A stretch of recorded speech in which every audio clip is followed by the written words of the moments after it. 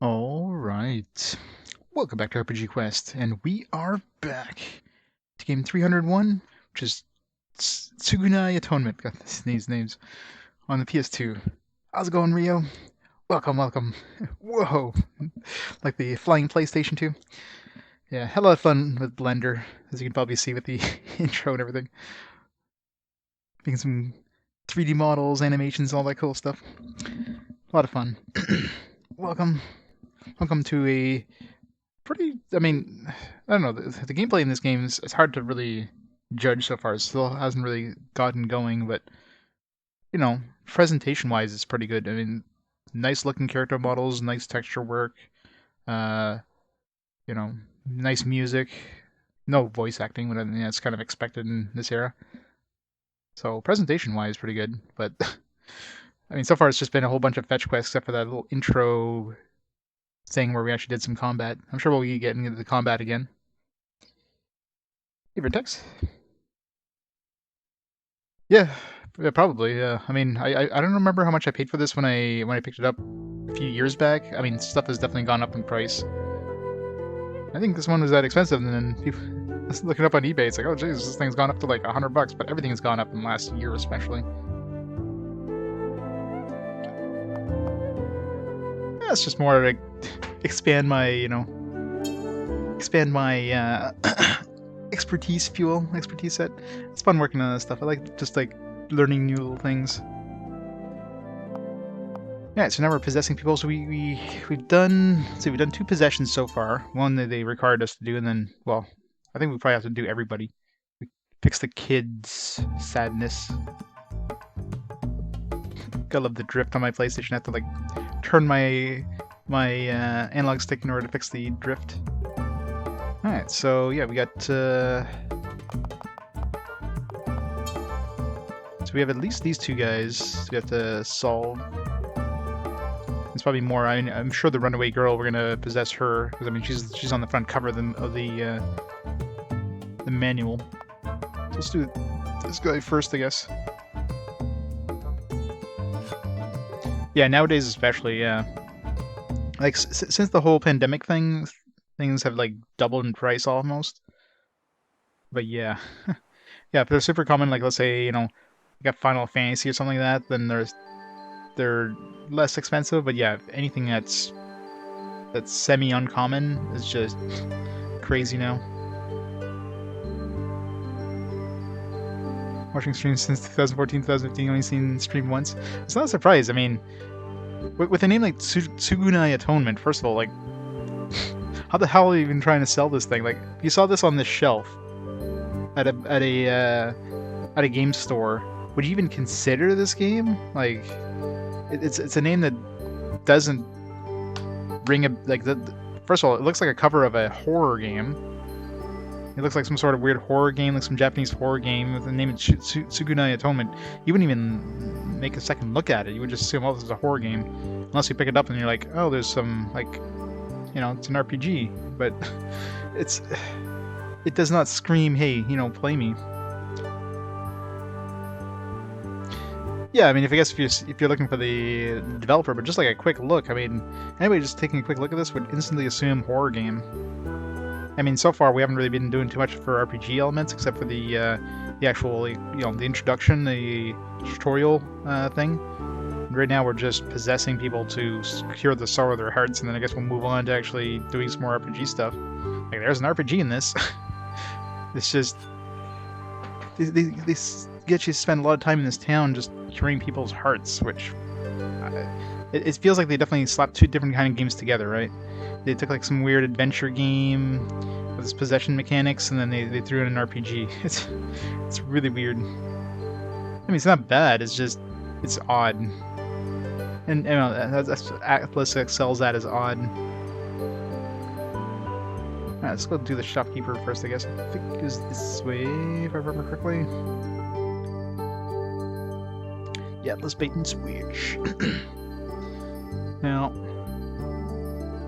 it's a weird name, it's a weird cover, it's a weird gameplay. It's just weird all around. So I don't know how we're supposed to get to the chest here. We can't get through this here when we're not a ghost, and we can't open the chest when we're a ghost, so...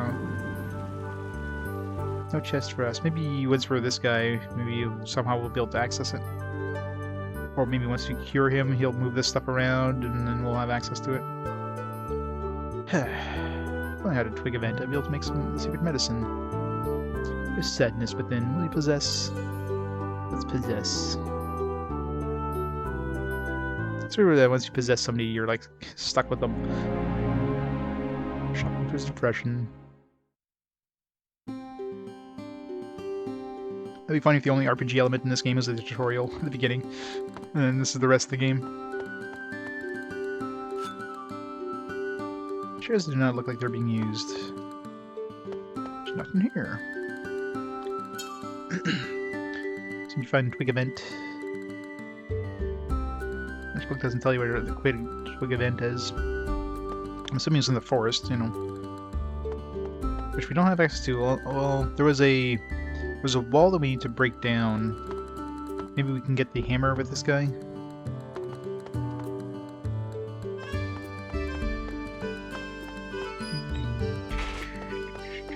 Let's see if it even... Well, we probably have to talk to townspeople. It seems like this whole game, it's all about... Oh, this part of it anyways. You have to just talk to the right person, which then triggers, you know, the thing you need to know, you need to do.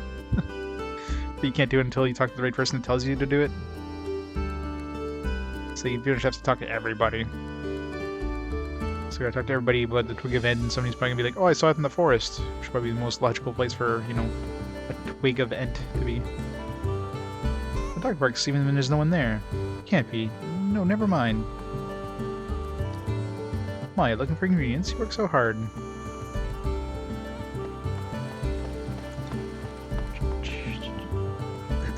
What's with the sad face? Isn't your medicine selling? Kind of. I see, that's good. I thought you were deadlocked making medicine. Twig event, I've never heard of it. We should try asking around the pub. The pub is where all the ravens go, so we might be able to get something there. To the pub! The poob.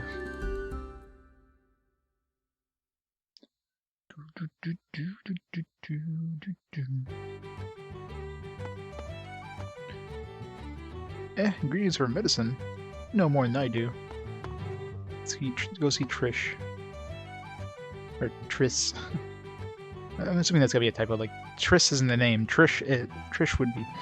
Welcome. Is this your first time here? Sure. You want me to show you around? Yeah, show me around again. Tell me about the 3 whole rooms. Please look to the right of the pub. Yeah, saying all the same stuff. Yep, I know where ravens are.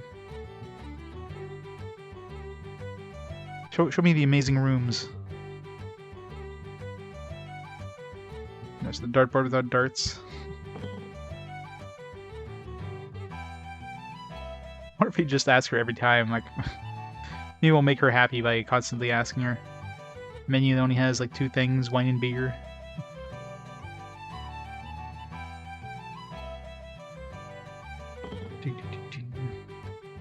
Come on, you gotta show us the amazing rooms.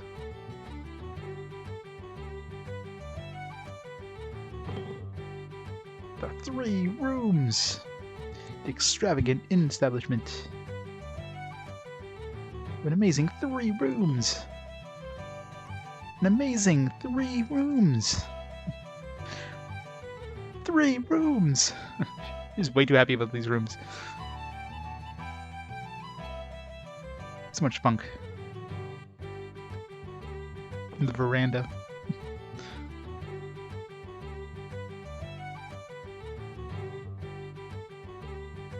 Portraits.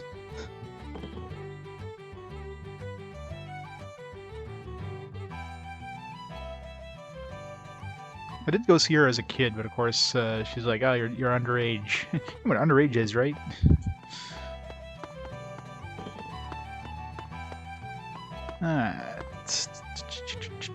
If it isn't Keith, have you found the twink event you've been looking for? I found it. Not yet. I see, not yet, huh? Then why don't you try asking the young raven at the inn? He's like that young raven I knew about the twig event. This guy? I'm tired of this pub's menu. Oh, I guess that's not the young one. Is this guy young? What's your job looking for the twig event? Why would anyone take a job when they don't even know where to start? Oh, see that one. I'm getting tired of the drinks here. Man, if this place was alive, I got to try all sorts of new drinks. Which one's the young raven? There's only 2 ravens here. My, it's Keith, the item shopkeeper. What's the occasion? I rarely see you here. That's about the young raven? Yes. You mean the one that just came to town? I know, right? 3 rooms!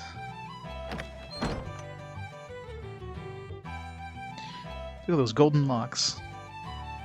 I mean, for a really early PS2 game, this game has really like detailed character models. Like it's impressively high detail. Like just like just the attention to detail. Like look at this guy's like our character's current outfit, right? I mean, you got buttons. You got like this pant lifting things. I don't know what the hell those are, but anyway, there's a lot of detail. Everything's just super detailed. It's pretty impressive graphically for an early PS2 game. So did you find any work? No. I see. That's too bad. Well, don't worry. You'll get some eventually. I hope so. Oh yeah, let me introduce you. This is... Look at the faces are like really detailed for early PS2 game. Like this is like impressive detail for early PS2. Ifem? Sure. Weird ass name. Ifem. Ifem, he's a guest of ours. Nice to meet you. Ifem, this is our local shopkeeper, Keith. He may not look like it, but he's got brains. I'm assuming all these characters that we're naming are eventually going to be like part of the story. Like right now we're just kind of building up the story kind of thing. This is basically like Dragon Warrior 7. We're building up the world and we'll actually do some normal stuff. Here's Shadow Hearts is coming, yes. You can make all kinds of medicines, just name it, you can probably make it. That is amazing. You should go by his shop sometimes. I'll do that. By the way, Ethan, how about a drink? No thank you, I'm going to get some rest. I see. He's going to one of the 3 rooms! Poor guy. He's really down that he can't find work.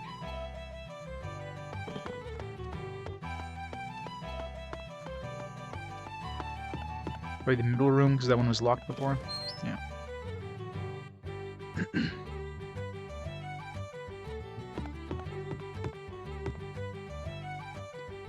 You're the shopkeeper for the item shop. What do you want? About the twig event. I see. When I went to the ruins Hillock, there was a stone carving about the twig event. I don't really remember what it said. Ruins Hillock? It says the ruins of a town where the fairies and humans live together. You can get there from the town gate. Right, to the town gate, I guess.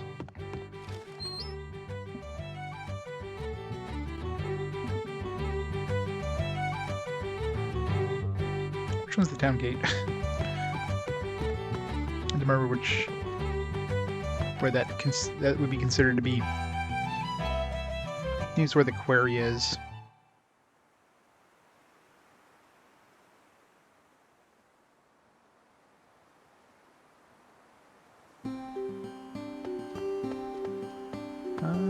It's over here.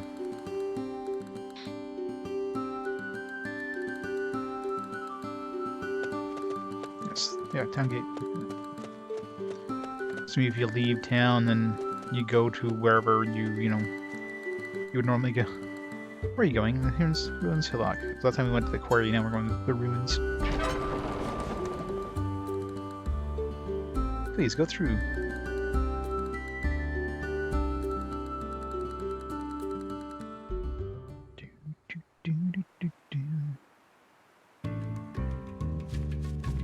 You're actually going to fight stuff? Probably not. Yeah, this guy can handle anything. Plus he doesn't have a weapon. 210 gold. I still don't know how that works. Like, I mean, obviously we get to keep it when we go back to ghost form, but how? We can only we can pass through walls, like, we can pass through wooden walls, we can't pass through metal. But can we bring metal with us? Let's not think about it. Maybe it's an IOU. It gets put into our savings account. We just have to withdraw it. That's what it is.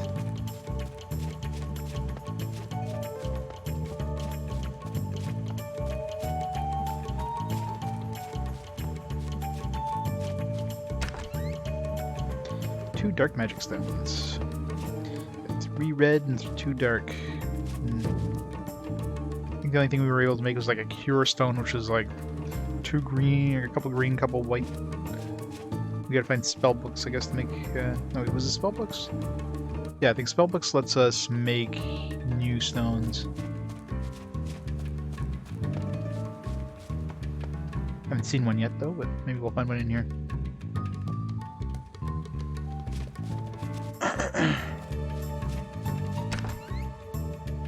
Antidote.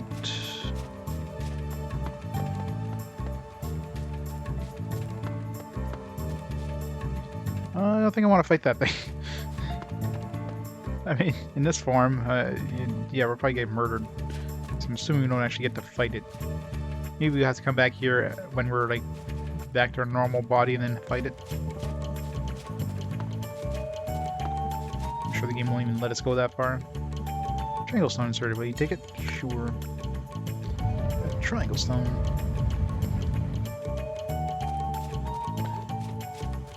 We're back and see where that goes. Oops. I'm kind of curious what happens if I run into that thing. Sacrificial doll. That's the thing that breaks it. I'm assuming, I don't know if I have to equip those. I mean, I probably can't right now, but it's probably like an accessory. Used in battle. It says when used in battle, but I'm assuming it uses itself, because that's you can't really use something like to revive yourself when you're dead.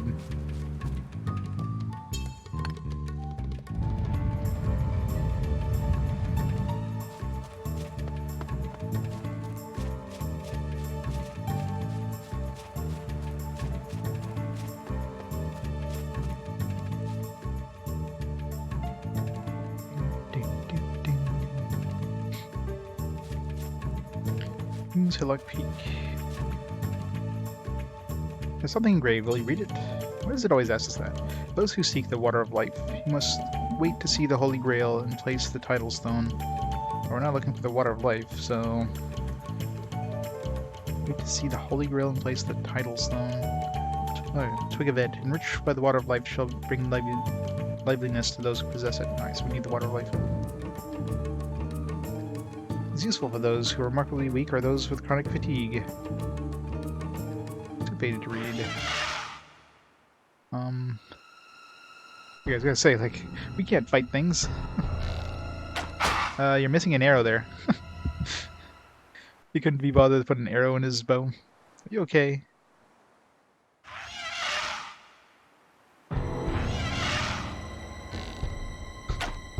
Invisible arrows. You gotta love them. Too complicated to program, I guess. We're safe for now. You were not at the shop when I visited, so I thought maybe. But I'm glad you're safe. I forgot to mention this, but there has been an increase of monsters at the ruins Hillock. Maybe we'll actually get to fight as this guy.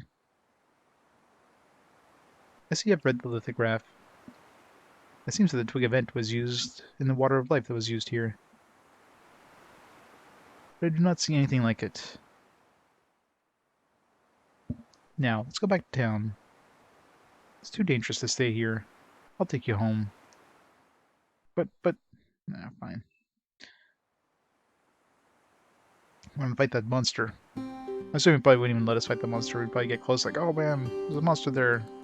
It would just turn you away. I think you should go near the ruins Hillock. There are more monsters now than before. If you want to go find a twig event, you should hire a raven. Glad to do it any time. Despite the way I look, I am skilled in combat. Of course, only if you want to. If you want to hire me, please come to my room at the inn. Well then, hopefully I'll be seeing you later. Let's take this guy out of here so we can extort him. Oh, apparently that cured his heart. Guess we didn't actually have to find it.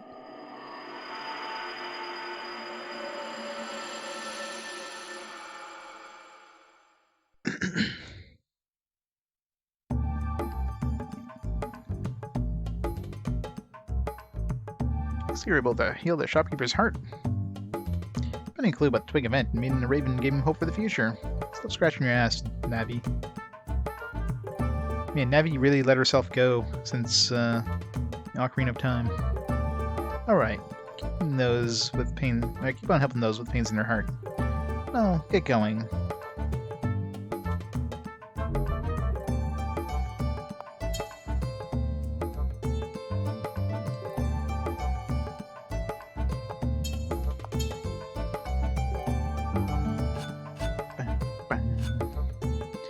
Let's go.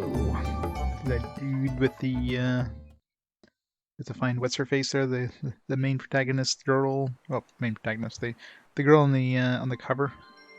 She's obviously gonna have more. I'm assuming she's gonna have more of a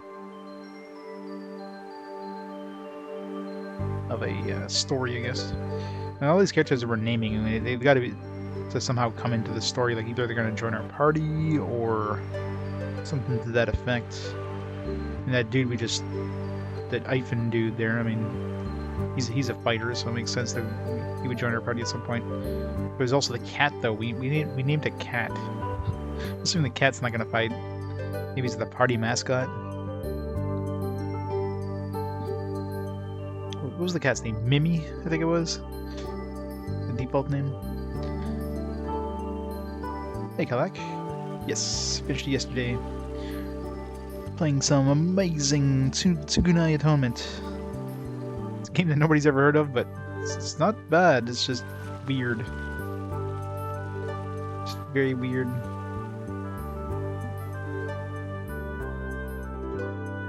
Yeah, I mean the game itself is great. The dialogue is absolutely horrid. If I give half points, I give like a 4.5 because of the dialogue.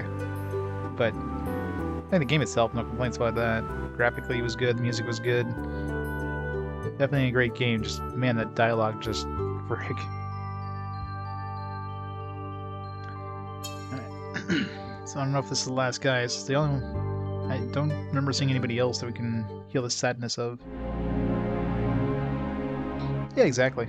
It was a little too easy, mind you. I mean, I accidentally ran into like the optional super boss with zero, preparations, and I was able to kill him on my first try. So, considering, I was not prepared at all to fight a super boss and wasn't aware it was going to happen, yeah.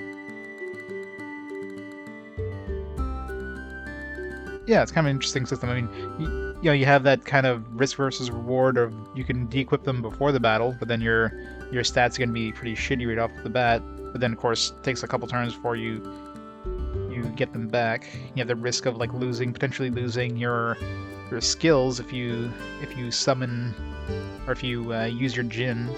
So you have that risk versus reward thing. No, I mean it's obviously a game designed for younger audiences, so difficulty is not, is not high. But it was fun. I mean, definitely be a great game to play as a kid. You played this game? You can't remember a single thing about it? I got lost for several hours, oh yeah?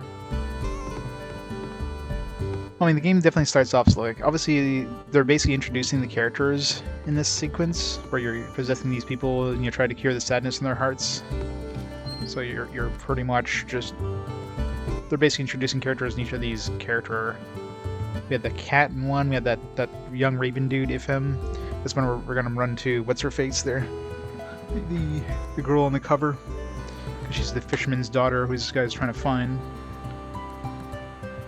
Actually, let's see here, yeah, so Facella. So we've met Ifhem already, so it's Raffer and Ashko are the two that are still in the manual that we haven't encountered. Hey, Cor. Hours. Sunshine 1 and 2 aren't difficult, except when you get the bonus boss battles, yeah. No, I mean, I said I randomly ran into the... at least for Golden Sun 1, I accidentally ran. I wasn't even aware would happen.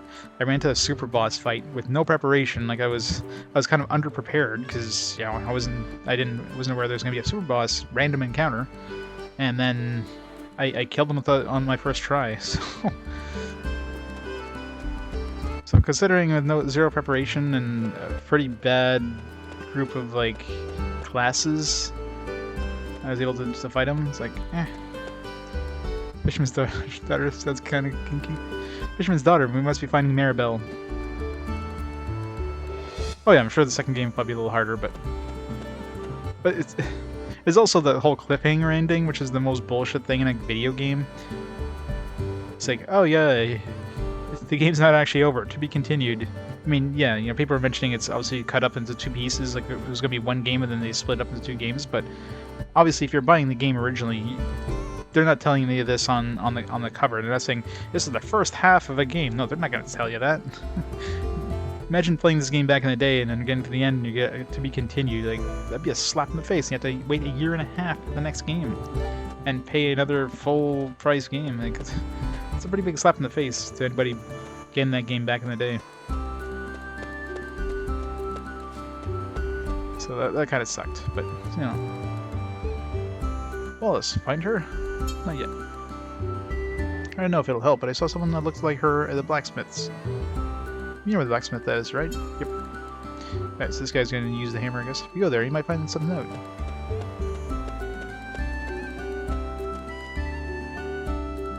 Well, I'm sure it was probably a full price game on release. I really doubt they released it at a lower price. 99% chance they released it as a full price game.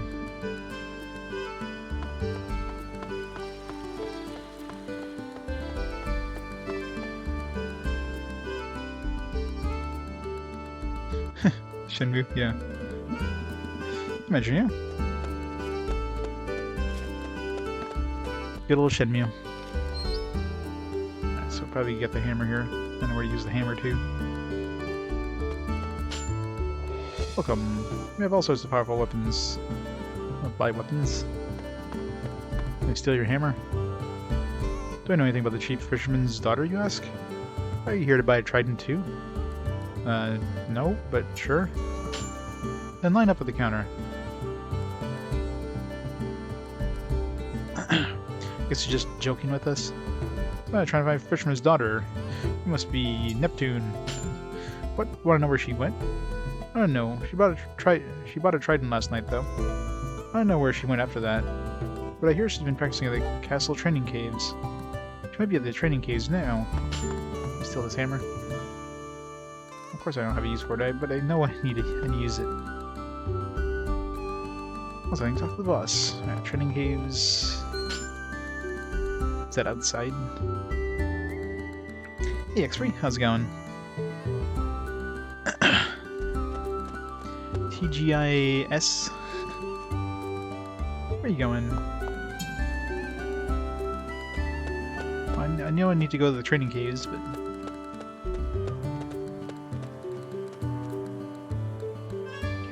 Fisherman's daughter, I don't know. Hey, don't you ruin a romantic time with my stupid questions like that. Don't say that, honey. You have to be kind to others. You're right. It's just that our time together was interrupted. Oh, come on now. Ah, newlyweds. Pizza.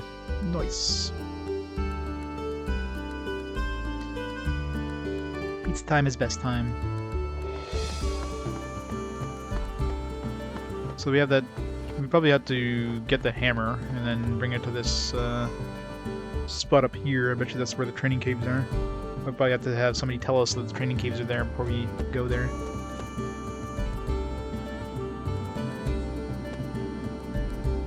The cat's name is Mimi. Meow meow meow.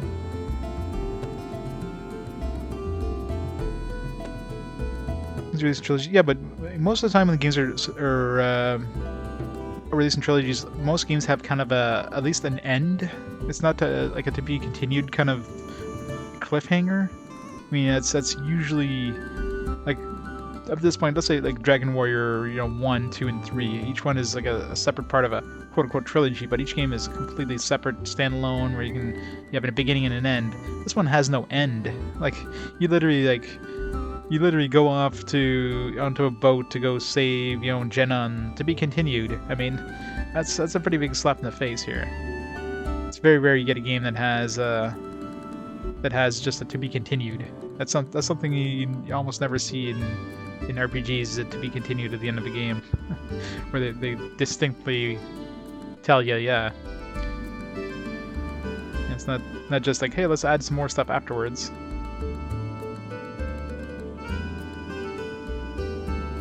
Oh, I got a sequel, but it got a sequel a year and a half. But let's say it didn't get a sequel, then you would have been left with a cliffhanger. Oh yeah, exactly. Like, I mean, it's clear that like what most people are saying, there was originally one game, they split it into two. But I can almost guarantee you there's nothing on the packaging that would have mentioned anywhere in the advertising that would have said this is the first of two games or anything like that. And you get to that end, and you're just left with like it's like, really? I'm not gonna be able to finish this game? I'm gonna be able to get a kind of a conclusion to this game? Left hanging for a year and a half? Teach me some tricks. You have a dream? No. I said people without dreams are rough to be good for nothings. I have a dream, but everyone says it's impossible. I'm gonna make it come true. I'm never becoming a grown-up. Alright, stab him in the back, he'll never become a grown-up. She was looking for a white flower. Her mother liked white flowers, but she can't find one. She said she was going to place it on a grave. I wonder if she found it. Is there graves? Do you remember if there's graves anywhere?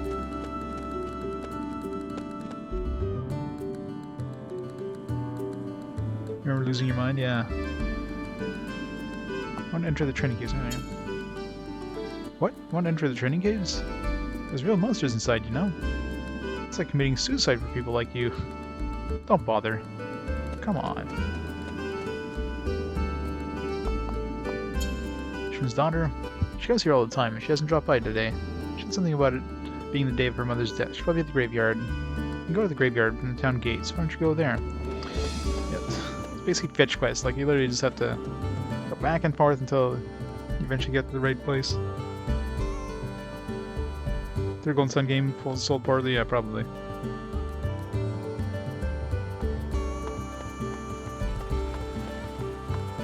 You missed the combat? I mean, it's an interesting combat system, the whole guarding system, 4 different kinds of guarding. But, I mean, we just had a small taste of it so far, so we'll see how it goes. And you got that interesting kind of amulet system where, you got different amulets, and then you can fill them with different gems, and then once you fill one up completely, then you can summon the monsters or whatever. That's kind of cool. Although, I haven't filled one up, obviously, so we'll see how the monster summons look like. Assuming the monster summons, you need to fill up your strage gauge before you do so.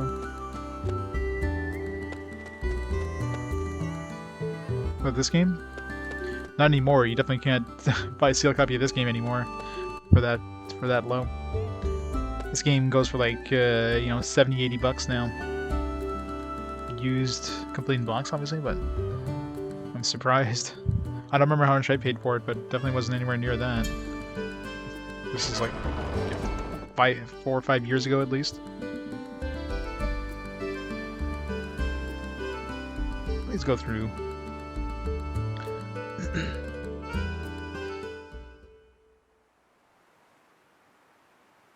To the graveyard.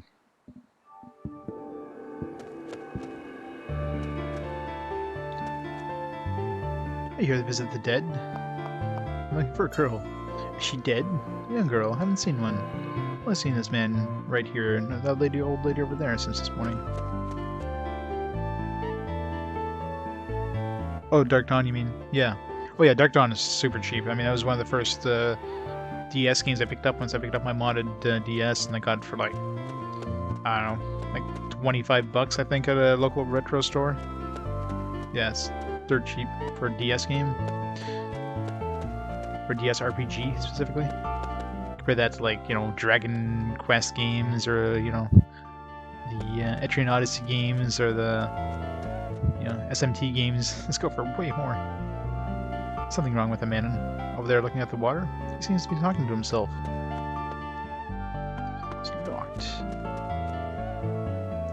What? Have I seen a young girl? Why would a young girl hang around a place like this? Looking for a girl, try somewhere more lively. Damn, this is some obstruction. Looks like the only way to sneak into the graveyard is by the underground waterway. But they say there's monsters in there. Monsters?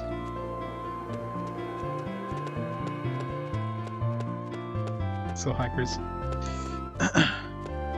Well, you know, unless you find soul hackers for $40 at a flea market in town, slightly less than $700. What do you want? I'm talking to Grandpa. Don't bother me.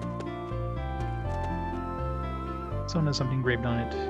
Chemist Ibalma lived life to the fullest. 180 years. 180 years? Holy crap! Must have embalmed himself. It's an old grave. You cannot read the engraved epitaph. Someone had something engraved on it. O great master Zoisti, the blue magic stone lies within thy name. With thy name. This is epitaphs in this game. The Wanderer's Grave. Prideful craftsman Dopel, may you rest in peace. I hate when there's graveyards without epitaphs. Hey, Monster Hunter Bro, how's it going? Tomb of an Unknown Soldier. Queria Minas, may his soul rest in peace. My daughter Anasta, may she find peace in the afterlife. R.I.P. Anasta. Realized Harry the Hunter. His last words were, damn. Realized Brain. You hear a voice. It's Brian, damn it! To the unknown child. Cowerin, mourned by cats everywhere. The Tomb of the Unknown Soldier. Great warrior Refmani, defeated in battle, but his soul still burns. Realized Shoepiller, the translator, perished while translating Tsugunai. Okay, that's obviously a developer thing. Hey, Zerodine. Now, I wonder if this is. I wonder if there's actually like a translator that passed away during the process, or it's just like, you know, it's like, man, this translating this is hard, and he just, you know, figuratively died inside.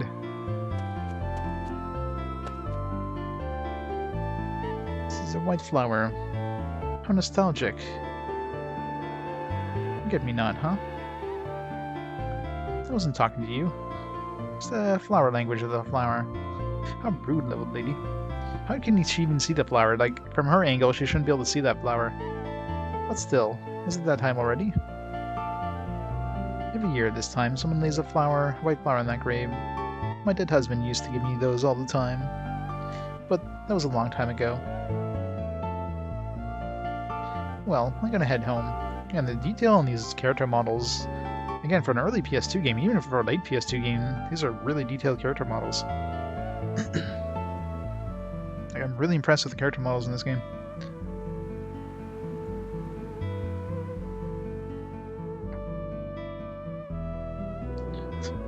Ladybug.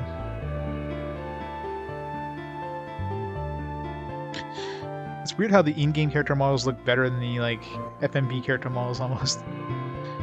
There's the girl on the cover.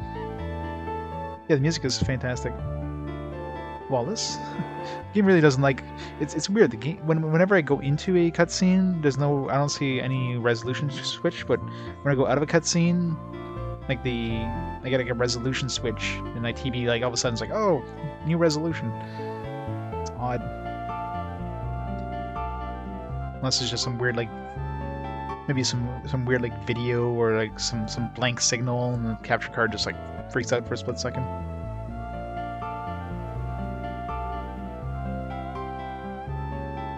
That hair. Pisella. We found the waifu. How'd you know I would be here?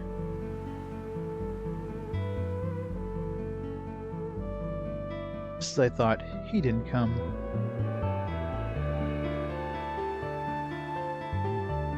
That's what I mean. I mean, this game has great music. This game has like really good, character models and animations and stuff. So really impressive presentation-wise. I mean, obviously no voice acting or any of that stuff, but I mean that's expected for a game that probably didn't have a huge budget for localization, anyways, or just even development. But pretty impressed. The gameplay still hasn't really taken off yet, so until we actually do some more fighting, it's kind of reserving judgment on that. But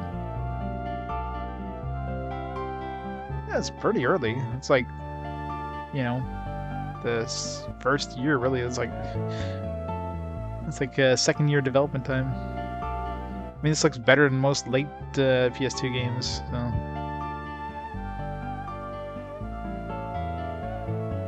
Like, I'm sure the developers didn't have a lot of time. Like, at this point, they definitely haven't learned like the whole, they haven't cracked the PlayStation 2 code, if you will. They haven't just smashed it apart and just molded it to however they want to make it work. By still learning what the system can do. They probably went fishing. Yeah, Mitsuda is the composer or whatever, which is why it sounds so good. I thought you would realize it if I ran away before the anniversary of Mother's death. I guess I was wrong. Well, it's no surprise. I mean, like stuff like the cloth animations, hair animations, that stuff. Like there's a lot of there's a lot of detail in these animations and everything. He's the person who went fishing the day Mother died. Huh? This flower. Wallace, it was you. You're the one who placed the flower on Mother's grave. This was Mother's favorite flower. I tried looking for it all day. Thank you, Wallace. You look at that animation there when she sat down and her skirt flared out. Like that's crazy attention to detail. So I'm really impressed with the graphical presence of this game. Oh, something else supposed to happen? I know. You want me to go home, right? Guess we'll have to possess her next. Alright then. Let's go.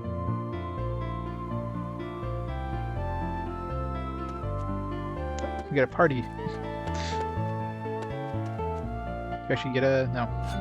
I don't think there's going to be a party system in this because it doesn't look like there's really a UI designed for a party system. You know what I mean? It is nothing that says, party members. There's only one character portrait. So I don't think there's an actual party system in any way.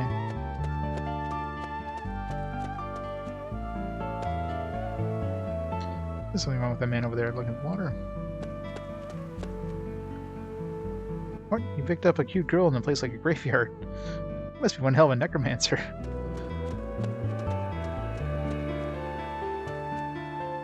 So the girl you're looking for was Facella. Facella comes here every year to visit her mother's grave. Wallace, the ultimate necromancer.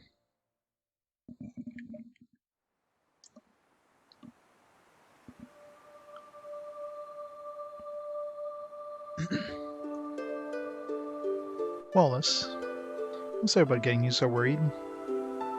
Must be stressed out between him and me. Don't worry. I won't run away again. It's easy to run away, but that's just running away from him. I don't like running away. As she runs away. Well, I cured him. I bet you Facella is going to be like somebody we have to possess next.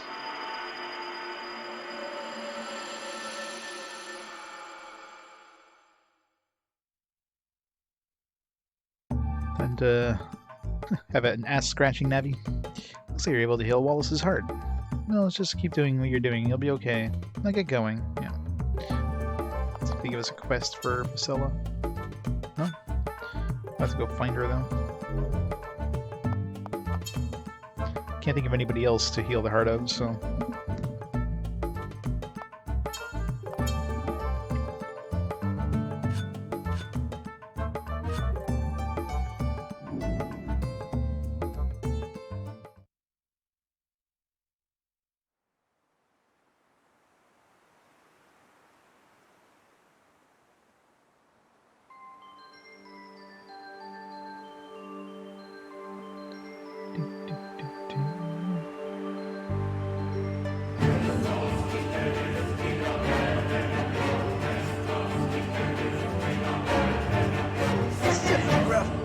thank you so much for the sub. Thanks so much for the support. Are you having a great weekend? Are you serious, Vasella? Of course I am. The seashore is crawling with monsters, you know. Besides, you have to get permission from the rune store. I know that. And why do you want to go to the seashore? She wants to sell seashells by the seashore. I need to get a gift for Wallace. I always make him worry. Besides, Welcome Marine is a good luck charm. If I give it to him, I'm sure he'll be happy. Yeah, I'm sure he'll be happy, but I've already made up my mind. So don't try to stop me.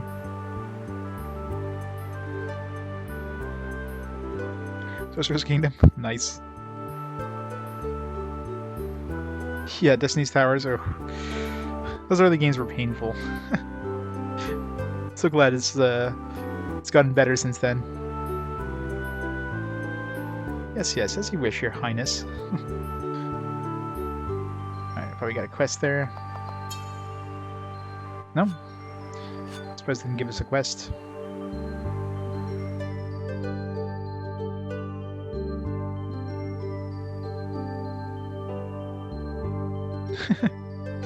That's 5 hours thinking this is Star Ocean.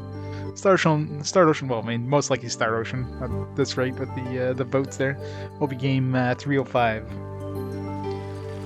At game 304, we'll cut off the voting, so 304 will be like the end there, and then 305, of course, will be whatever wins the votes. I don't know when I'm gonna start the next vote. Or not start the next vote, but like maybe. I guess after I close off the voting for 304, because then 305 will be determined, and then I don't know if I should do it at the end of 305 or should do the voting at like after we close the voting. Not quite sure when to start the voting again, but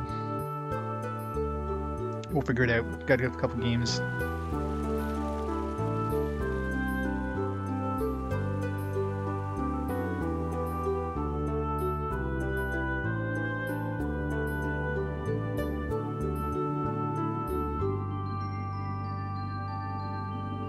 The wrong way. No, this way works.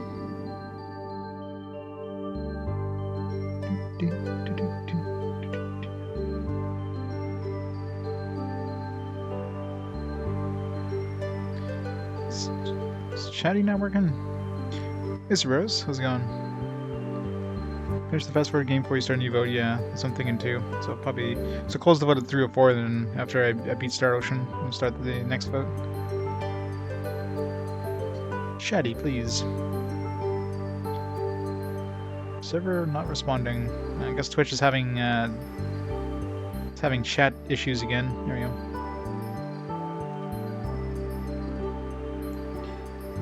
This character looks a little bit like Lodyssey. He does a bit, doesn't he?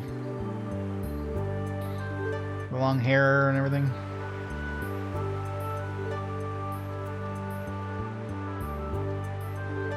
Again, yeah, big surprise, right? Please. I need to go to the seashore. What are you going to do at the seashore?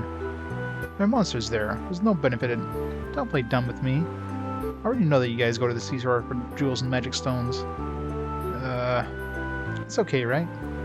As long as I get permission, I'll go look for it myself. I cannot break the rules. Then do something about it. I want to give a friend an aquamarine. I'm truly sorry. No.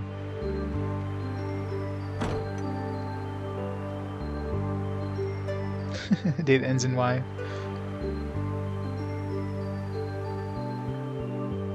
If only I had permission to go to the seashore, I could look for an aquamarine. Sadness within, what you possess. There.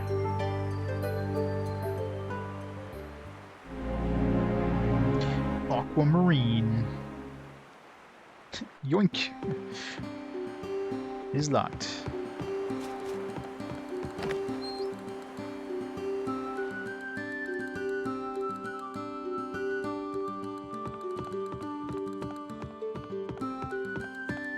Sorry, I had a key I have to steal in here.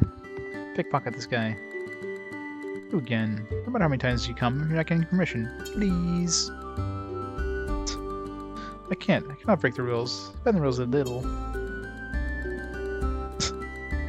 What can't be done can't be done. If I break the rules, I'll be punished. Please, please. Pretty pleased with the cherry on top and whipped cream and sprinkles. You're stubborn, aren't you? Just give it up. Psst, that won't work. He's actually pretty rough on women, or pretty tough on women. Pushing all the time won't work. You have to know when to pull. I mean, you know, there's a time when you gotta push and a time when you gotta pull. It's not convincing coming from me, but you have to use a woman's weapon more effectively. She's got a couple of torpedoes. Again, no matter how many times you come, you're not getting permission.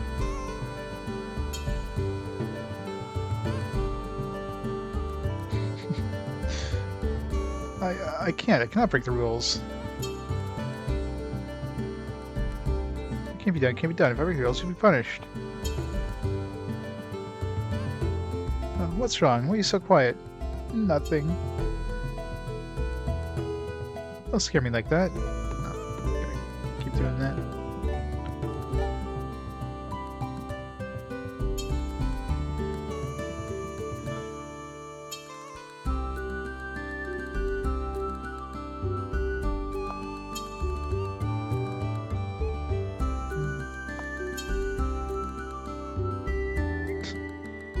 I lose. I need more training.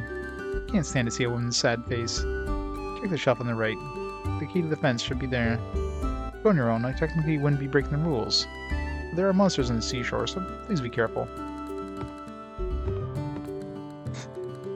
Manikemia. Cora really wants Manikemia.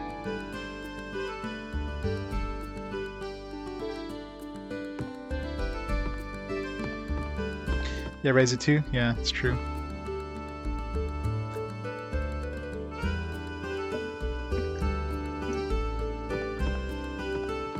Any of the votes, any game that doesn't win, those votes are counted for next time if those games come up again in next rolls, those votes will carry over. So any game that doesn't win now has a pretty good chance of winning the next time they show up.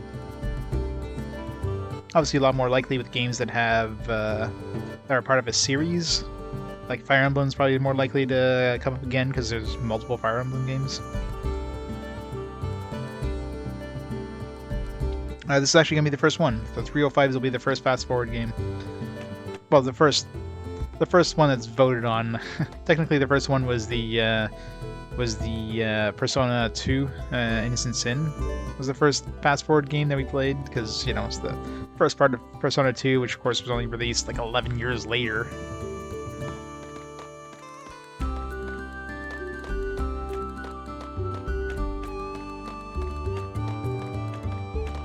In the way.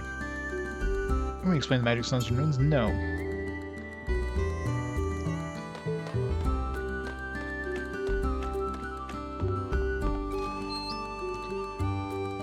To the seashore.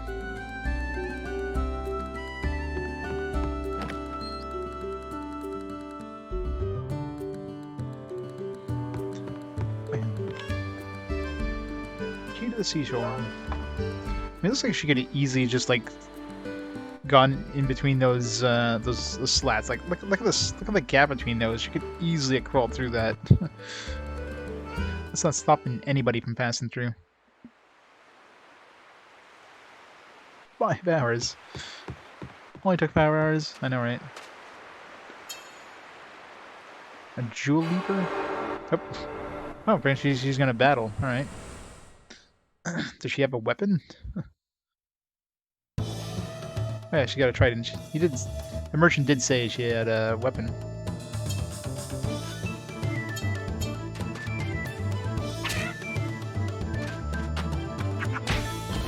Out.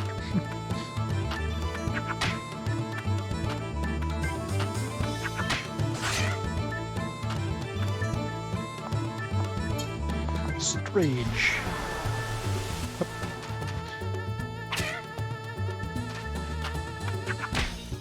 Damn it. You get the timing. I really hit the behind the character ones. It's really hard to get a good timing down.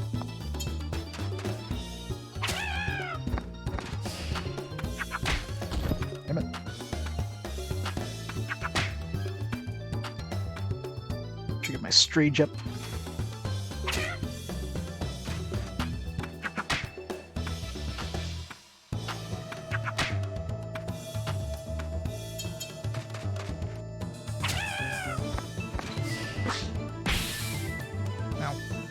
Darkness.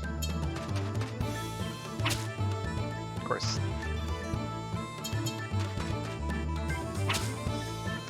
Great.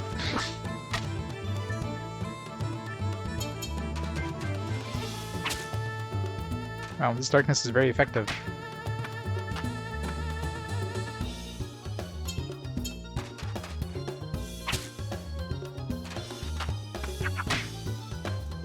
Well, in this game, this game has a fairly fancy guarding system. There's 4 different ways of guarding. You can do a regular guard, which does the least damage, but doesn't really do anything special. You have a Strage guard, which boosts your Strage gauge at the bottom, which basically gives you like limit breaks.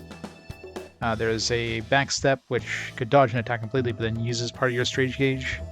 And you have a counterattack one, which actually I wonder how if the counterattack works with when you're blind. Jeez, blindness is really effective in this game. A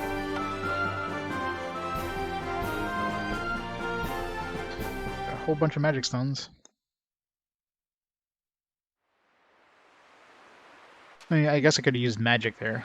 I'm assuming. Wait, yeah, can she equip the amulet? No, can't equip the... Or maybe I can. Let's go to amulet first.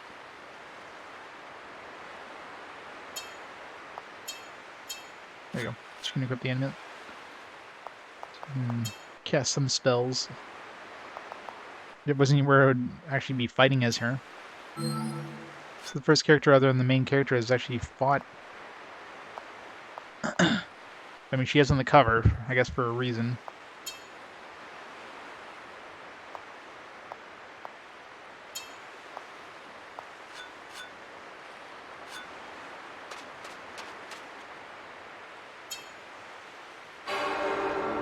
Burn.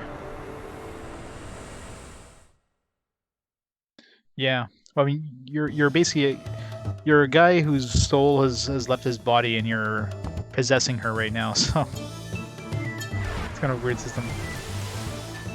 Nah, didn't do it. I want to see what her Strage attack is. Getting the counterattack is the hardest.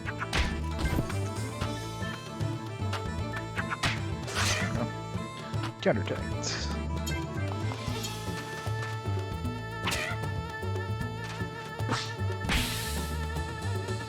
God damn it. God damn it. I really don't like this camera. It's really hard to judge when things are going to be coming up to you. I guess I can Naster. Let's try Flame. Magic is not cheap in this. 615 damage, holy shit.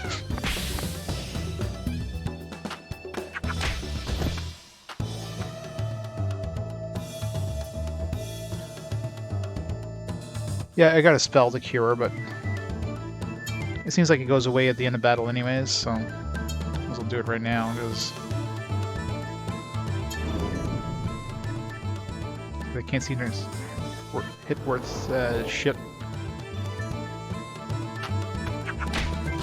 Damn it, can't get the timing down.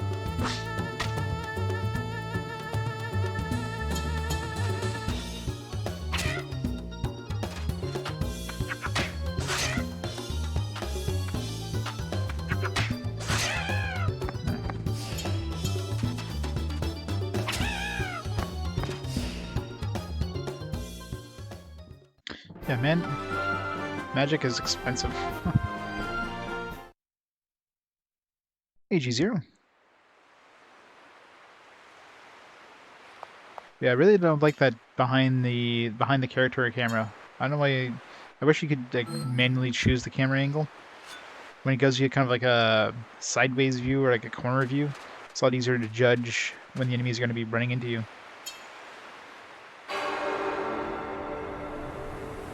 But there is items to recover MP. I don't know if there's any. I'm sure there's probably like inns and stuff you can use at some point, but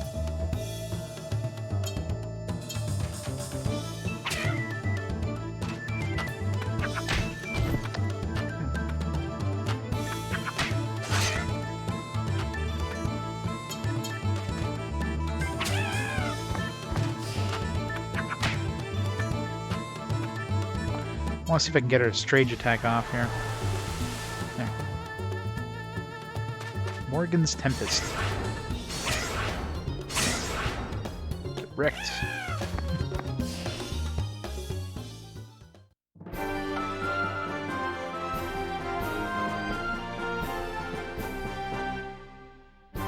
Well, I don't know if I haven't checked the shops. Do we even have access to shops? I have a weapon shop, but I don't have a. I think there's an item shop. Maybe the drug merchant dude. So I don't know what the cost of the holy water, but considering we only have one right now, versus medicine's been dropping fairly regularly. At least they were in the tutorial area. Doesn't seem like regenerating MP is very easy.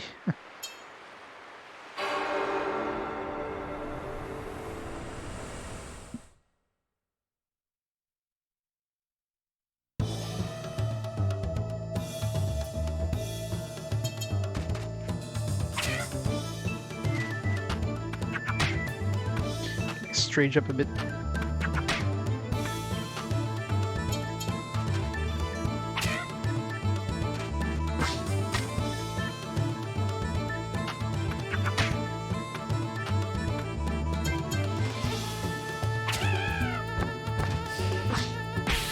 Damn it.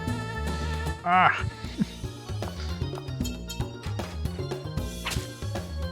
I wonder if, even with darkness, if you can use Strage without missing, I wonder. That's what we're gonna find out. Ah. Okay, so it seems to work.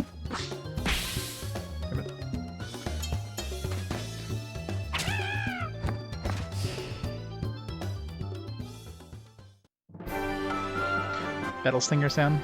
But when the battle happens, yeah. Level up!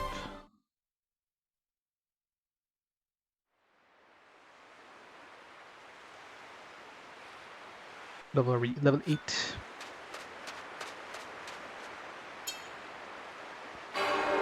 It's gonna be the last thing, isn't it? I mean, I don't mind. I might as well get as much experience as we can. I don't know what happens if you die in this. I've yet to see it happen. I'm not sure if it's just an instant game over, or... Let's kill one of these off now.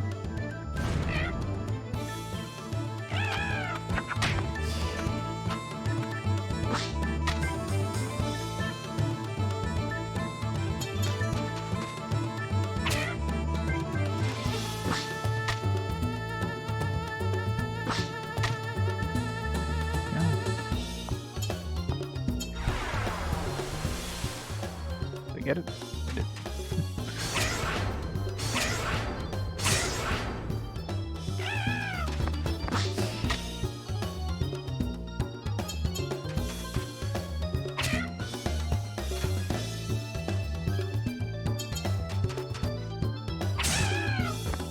Just get a crit right on the last attack. So many bonus XP.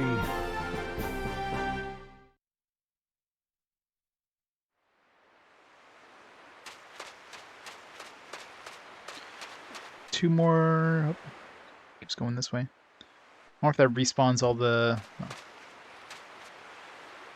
Came here to look for a fairy stone, but the monsters were more vicious than I thought. So I'm debating on whether or not to go. What should I do?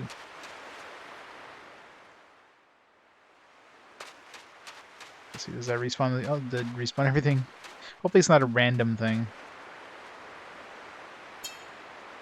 If it is, then we're fighting a lot of more Jewel Leapers.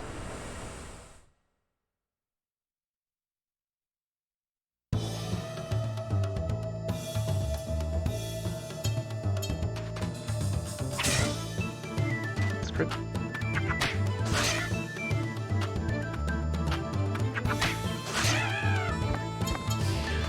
Counterattacks. Gotta love them. It's weird how the counterattacks do more damage than the regular attacks, though.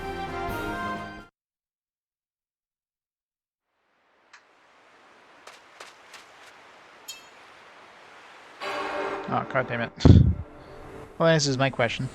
If I have to defeat every single one of them without leaving the screen. The last one probably gets the Aquamarine. Ah, well.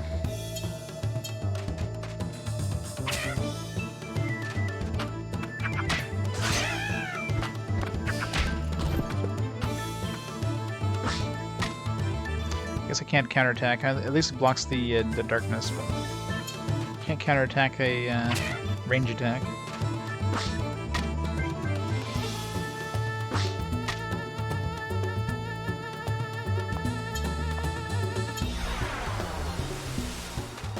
Yeah, I did it a little too early.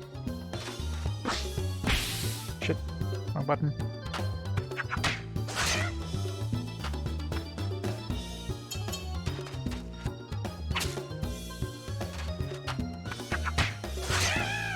Yeah, looks like darkness doesn't affect counterattacks, so...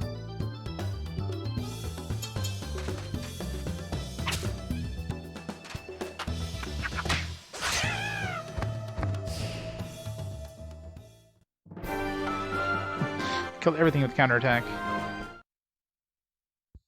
Counterattack is the best thing to finish them off with, because you get 50% bonus experience, so... Definitely want to finish them off with counterattack if you can.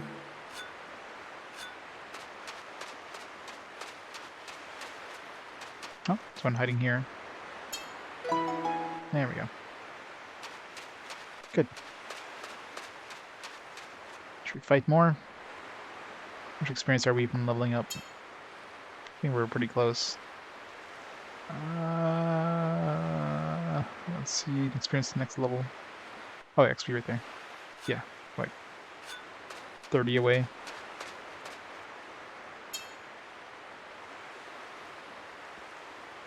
Yeah, exactly.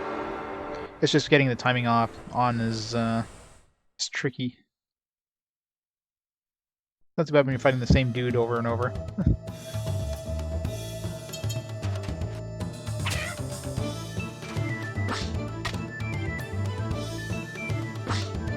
And it sucks when you use like non-counterable attacks like that.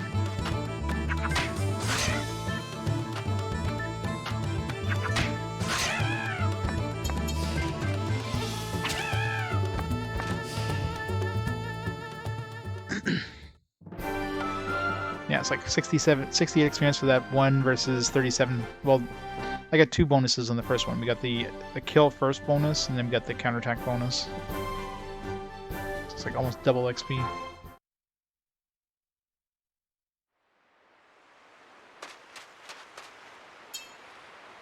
There's a whole bunch of different bonuses depending on...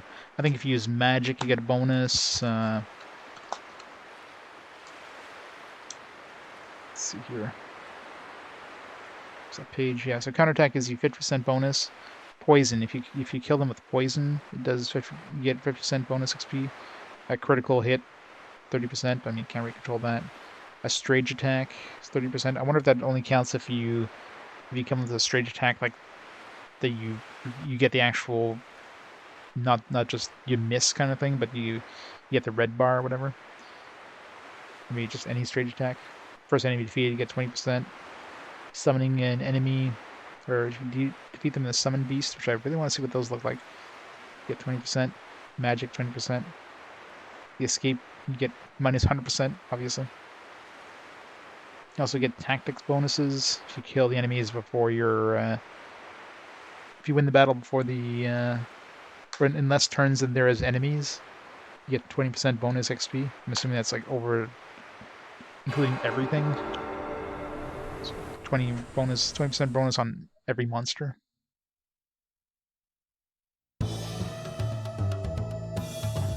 Try to get as much XP as you can in these.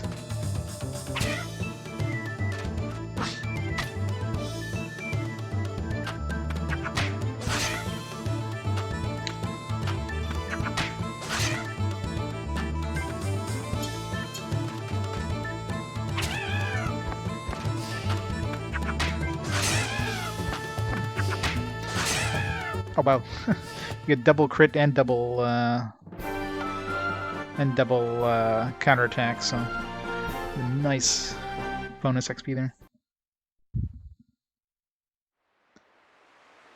Get all the bonus XP all the time. Keep fighting? Why not? Let's get the next level. Get nice even in level 10.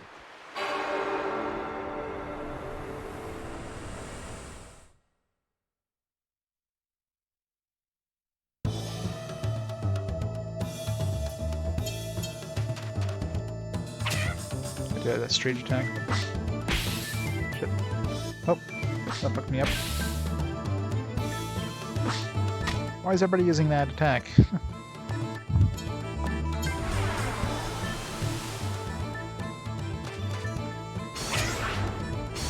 Yeah, I'm assuming straight attack can't miss either.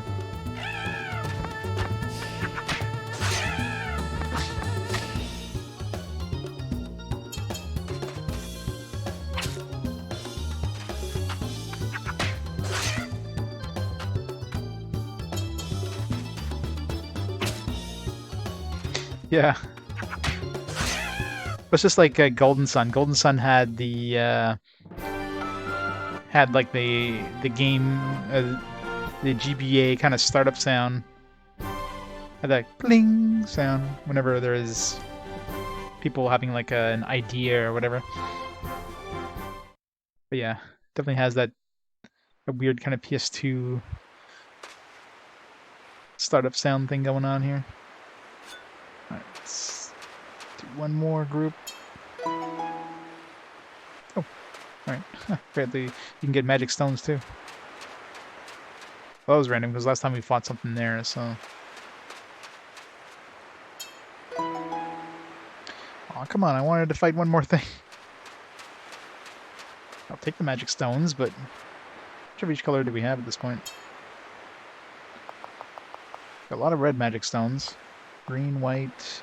Only have one green. I think we need green and white to make like a cure stone or whatever.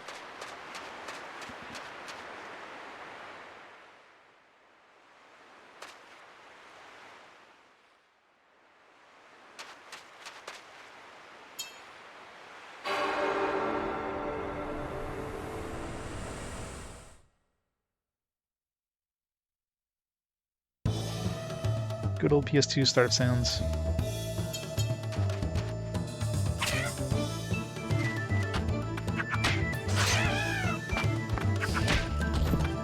Missed.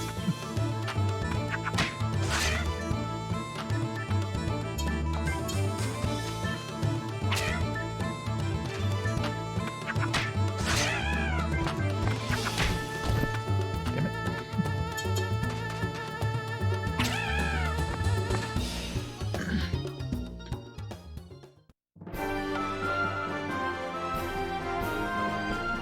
Level up. Alright, that's good. Let's get out of here. We're getting a lot of magic stones here, though, so...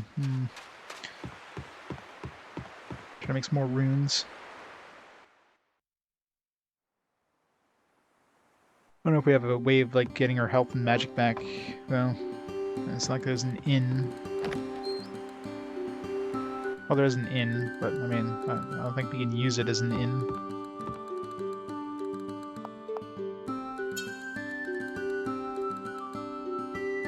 So, something that really annoys me about this one is that there's no way, it doesn't tell you how much of each stone you have, it just tells you the requirements. I mean, I don't need another cure stone. I don't know if you get like a stronger cure if you make 2 of them.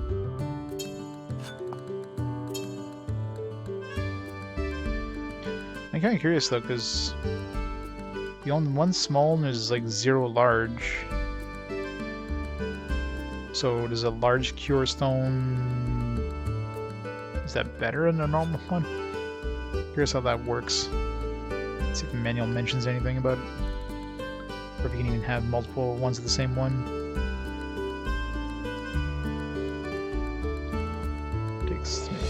In general, the more stones it takes to make a rune, the more powerful it is. Shift to be cure. That game is pretty vague about. Doesn't say anything about, you know, putting 2 of the same stone in an amulet.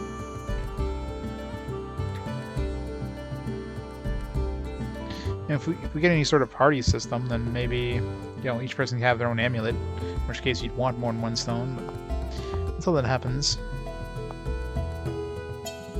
I'll buy some more stuff. I have Venom.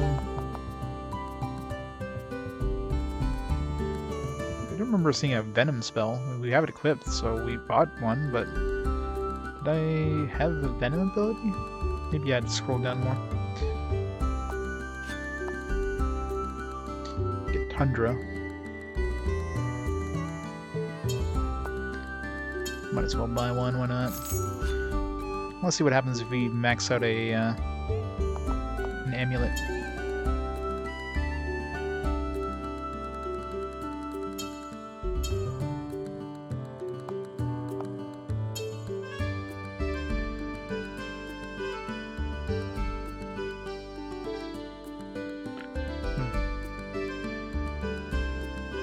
This won't do us any good.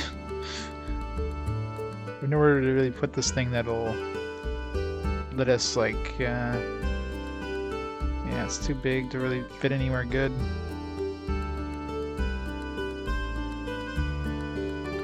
So I put it here, I won't be able to like put anything here or here, you know what I mean? So it doesn't do anything in this one.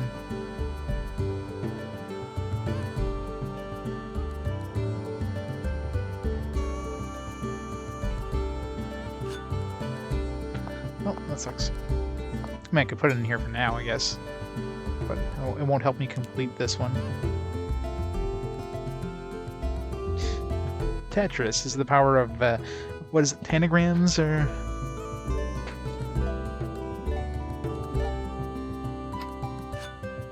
How's the other one look, maybe?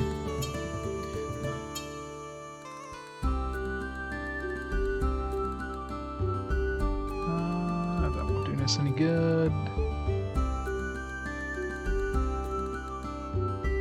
Yes, these big squares, or this one over here would work. I think right here, that would work.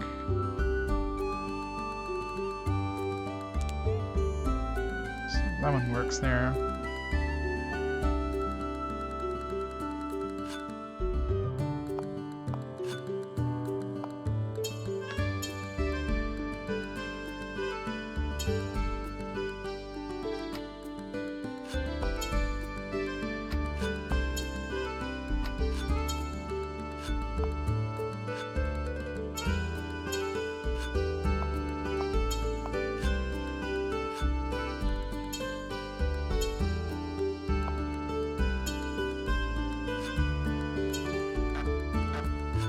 How do I remove one? Is there a quick way of just removing all these? Button, return, remove all. There we go.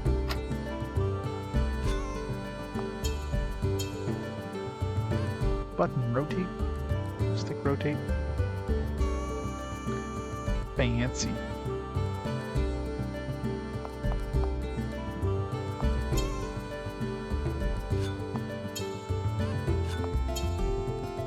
So I can stick this one over here.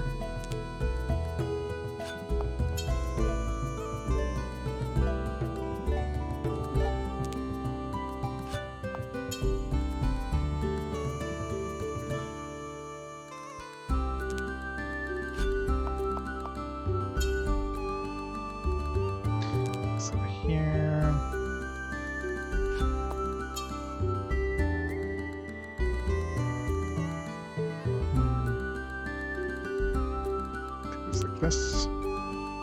Go. So you need 2 small ones, 1 medium one, and like 1 square. Make this work. Yeah, it's kind of neat. I mean, the cool thing is once you complete one, you can summon that monster. So I'm kind of curious. Curious what these things look like. I just need more runes before I can do that. I don't have enough here. I could buy a bunch of like cures or whatever, but I mean, I could save and try it. I mean, I could probably afford all the cures to fill up that current one, just to see. Let's go do that.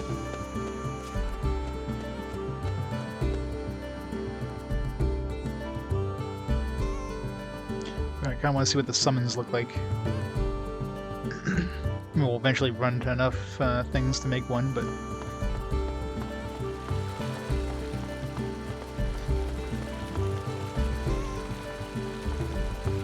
so it looks like something I can open up, but not getting any sort of dialogue there.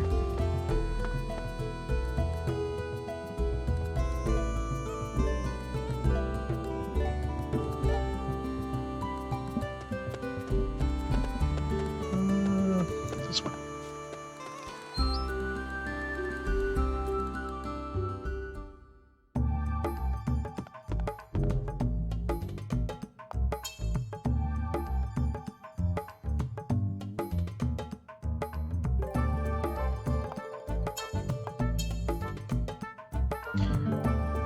So I need to wait. I need 1, 2, 3, 4, 5, 6. I think. Maybe able to afford that. Maybe 600. If I sold a bunch of crap, probably.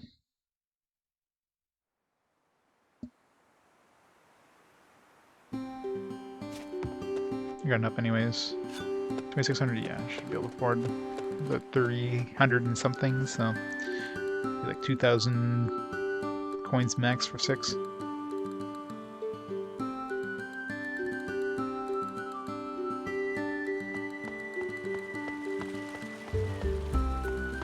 Assuming that you can actually, you know, have multiple of one type. If not, then, you know, maybe not. This will be a test for that too, I guess.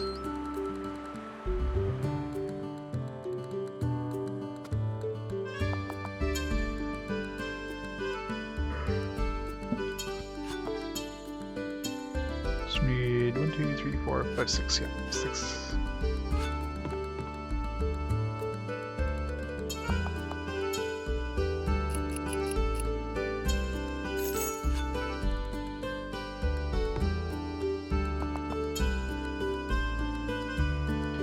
I'll see if Cure gets stronger if I put more in there. Okay, so you can't. So you can only have one of each. Oh no, it is. Oh, they're large. Ooh. What the hell? Didn't realize there were large ones. I mean, I could probably make it work. Let's try this one here.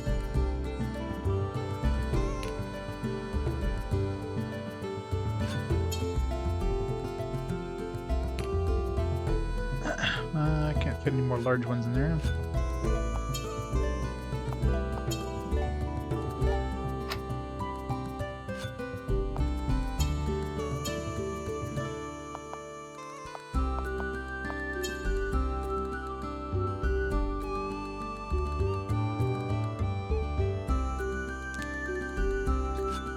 Can I flip these, like, around?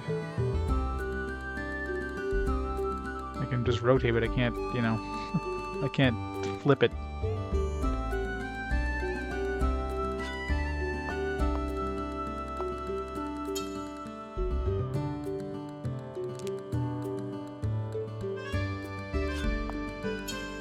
I'm not gonna have enough.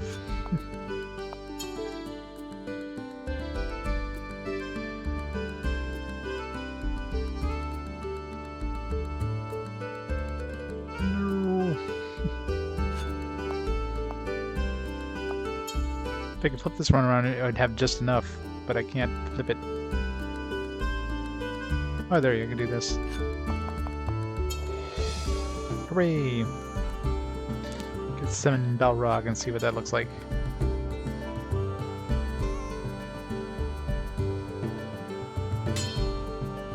Balrog, okay. Oops.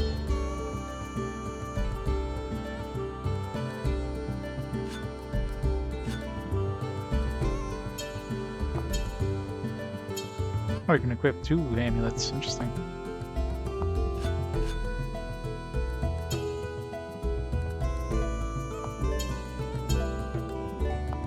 I'm gonna reload after this anyways. It doesn't matter if we bought all of those. This one would be even trickier to use large ones. I mean, I can stick one like here, and like one over here. So the only 2 I'd be able to use. I can use one of those like weird ones here. One medium one here. And that's it. Puzzles. Gotta love them. Alright, let's see what summoning works, or how that works. I'm assuming you need like a full straff gauge to summon. Let's see what the manual says here.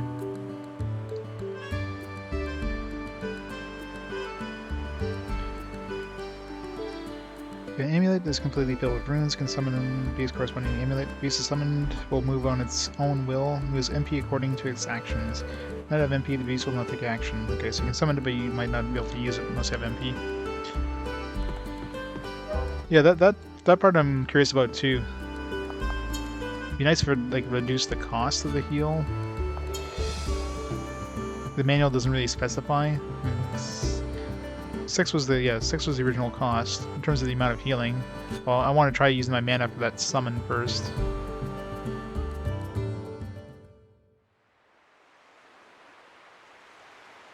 Monster Hunter, yeah, that'll be fun.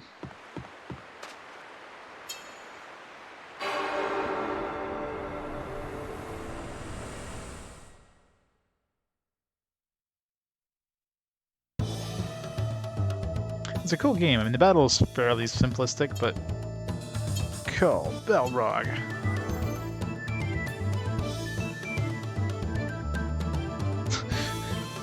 I guess it takes a while for him to do something.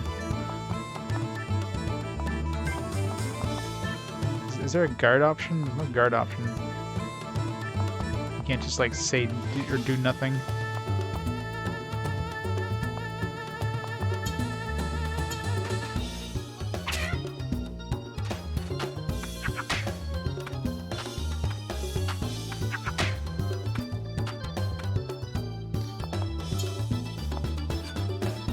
Takes a while to summon them, or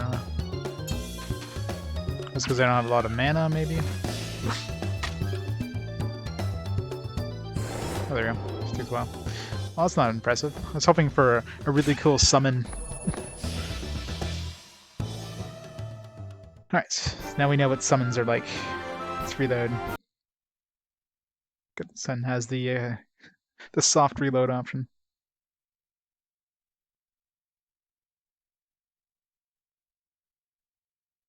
The fact that he uses mana is kind of like, ugh.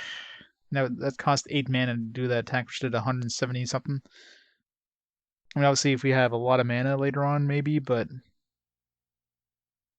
considering you use a turn to summon, and it takes like 2 turns for them to even do an attack, be good for boss fights, but I can't see that ever being used during regular encounters.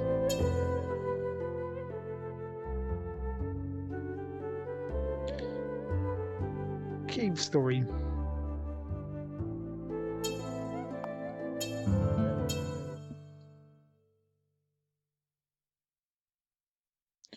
Love Balrog. Balrog is good. Yeah, so I'm kind of curious if it increased the potency if you equip multiple runes. Again, the manual has nothing about it. My guess is it wouldn't. It just, you just buy more of those to fill up the slots, I guess, just so you can kind of create the summon. The only advantage of having multiple ones. Alright, so what are we doing? Yeah, we got the Aquamarine, we gotta go see Wallace with it.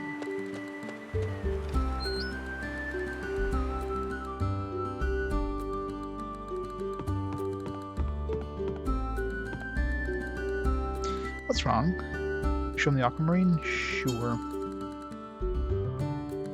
This is Aquamarine. You're giving this to me? No. Such a wonderful present. I've never been happier in my life. Huh? Priscilla? What's wrong?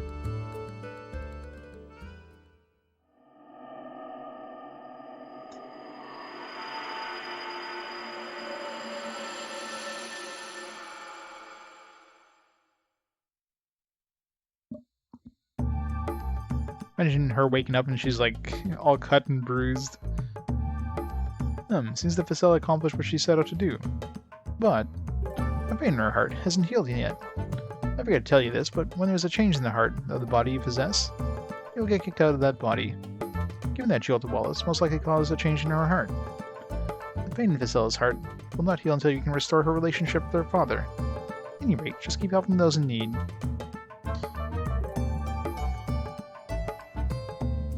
Okay. So I wonder if that like give us a second batch of NPCs to save now, or at least we're actually doing combat now. It's not just plain possession and fetch questing.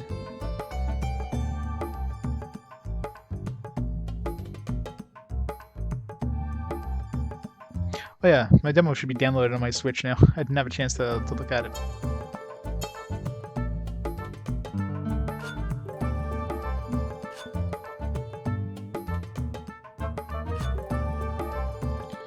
So do we get a... Okay, yeah, at least we get a heal when we unpossess people.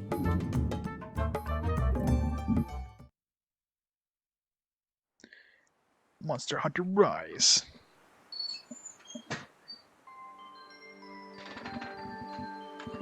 Let's take a look. Successfully download the software.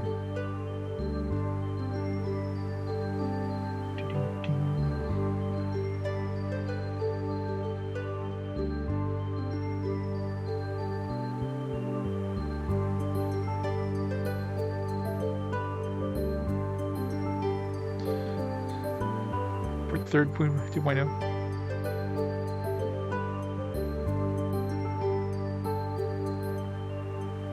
Or a special edition Switch. Give it the Switch 2 whenever that comes out.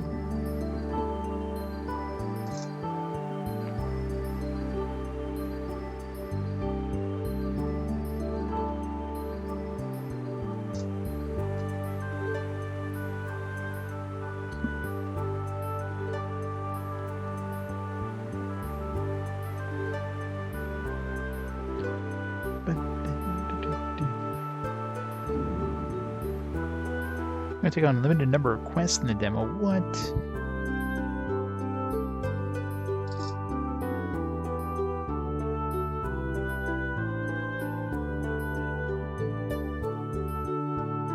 Well, if Priscilla was more rational, I wouldn't worry as much.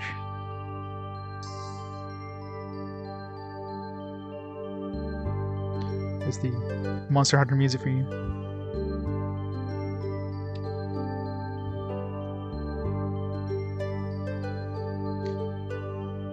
Interest ring looks good.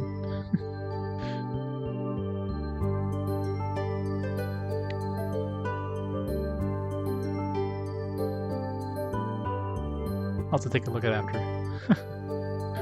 Yeah, if you delete your save, yeah. I mean, I'll probably try it out. It's not gonna be playing it. Oh, it's crap. Switch is gonna take over the screen. No, maybe not. I turned it off before putting on the dock. I'm fine.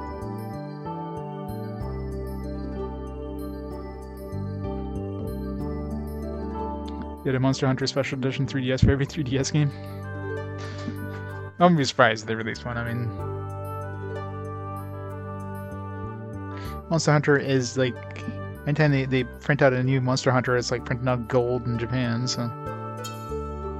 They just need a Monster Hunter Dragon Quest crossover, and there you go.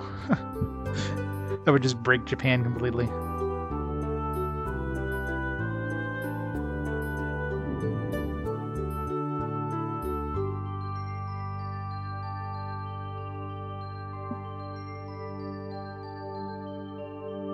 Came with the controller, yeah. Didn't they do that with a bunch of games with the Switch or the Switch, the Wii Pro Controller, not the Pro Controller, the Motion Plus. There was a bunch of games that came with the Motion Plus.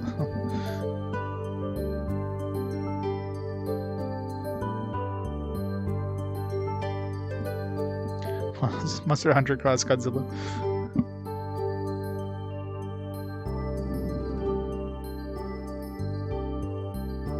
Monster Hunter came running.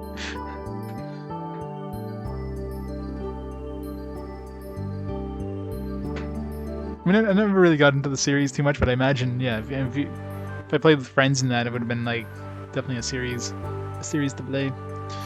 It'll be interesting when I get to the first one on the PS1. I'm sure that's gonna be gloriously bad. There's a lot of Monster Hunter games too, so there's a good chance we might run into one with the with fast forward. So. How many Monster Hunter games is there, Rig? Like, too many? And I think most of them are in my collection. I think all of them are in my collection.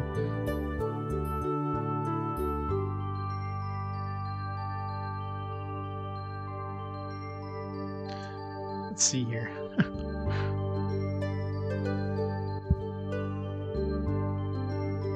Gonna break the bot. 12 unplayed games. There you go. I mean, sure, a lot of those are like repeats. Or, you know, they're not repeats, but they're ports. They're like remasters of other Monster Hunters, but still, it's 12 potential games to come up.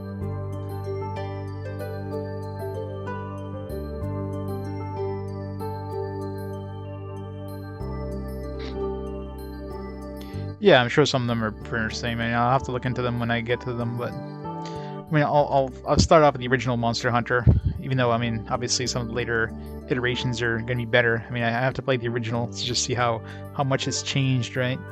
I'm sure it's going to be painful.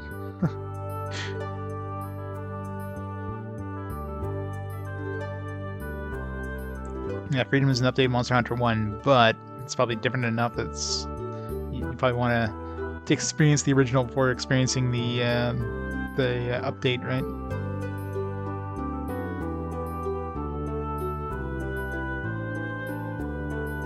And really, I mean, for the most part, the games themselves, you can probably replay them and get a totally different experience each time.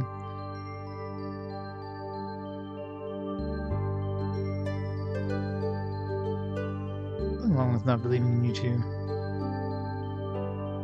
Bill doesn't lie, and neither do I.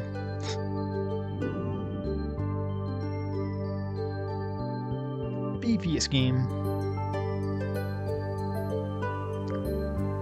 Generation ends, it just keeps going for another 80 hours. Wow. Yeah, that's it, right? Different weapons can... I mean, you can do a second playthrough with a completely different set of weapons and just get a completely different experience. So, I mean, I don't mind replaying games as long as it's a different experience each time. Especially considering they're going to be fairly far apart in terms of if I play them normally without fast forward. Really my luck though, I get like 2 Monster Hunter games, you know, within 5 games of each other with fast forward.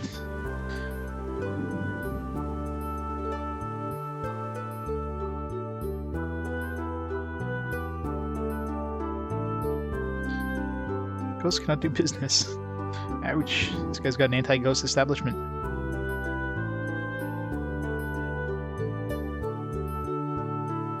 No body, no service.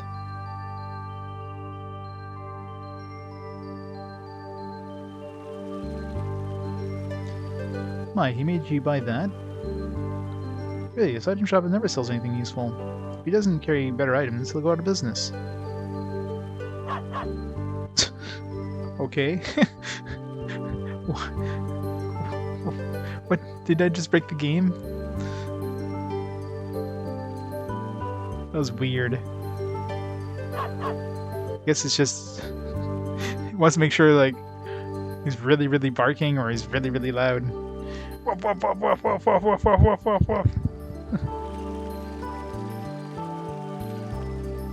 Apparently, he goes nuts. Before he was whimpering, now he's just... really splendid piece of art. Does anyone want these? I won't give up.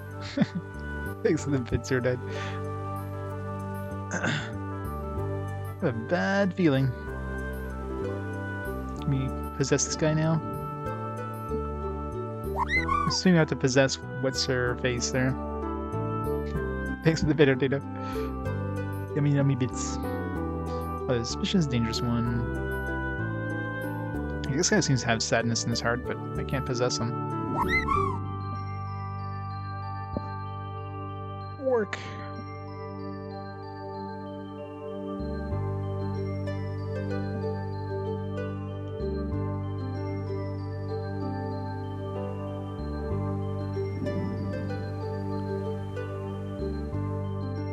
Maybe that raven now we can possess.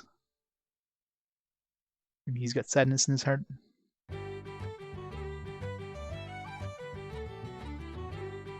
Does Trish have sadness in her heart about only having 3 rooms? Well, I can't possess Triss.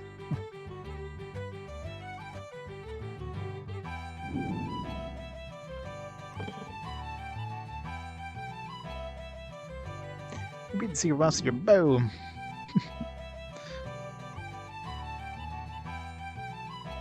Life him, was it? Don't mess with me just because I'm old.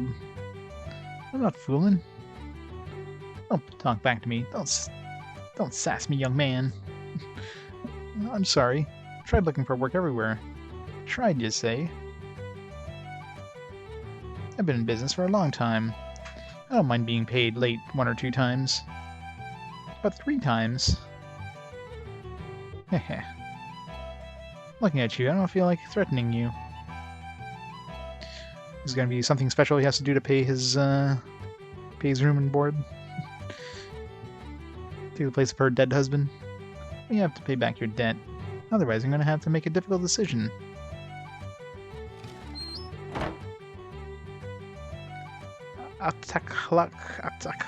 What? Bless you.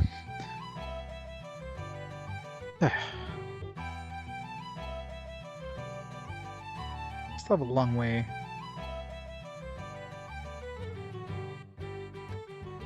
Our boss generation ultimate. That'll be a while, I'm sure. What am I to do from now on? The sadness within repossess. Hey, I done, man. How's it going?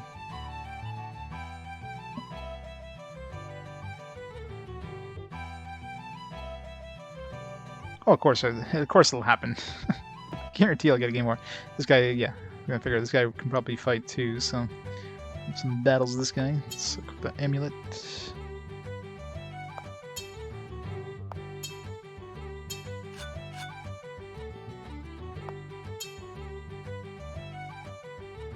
Level 15. Oh wait, what? Is Ifam level 15, but we're level 10? How's that work?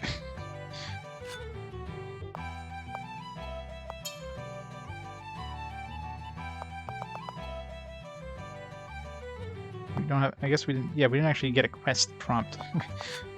It's kind of weird. We don't have a quest, but we possess them anyways.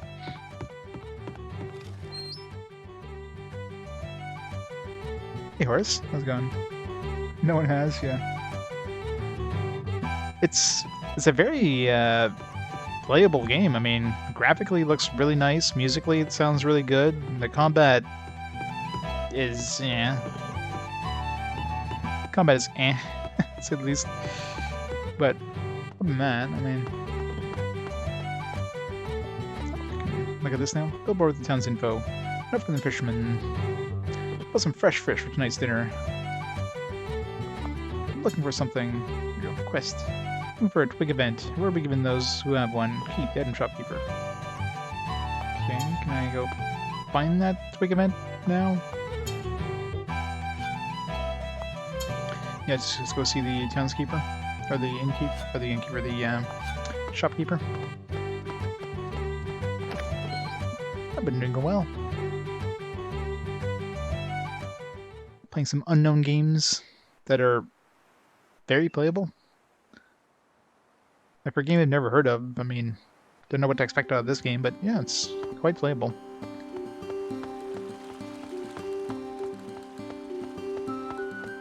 Should definitely recommend it. Not sure if I recommend it for the price it's going for now, but it's going for like basically retail price now. Ifam, you came. Thank you for saving me. Did you hear the message from the innkeeper? Not really the innkeeper, but I saw the message on the board. Let's get straight to it. I was thinking of hiring you to look for the twig event. Accept. Oh, thank you. Is 1,000 gold good enough? Nope. I need 5,000. Please, I can barely get by with what I have.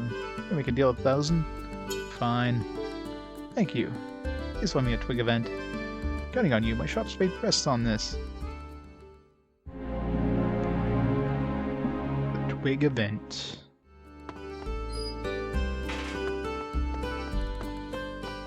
I mean, I don't know if I want to be grabbing a twigs at an Ents twig.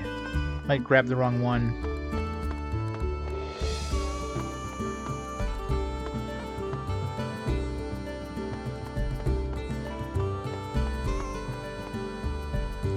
Yep, no Earthbound 0. Only released digitally. Maybe they'll eventually come out with a Mother collection.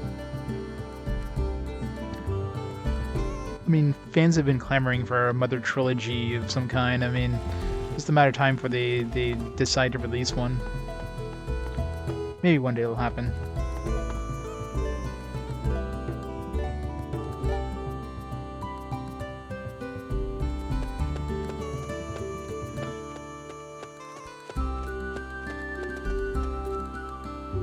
Where are you going? Who's Hillock? Please go through.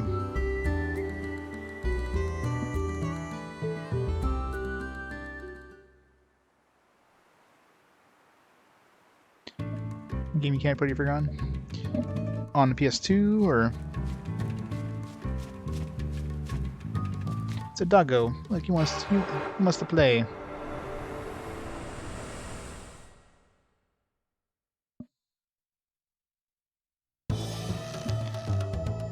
Trying to pick off the top of my head. Garum.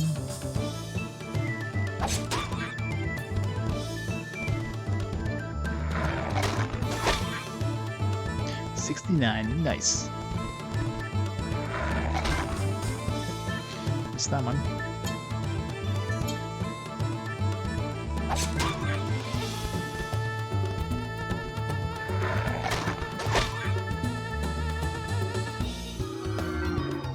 Speed up. Strange. First try. Best spine screw.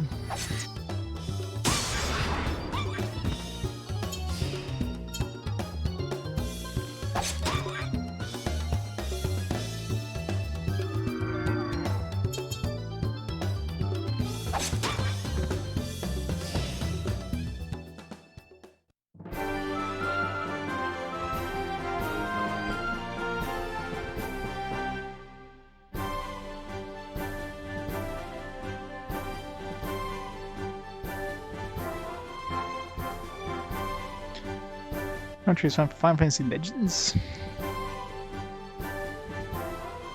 What was the Game Boy ones called? Final Fantasy Legend?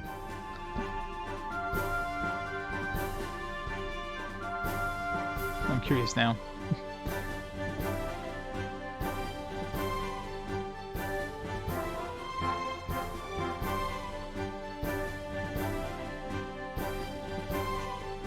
A legend, yeah. Singular, I guess.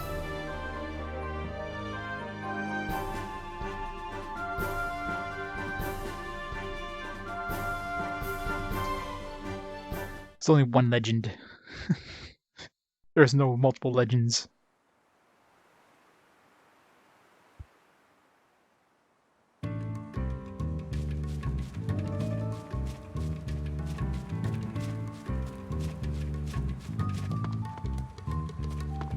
Chest respawned? Or is that chest there before and didn't have access to it?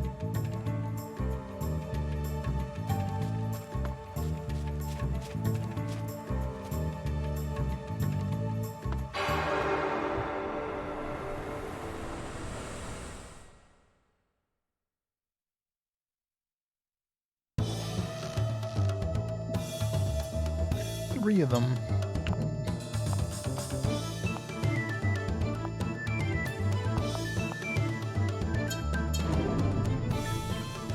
Gotta use magic. Really? 19 damage? Jeez. When she used it was like 600. These guys are really either really strong to magic or just strong to fire magic in general. God, I hate this angle. Like, it's hard to tell when something's gonna reach me.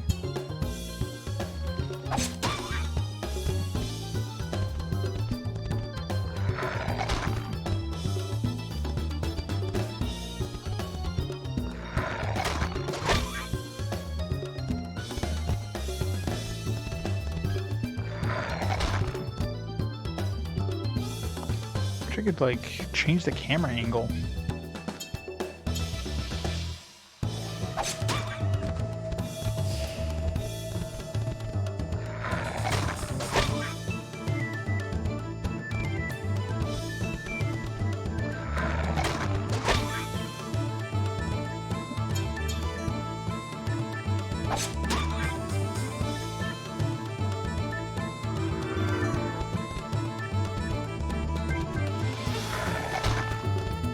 Too early.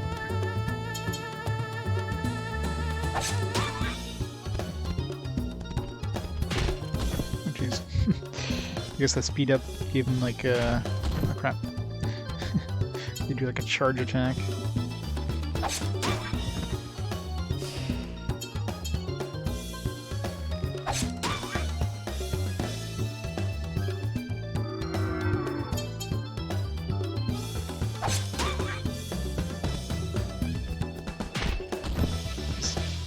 I don't know if they're gonna pause, if they're gonna charge.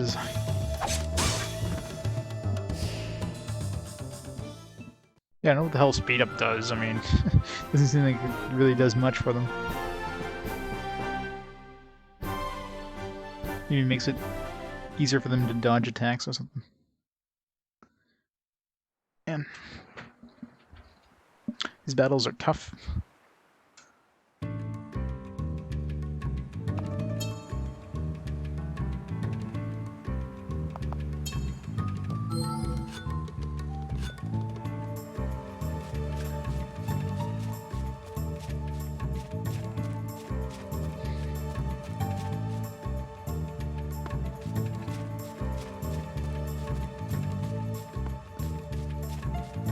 Bang, bang.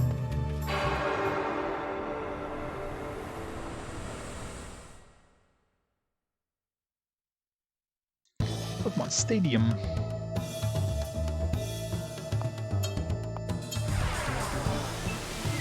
Too early, I think.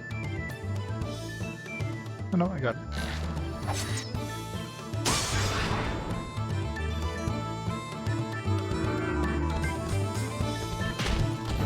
Damn it. Now they're doing this charge attack and it throws me off every time.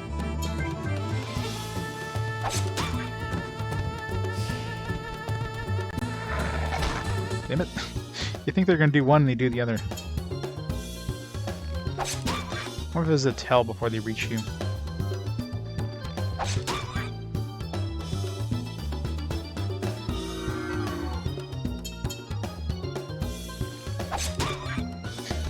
Oh, Golden Sun was an RPG Quest fast forward. That was just normal game 300. The first fast forward game is going to be 305. But RPG Quest fast forward was introduced game 300.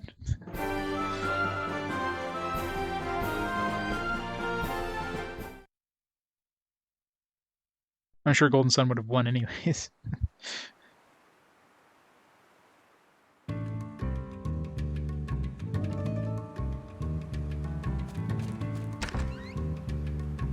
Electric Catfish, 2 antidote, and 350 gold. Alright, there's multiple items that can go in these chests. That was an Electric Catfish. Small lightning enemy on damage on one enemy. Yeah, I wanted to play some of these games that I probably like never get to be honest. I mean, some of these games could be, you know, decades away. So I figured like, yeah, how do I do this? But I didn't want to change like the main, you know, chronological order thing either, so good way of doing it without changing it too much.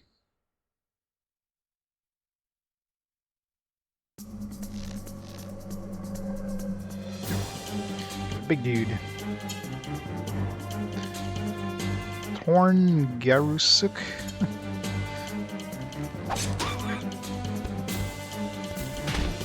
Get it. Ow.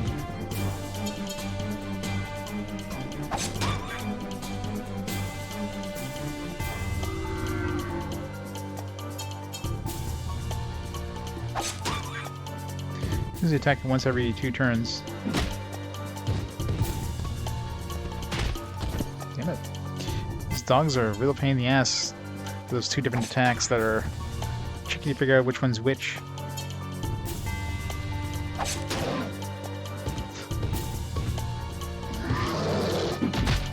Crap.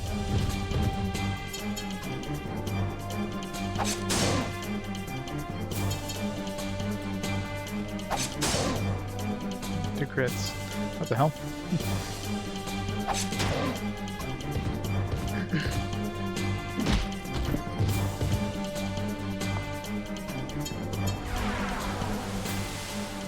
Got it.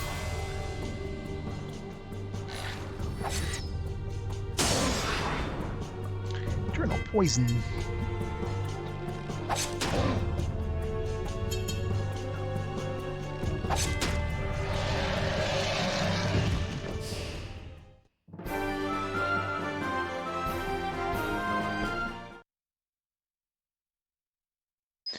The Reging alone. Yeah, it's crazy that we're slowly playing PS2 games in like 700 at game 700 or so.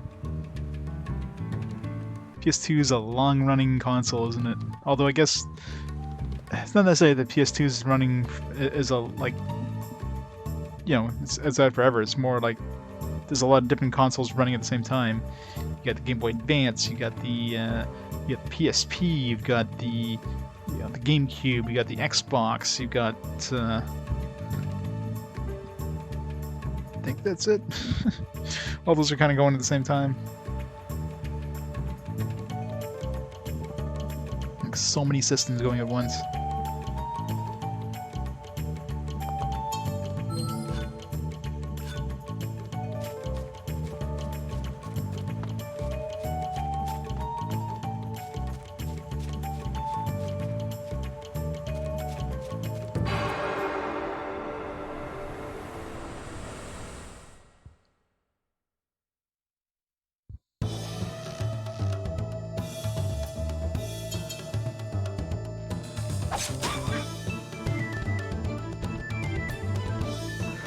Damn it.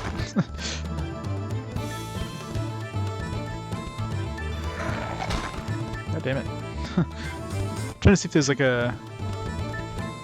Like if there's anything that makes it obvious that they're going to do just a dash instead of just the stop and run. Okay, so I know the nest flame didn't work very well. What about... Try plasma. I don't want to use too much magic though, because... Oh wow, these guys are just really strong against magic. That or this guy sucks for magic attack. I didn't see what his stats are like. I keep getting the wrong one. Fucking hell, I can't... I can't stop these guys. Every time I think they're gonna do the dash, they don't. When I don't think they're gonna do the dash, they do. Can't win.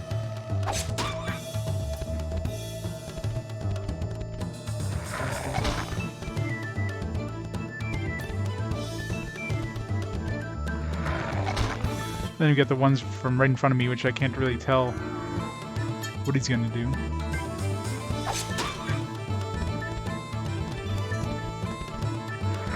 Every time. Fucking hell. I can't guard these guys at all. Undertale's there.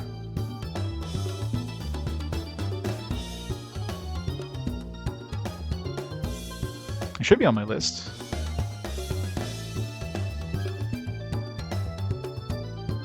Double check here.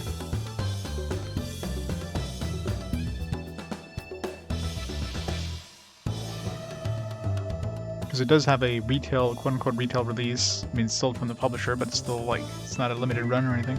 Unless I forgot to add it to the, I might have added it to the main list at one point, forgot to add it to the, or to the PS4 list, but I forgot to add it to the main list, maybe?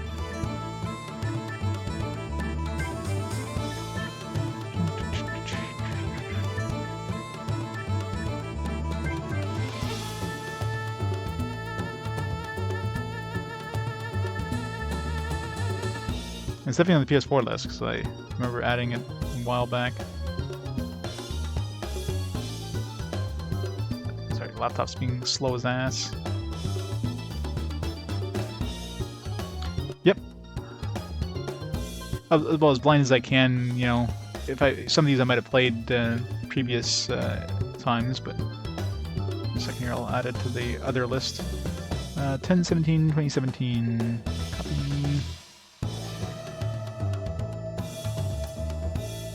Somehow missed adding it to the other list.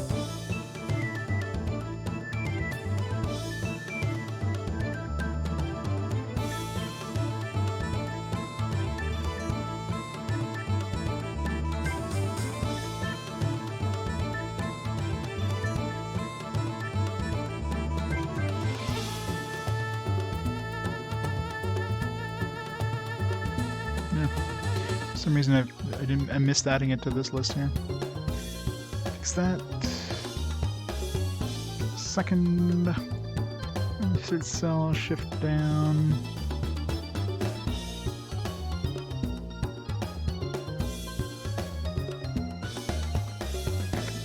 Shift B. Copy. Paste. Yeah, Popple Mill I didn't really consider an RPG. I mean, that one would have been played by now anyways.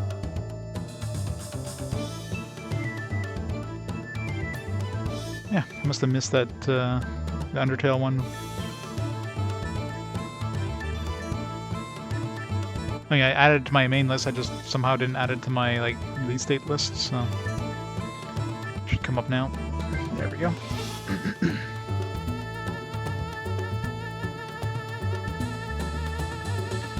Undertale, Bullet Hell with some RPG elements.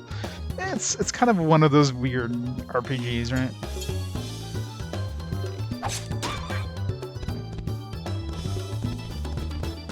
Fuck. I can't. Son of a bitch. I haven't blocked one attack from these guys at all. Every time. Fuck. Whatever.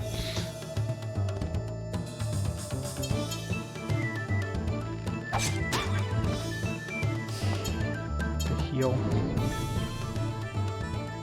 11:33. Well, I haven't added like a lot of fast forward games to the beaten game list, so there's a lot of those numbers for the later games are gonna be shifted by a large amount, right? Because every 5 games, I'm gonna add a new game for a fast forward. But of course, those games could also be played before because of fast forward. So, like, really, you take the number, you have like 1100. I'd be adding 200 fast forwards before we get there, at least. So it's gonna bump it up by quite a bit. But of course, you know, closer we, you know, there's a decent chance of it showing up in some fast forward poll at some point.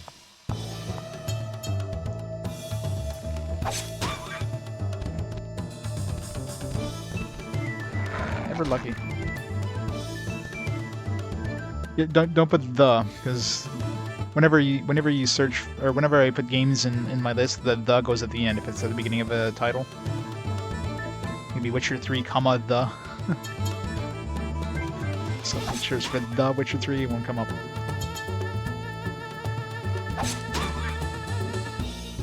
Game 1000. Oh, it won't be 1000 for long, but.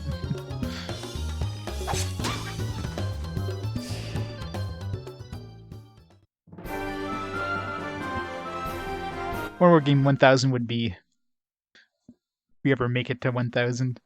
I wonder which game was going to end up taking that spot. At this point, it's basically impossible to know with the fast forward games and all that stuff.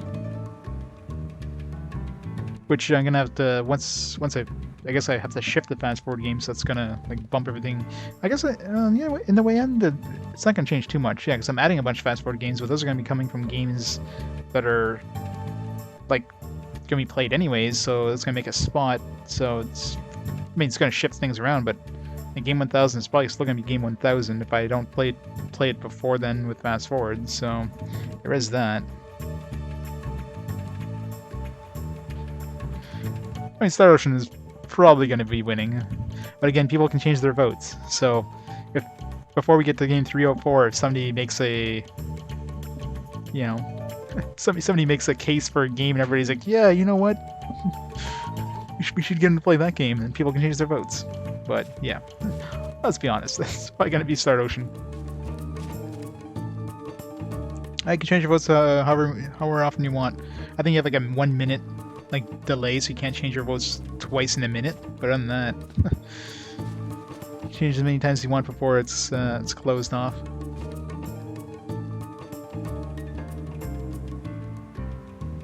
But voting for the Switch game. Again, no votes are lost. So any votes that any game that doesn't win this one, those votes are counted for the next time it shows up on the rolls. So show some temporary love.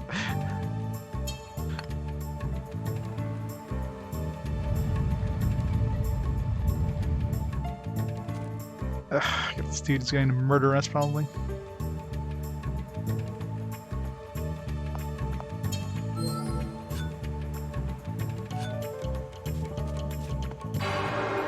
Oh, he wants to give us a hug. It's like, buddy, I haven't seen you in forever.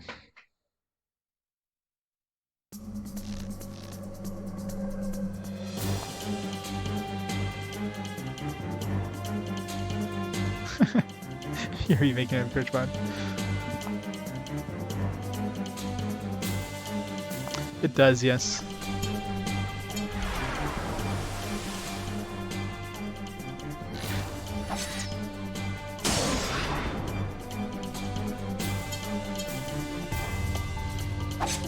I'll have to make the bot have some IP tracking. I don't think there'd be any way of doing that. Twitch doesn't, like, send the IP.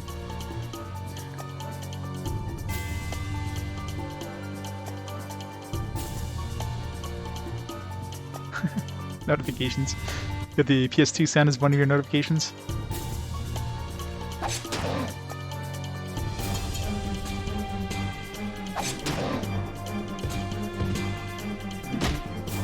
This like groan of this guy definitely sounds familiar too. Like I've definitely heard it in other games, and obviously, like most games, you know, they use a sound library or whatever that a lot of other games use. Usually, you have a game that has a sound that's extremely recognizable, like Doom. And Doom has a lot of sounds that are used in other games because they use the same sound library. And as soon as you hear it, like the door opening sound there, and the shotgun, I mean, as soon as you hear it, you instantly hear Doom. You know what I mean? So once a major game uses that sound, it's kind of hard to use it again without making it sound like you stole the sound from that game. And you're just using the same library.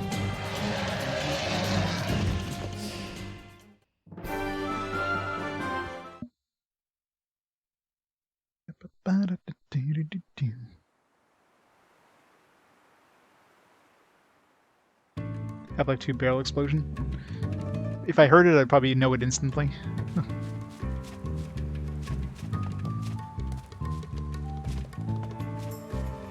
It's like the Wilhelm scream, right? It's one of those iconic things you just... As soon as you hear it, it's like you know it.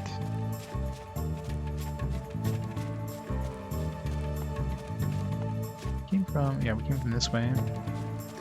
It's really zoomed in, so it's kind of hard to get a sense for where I came from after a long fight.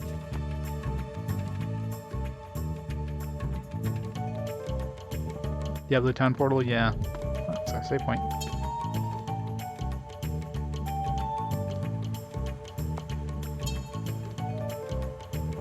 Yeah, no, there's... I don't think there's any way of the bot tracking the IP. Twitch doesn't send that info. I have no way of, like, getting that info.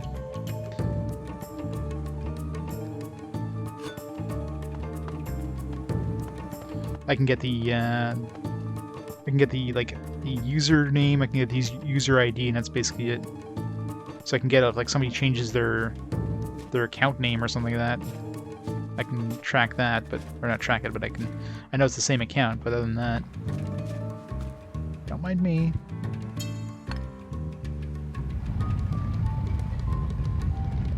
Treasure. What if I get a preemptive strike from behind?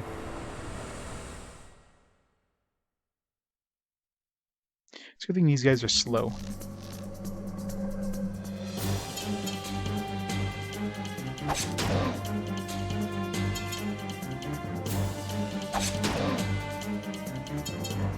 It's really slow.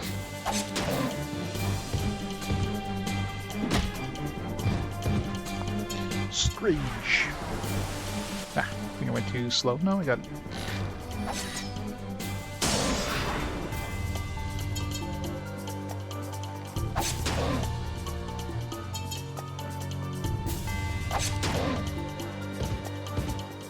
Oops. Ah. Press the X too early there.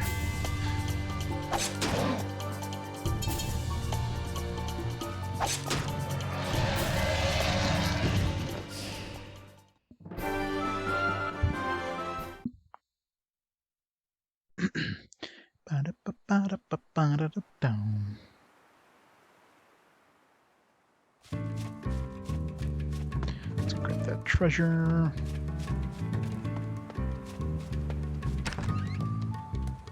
A simple spell, but to create a new spell, a new spell stone or whatever. The rune maker process.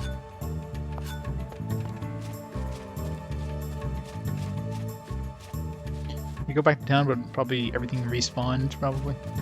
Well, not necessarily, because I went into that room over there to save, and then came out and nothing respawned. But if I go back to town, I guess I could save, try going back to town with a spell book, see what we can make, and then come back. I'm curious if there's a way of healing up too. If I go to the inn or whatever. Or well, this guy's got a room, so maybe I'll go to his room.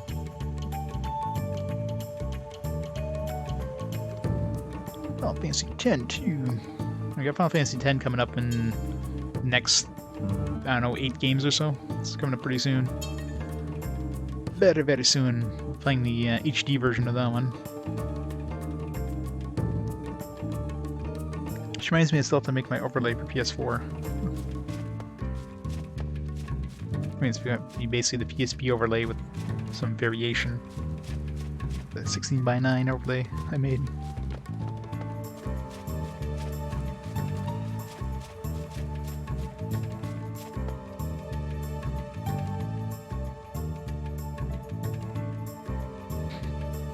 Yeah, Final Fantasy X isn't on the list of games to vote for.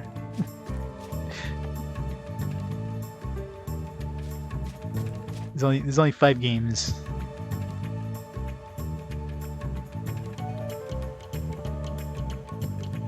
That would create havoc if I could like, if I made just a big open like anybody can vote for anything kind of thing. That would just be insane havoc.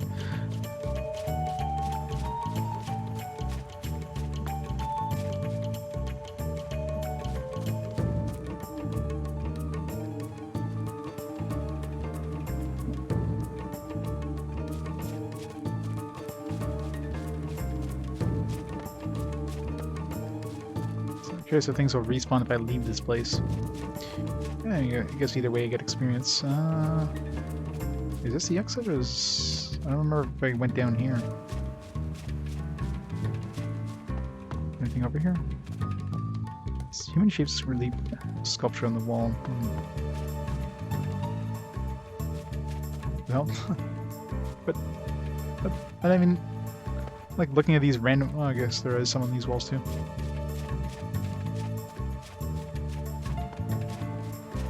The guy too.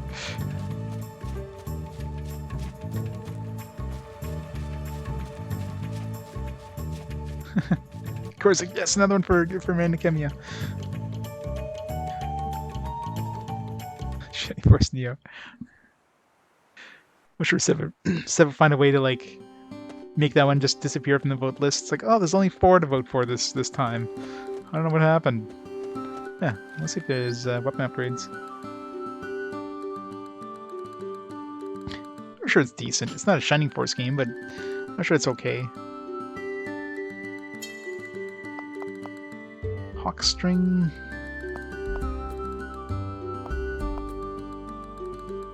Does my attack go down? It's kind of confusing. Like the 99 is like blue, makes it look like it's worse.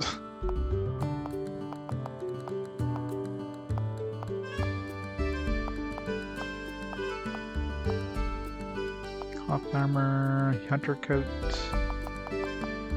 So I can buy this hawk string, I might as well. More attack power.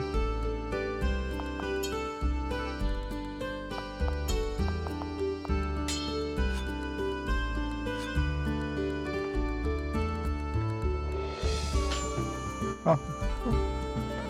Favorite RPG of all time? I mean, Final Fantasy VII's always got a nostalgic kind of hold on me in terms of the, my favorite RPG, because it really brought me back to RPGs, the JRPGs and that. It was like an awesome cinematic experience back in the day. Obviously, Whale's Voyage. Exactly, Whale's Voyage is the best one of RPG Quest. In terms of the games I had never played before that I definitely enjoyed was Panzer Dragoon Saga. That was really good. No fan translations. Only games that were officially released in English. Not necessarily North America games. So I do have some European and Asian exclusives, Asian English exclusives, but it has to be an official localization. So there's definitely some games that are released only in Asia that have English language options. So those are on the list. I've played a couple of European English exclusives, but Yeah, it has to be officially released in English in some form.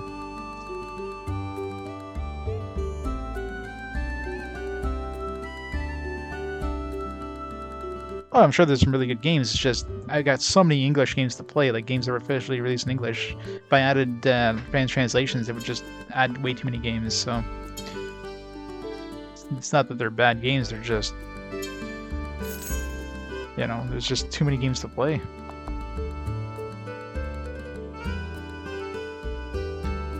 '7 remake. I don't know, that's probably game like 1200.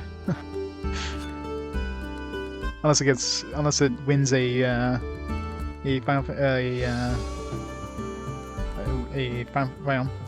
fast forward poll.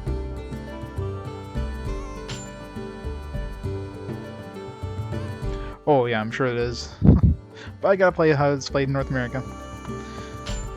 Gotta play it the way it is intended to be played. Horribly.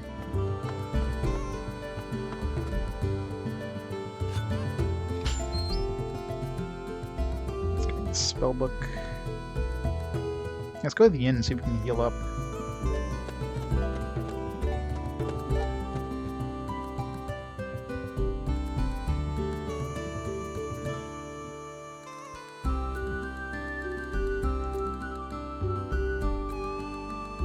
Should we be able to pay the old woman too? We're gonna get 1,000 gold for this tree event. I mean, I've already spent more than that on this weapon.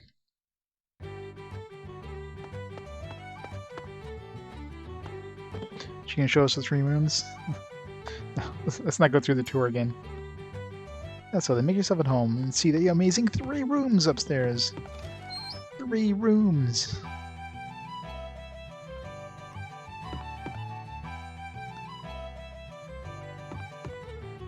Can I not sleep in my own bed? No. That's annoying. Let's see if we can talk to the innkeeper, maybe. It's gotta be a way of healing. Like other than, you know, casting spells and using items. Let's see what the manual says.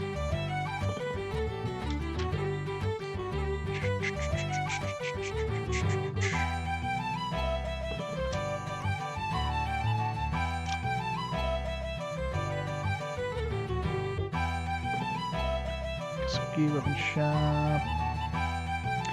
Pub. Vacant house. Oh, that's the one with the Navi.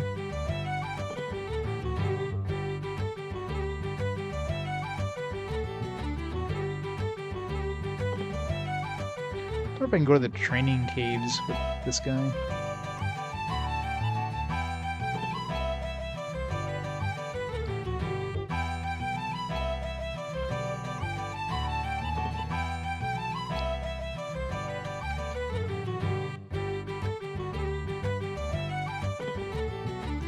Fire Emblem's on Switch, yeah, for limited time, because, you know, Nintendo. Nintendo's a piece of shit. And of course, digitally only.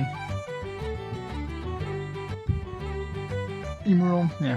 You don't need to spell the whole name, too. Just part of the name would be fine. Like, searching for Vagrant will be just as good as Vagrant Story. Or Fantasia. There's nothing that mentions in the manual how to heal, so let's see if we talk to the innkeeper. We already have a room here, so you think we'll be able to stay at our own room, but oh, you found him. Keith came looking for you a little while ago. Looks like he wants to hire you for something.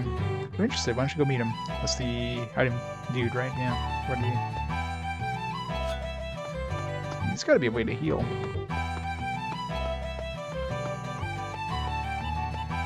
This song. That's probably a standard Irish jig or whatever. Hey Mocha, how's it going?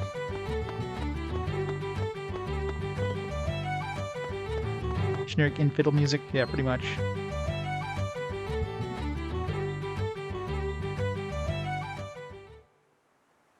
This game takes a lot of... I mean, there's definitely some sound effects I've heard in other games and that, so I wouldn't be surprised.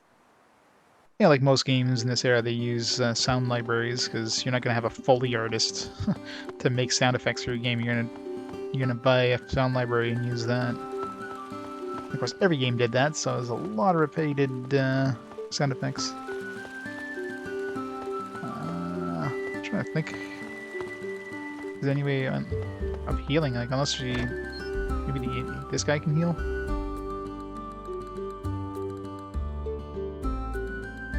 Yeah, the cover of this game, like, totally does not give you any sort of idea what the game is about, or the title for the game. And I can buy medicine, I can buy holy water, but frig, I'm not gonna buy a holy water and medicine to heal up. I mean, that seems pretty bullshit.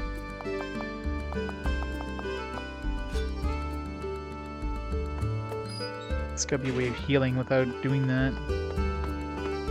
Can't get to this chest, which bugs the hell out of me. Even once we have somebody that can use the hammer, we can go into that chest.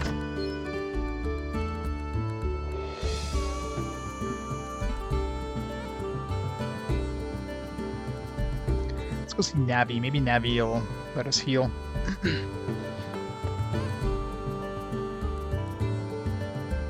And so far, the only time I've gotten a heal is when, like, I finished possessing someone, and then I get a free heal when I stop possessing them.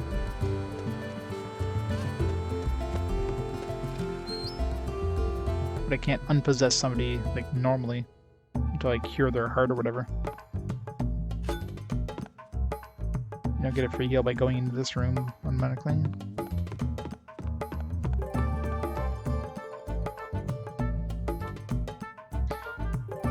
I'm not lost, but can you heal me? I see. Seems this man became a raven to pay back the debt his father left, but he's breaking down because he can't find any jobs. Such sad music.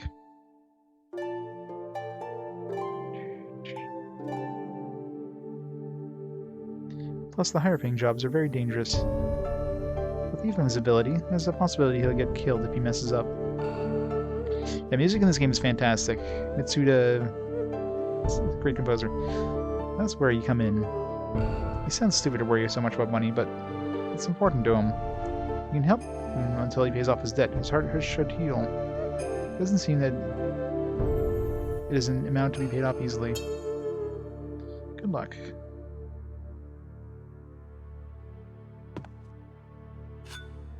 Alright, so he doesn't heal me.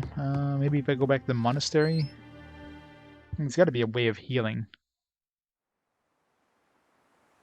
Yeah, the Arclad games. the PS2 Arclad games, which everybody loves.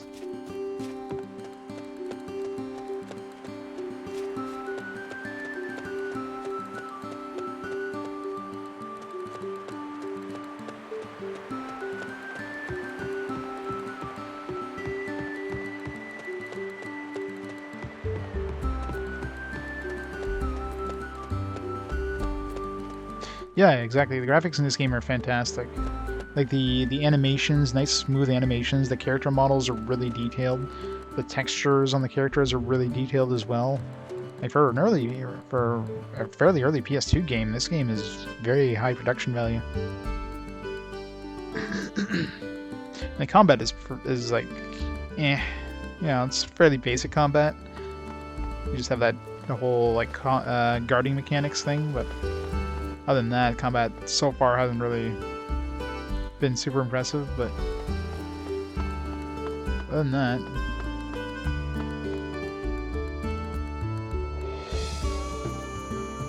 I like the art direction. Well, I mean, they went with the Western style, obviously, but I mean, definitely very well done character models.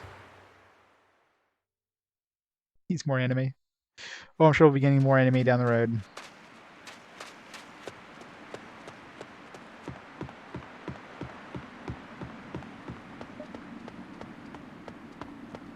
I really thought we'd have to go this far back to heal. I think they just don't give you the ability of healing, which is kind of annoying.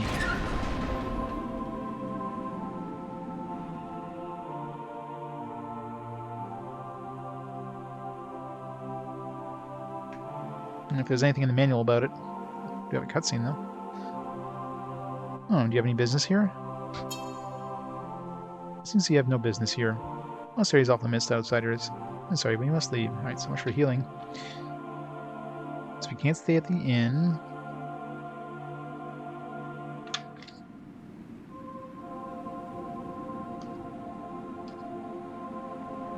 You know, Town of Londia thing. Maybe a castle, gates. I really doubt it, but.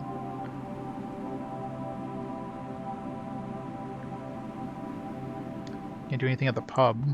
You know, you can't stay at the inn, which would be the most logical thing. You can save at Navi's, but you can't heal.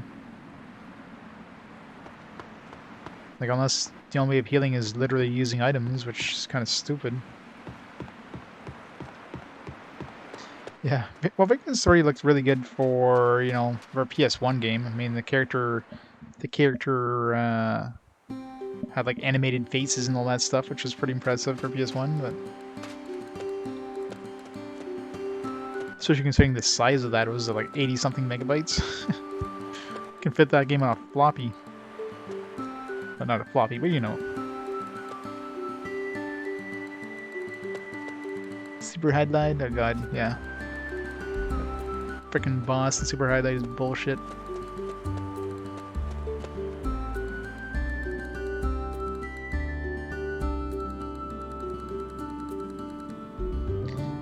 Well, if you took out the FMVs of Super Highlight, I wonder how big it would have been. You could probably fit that on a couple of floppies. You go to the training caves? You go to training caves? You got guts. Okay, we'll see if the Raven has what it takes to get on training caves. Oh, do it. Go to the caves. Maybe there's a healing thing in the caves. I still don't know what happens if we die. Should have that happen just to see what happens. Battle, strange attack, action battles, command screen.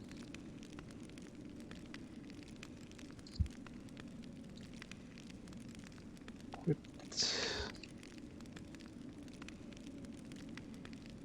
Save status.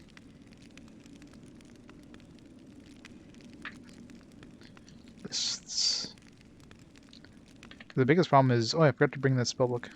Looking at the list, like, oh, spellbook, oh shit. Because like magic has no way of, I have no way of getting my magic back other than using holy water, which is expensive as shit. I'm not gonna be using holy water. Maybe this is a heal point? No. Damn it. Blue gate. Cannot pass here.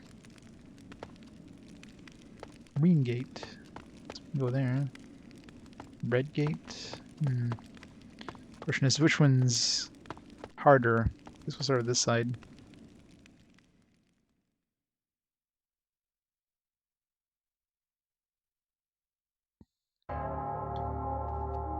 I wonder if this is like a randomly generated dungeon kind of thing.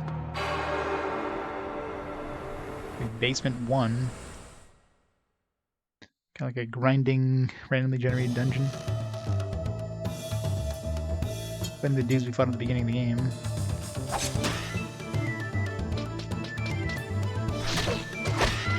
Alright. Good to no damage.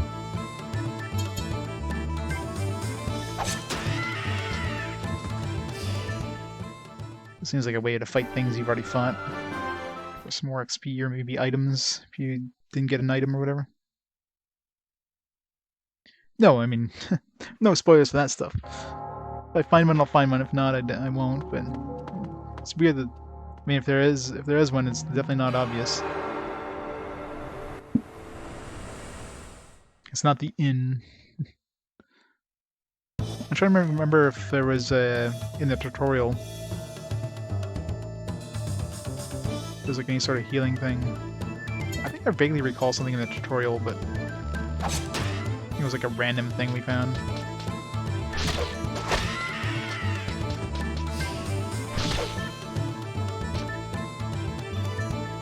Yes. Yeah, a lot of people mention that too. The battle kind of transition sound definitely sounds like the PS2 startup sound. The classic PS2 sound.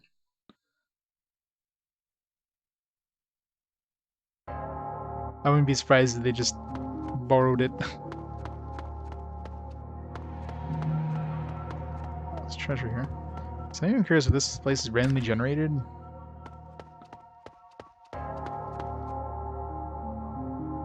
I mean, this doesn't seem very, handmade. It does seem very random. So probably randomly generated.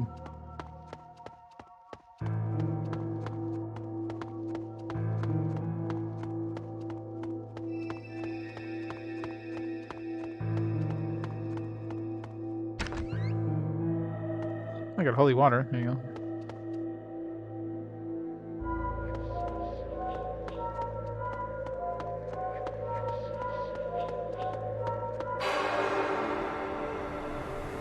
Definitely seems randomly generated. I don't remember seeing anything about the caves in the manual either.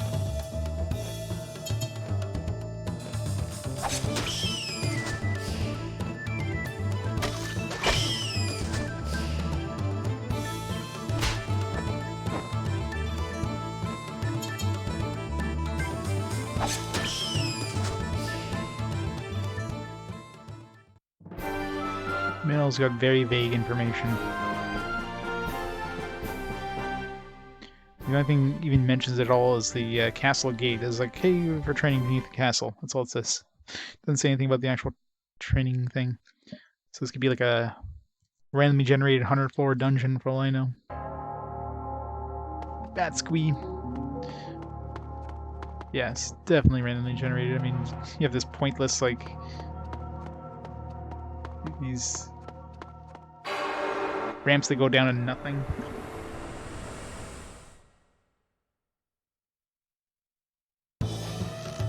Oh yeah, you can get infinite gold. I mean, stuff does respawn sometimes, so...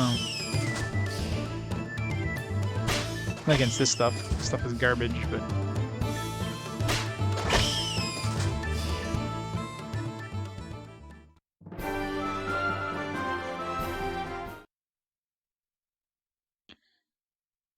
I'm curious if we can get, like, spell books and stuff like that, maybe.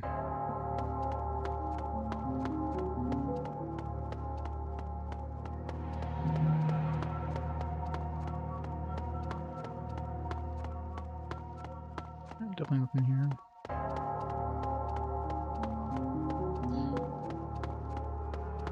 This was a dead end. There's no map, so... like, memorize the map layout.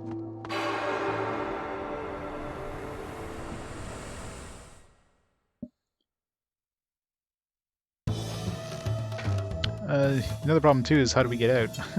If, like, let's say we go deeper in, or if there's a easy way out once we go down a floor, or if you have to, like, walk all the way back up to the previous floor.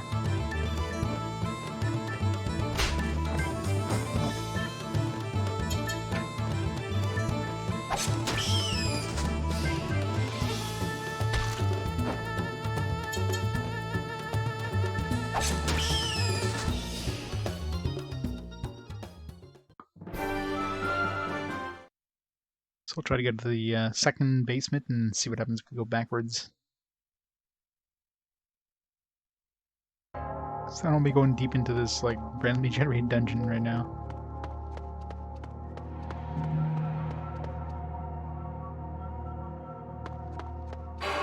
Oop.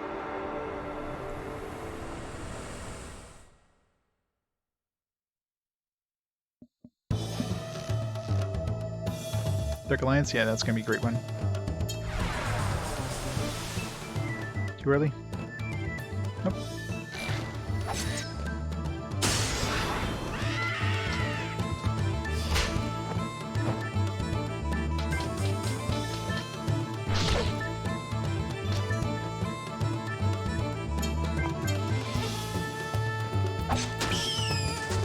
Yeah, both of those games were great.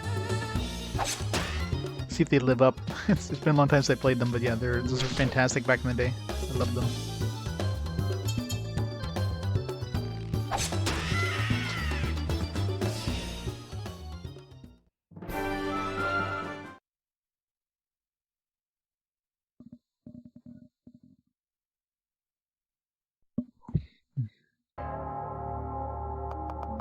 So I think I'm gonna check status. Mind, yeah. That's probably why he was doing like no damage with magic. His mind is like 13. And what's her name's mind is probably really high. I didn't notice what it was, but she was doing pretty big magic damage.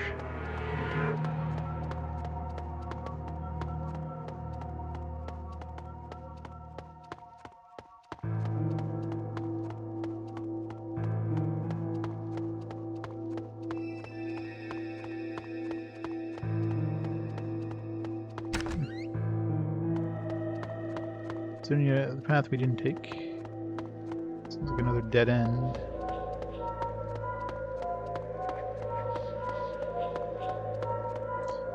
Another dead end. So we're going backwards.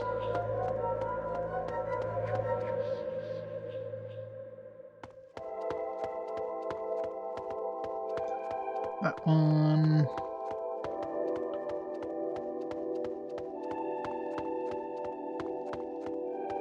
That way, this way. There we go, B2.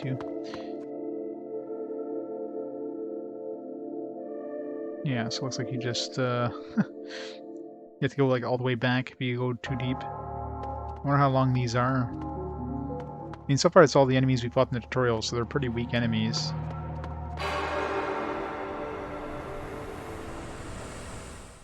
The spoopy music? Yes.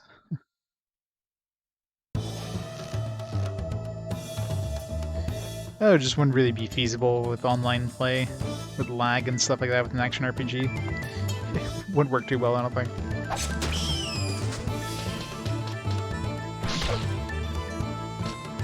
Yeah, there's that too, right? Yeah, I play on real hardware, so... Couch co-op would be the only way.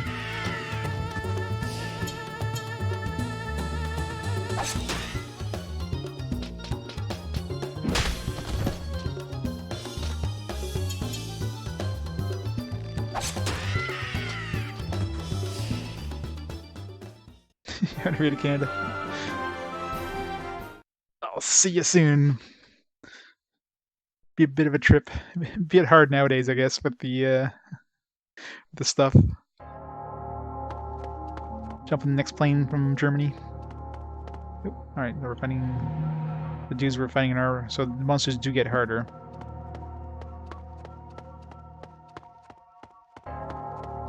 Doggos want to nom on our feet.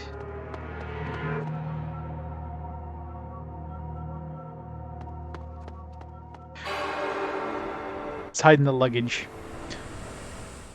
They'll never know.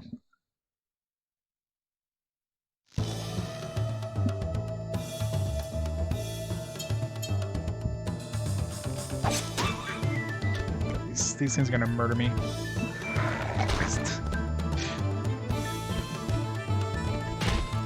Fucking hell.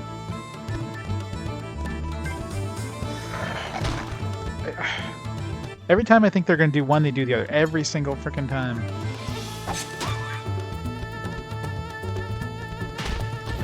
And it doesn't seem like obvious that they're gonna do one or the other.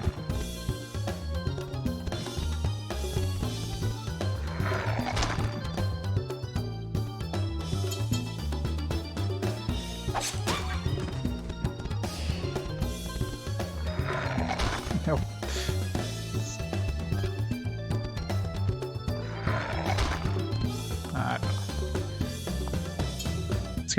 It's gonna. I keep trying to guard as if they're gonna do the rush attack, so I'm just gonna guard as if they're not doing the rush attack. That seems to be the most common.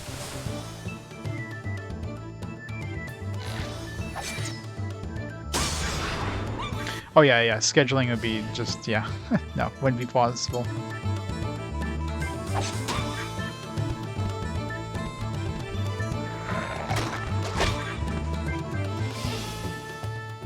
Doggo trying to numb my face.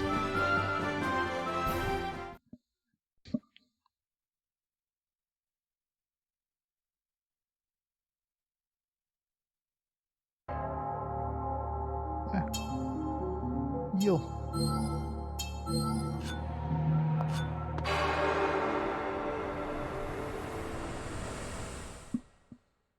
I guess it would work with a game that has like co-op that you can like tag in and tag out kind of thing. I mean, that game is definitely playable solo anyways, so it's not like you need co-op in any way.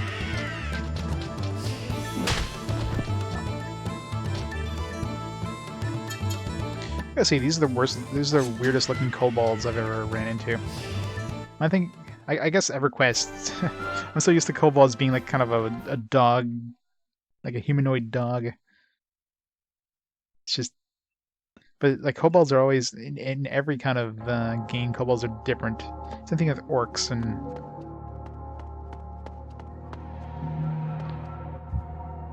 EverQuest. Nerd. Yeah, played so much EverQuest back in the day. Bark. Exactly. EverQuest kobolds are the only kobolds.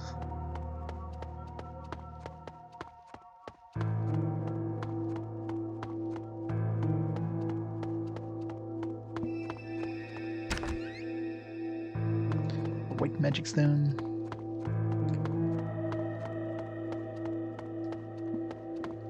Fippy Darkpaw. Yep, good old Fippy.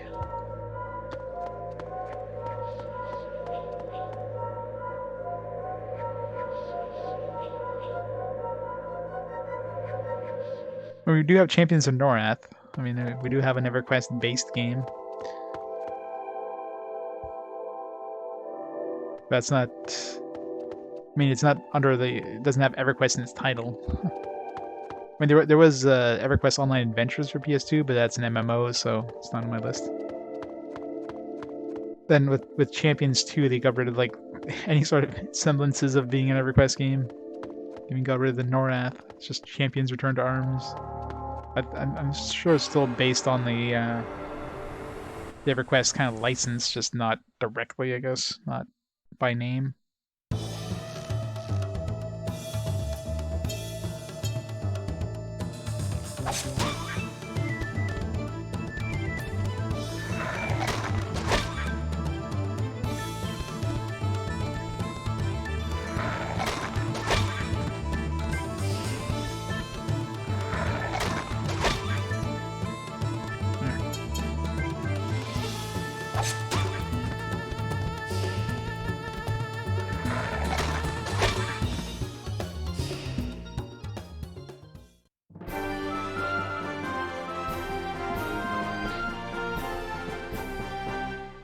I see 11 or 14, yeah.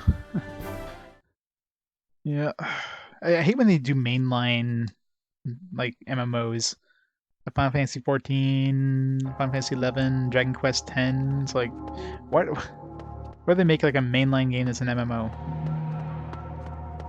Where you can't really play, like, all... Like, let's say you're doing, like, a Final Fantasy challenge, you play all the Final Fantasies. Well, except for 11 and 14. Let's skip those two.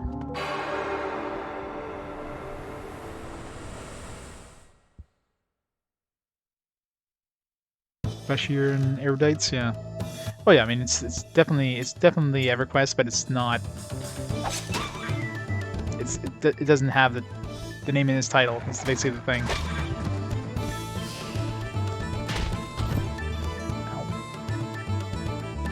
It's got XRs, oh yeah. So I guess it came out after the what the hell's the name of that island? Expansion. God damn it. It's been so long since I played EverQuest. I still have all the friggin' maps and everything that came with the books. Kunark, yes, that's it. That's the one. It's been too long. I think I know exactly where those maps are too. Let me find them.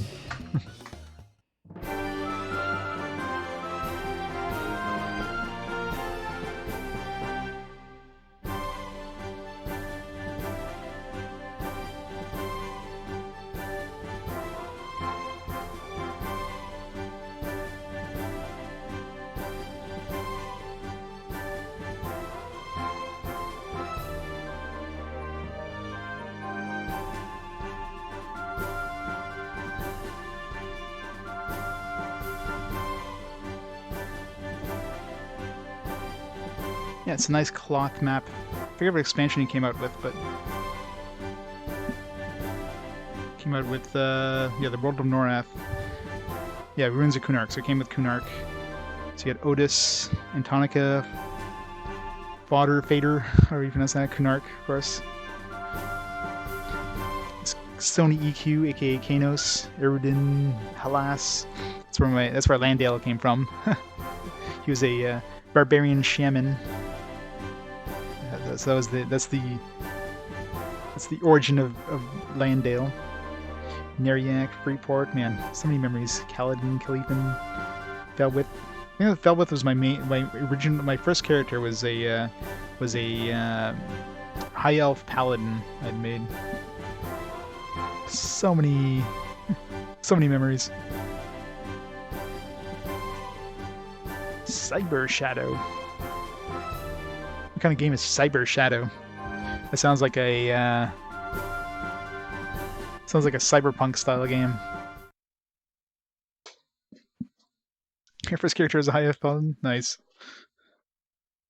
I think that's the one I played. I played that one for quite a bit, and then I made a bunch of other characters. I had a wood elf bard, of course, my barbarian shaman. I had a Nixar monk. Used that one a bunch. Some other characters too, like gnome, enchanter, and stuff like that. But I mean, the paladin, the bard, and the monk are the ones I played the most. And of course, well, the shaman. Such a human monk, yeah.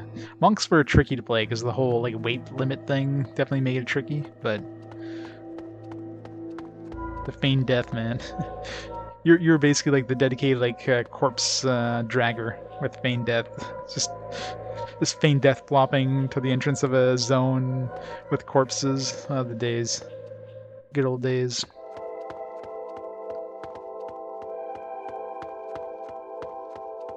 Futuristic Ninja Gaiden, oh yeah.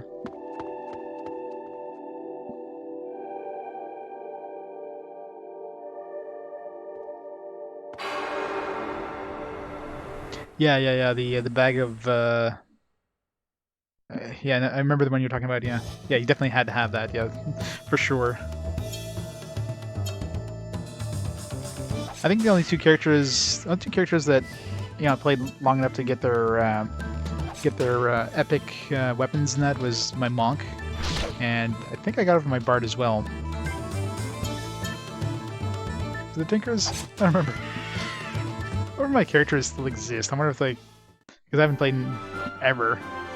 I didn't know what email they even used for that account. They're probably gone now.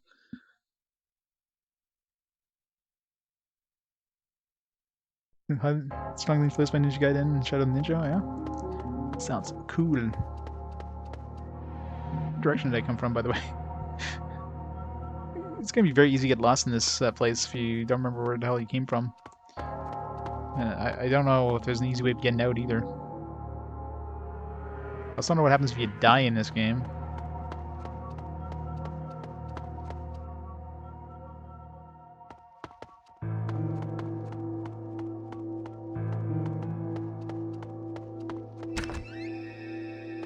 Antidote.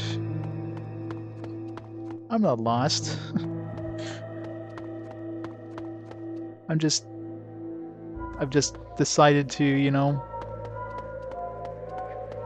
to explore.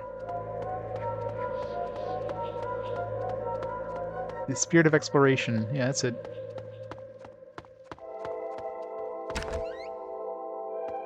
Diamond dust. Can we summon Shiva? It's probably like an attack item. Yeah. Yeah, apparently. I was surprised. I mean, I don't remember how much I paid for this game. It was definitely a while back since I picked it up, but definitely not how much it goes for now. Alright, it's a dead end here.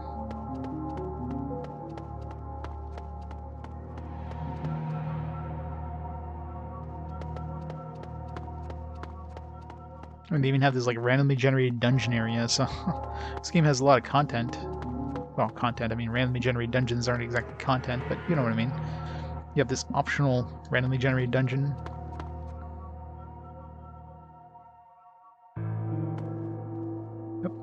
just went down again. Right. I don't want to go. I don't want to keep going down. I want to go back up.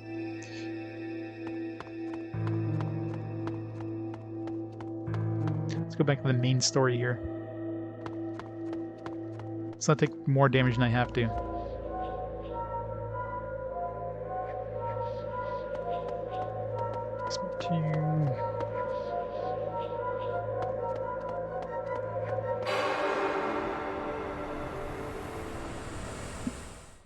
Yeah, it's probably not cheap to do now. I mean, I'm lucky I got into my PS2 collection done before the prices skyrocketed, so... Imagine collecting for it now. I mean, collecting for anything right now is a pain. Like, right now I'm collecting for DS and 3DS, and it ain't cheap, so...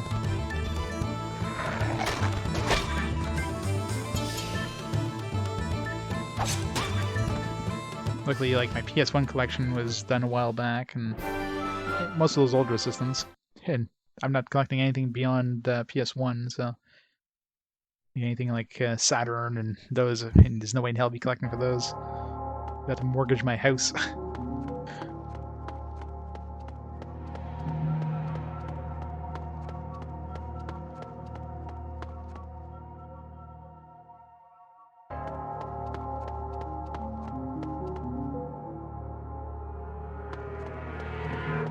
don't know how to get back.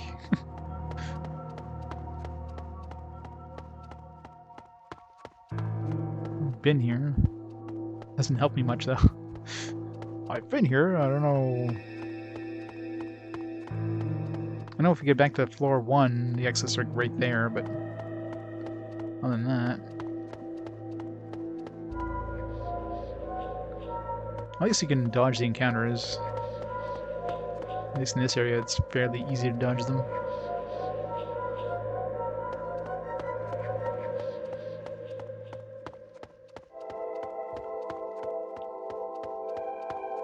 Oh yeah, you definitely want to start the cheapest games. That's usually what I do.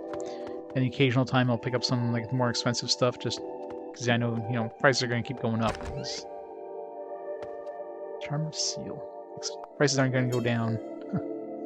They might go down after this year. I mean, this year especially, or last year I should say.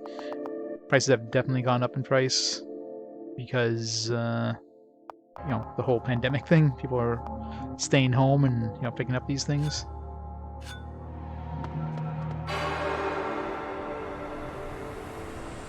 You know, all that vacation money they might have been saving up to go on vacation. It's like, oh, well, can't go on vacation anymore. Let me spend this on a game.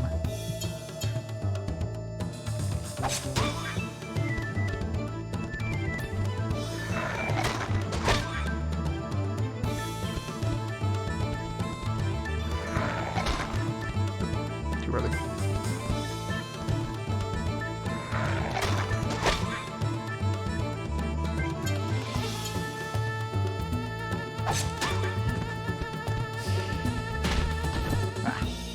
Son of a bitch.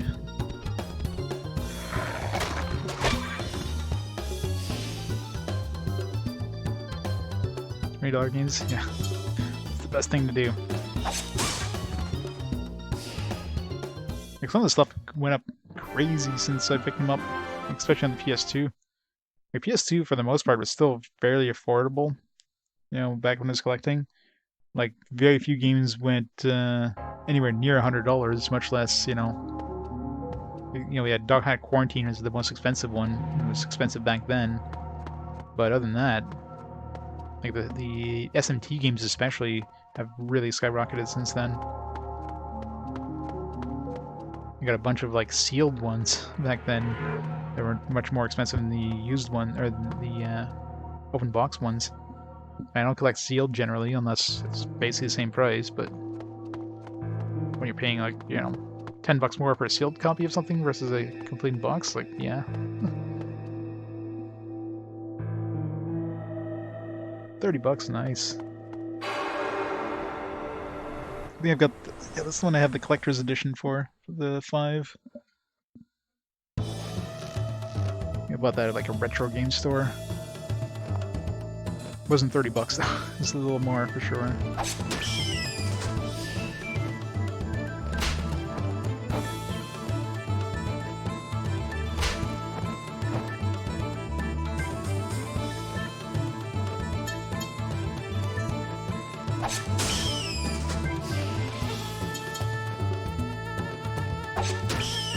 I found a copy of Quarantine. It was in good enough condition. Yeah, I don't remember how much I paid. I know I paid a decent amount for the Quarantine, but I was paying about the price they were on average going for, but it's in pristine condition, so yeah, the gold box, yeah, for $30, yeah, I can't go wrong there. Jeez, that's the one with the where the hell is it? Let's mix in with all my other collector's editions. The other one with the book or whatever, stuff like that. Let's get out of here.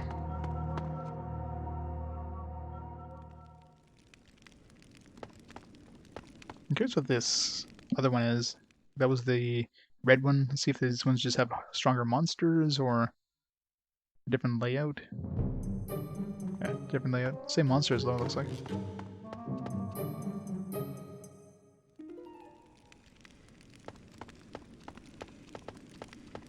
Do you think this would be a healing point? Like, it feels like it should be.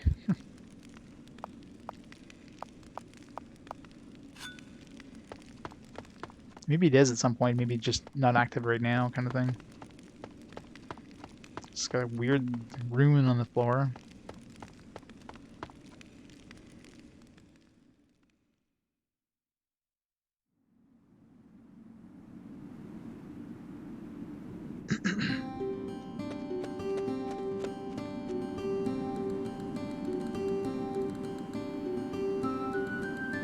Oh yeah, like for me, I don't... Things don't have to be in pristine shape as long as they're, you know, in pretty good shape. I'm not going for, like, you know, collector's grade, like mint condition. I'm gonna be playing these games. That's why I don't go for seals generally, unless, like I said, they're barely any higher than the original, than the complete box, because I plan to play these things. Exceptions would be like collector's editions, you know, those ones I might get like a, you know, collector's grade one, because it's a collection at that point. You know, I'll get a second copy of the game to play.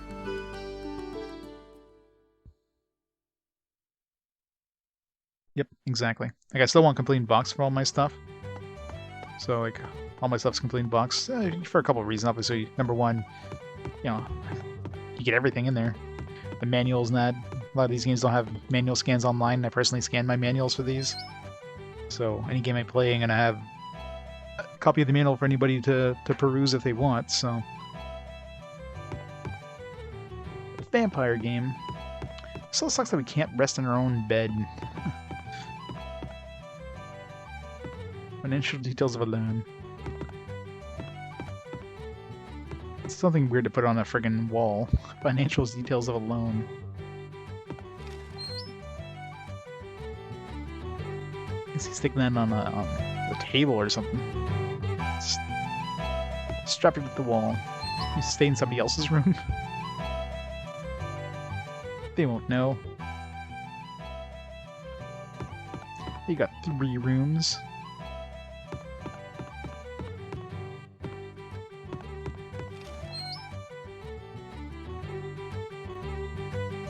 Copies of Wild Lemons War. There has been a couple games I picked up multiple copies by accident. I didn't realize I already owned a copy, and I picked up another one. It's like, shit. I'm staring at like 2 copies of like Pandora's Tower on the Wii right now, for example. I got 2 copies of Star Ocean actually, but one, I mean, my original one is in pretty rough condition, so the extra copy was like $20. Whatever, pick up a better quality copy.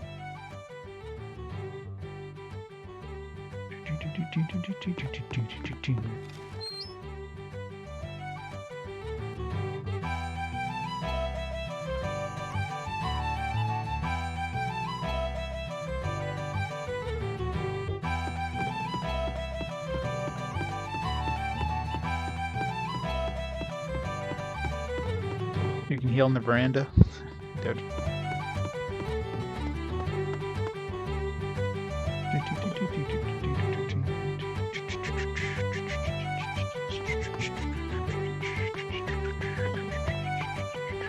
Such a fun jig.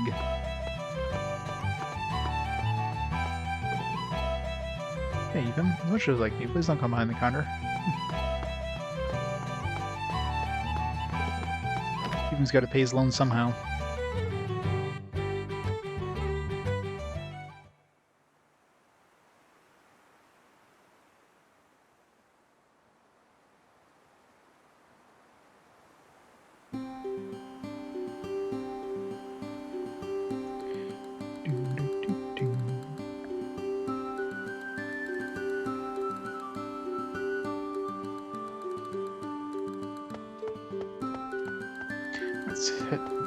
Let's go in this room. No.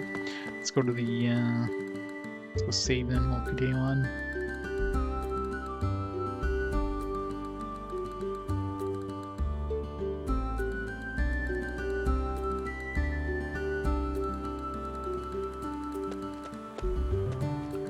We got some money.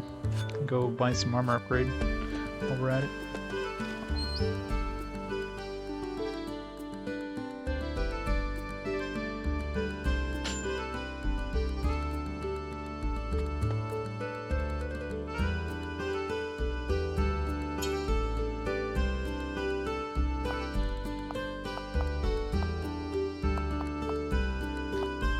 Hunter coat.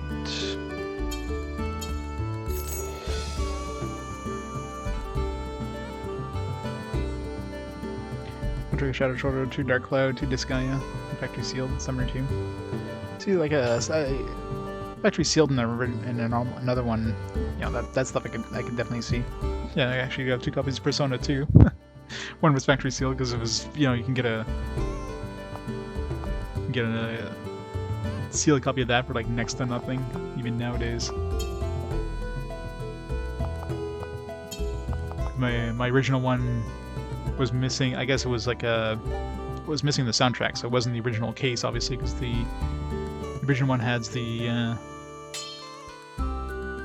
was the partition, like has that extra disc thing that goes with it. And the case I have doesn't have that, so obviously it's moved to a different case, but it's got all the other stuff with it.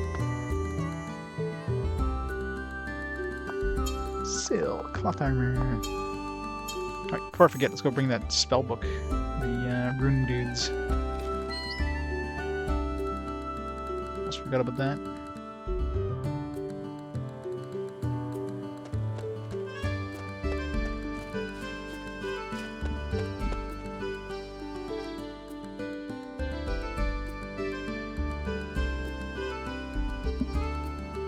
Yeah, that's where I picked up a lot of my PS2 games. Way back when I worked retail. Basically got them when they went on discount or whatever. We were clearing them out. It's like, alright.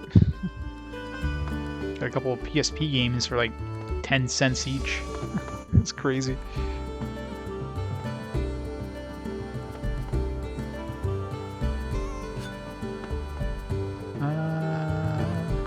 It's like, where was it going? Runes. Yeah, cents. 10 cents. I said they were just getting rid of them. Like, it's like just bring down to like absolute nothing. If it doesn't sell at this, and just throw them out at that point. You know what I mean? It's like, all right, I'll grab all these. Sure, can't go wrong there. Yeah, 10 for a buck. Yeah, can't go wrong there, right?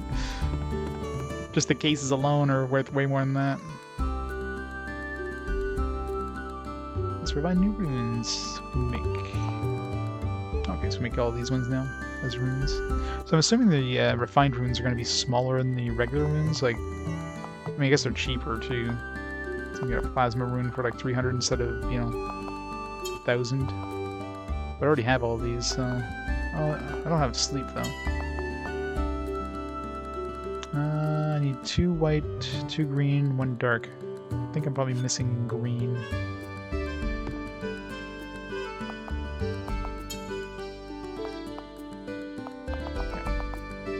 Like 1 green. Yep. I need to do that, but sure.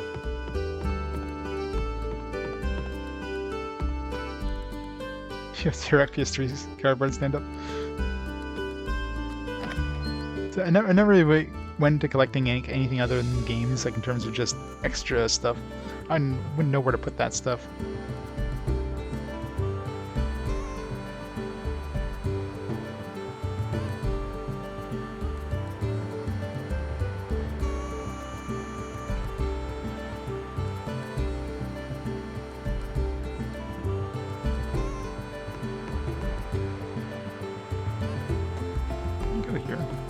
I see. Okay. So it does let me go back here. You know we changed people, and we kept our keys. Let's go save, and then...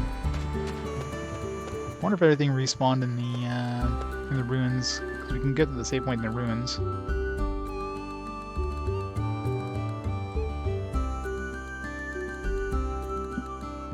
Yeah, for free.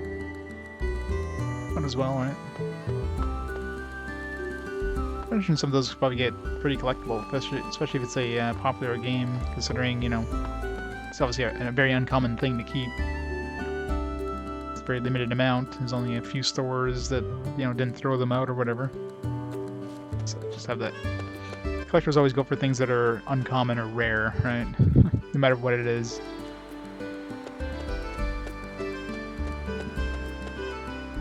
Yeah, so most... Yep, Treasure Island, yeah.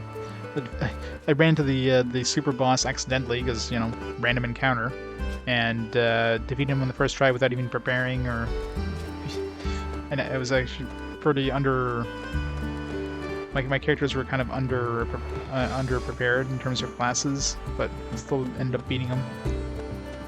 Oh, the finale for slap in the face. To be continued. Yes, that's what we want to see in a video game. To be continued.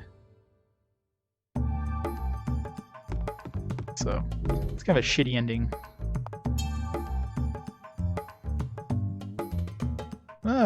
Not really. I mean, I didn't go and grind anything. It's just a relatively easy game in general.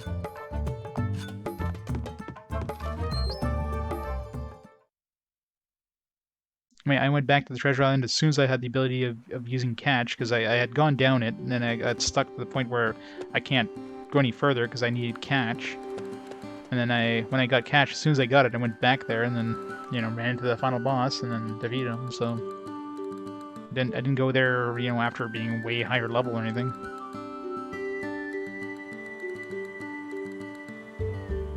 Link battling up? That'd be kind of cool. It's not bad. I mean, graphically and musically, it's pretty nice. In terms of the combat, it's kind of basic. There's a whole possession system. Like right now we're actually possessing this guy. So you possess people to heal their hearts or whatever, and so you basically do a quest for them to heal their hearts, and then you can... once you heal their hearts, you're back to your spirit form, and you can go possess somebody else and heal their hearts.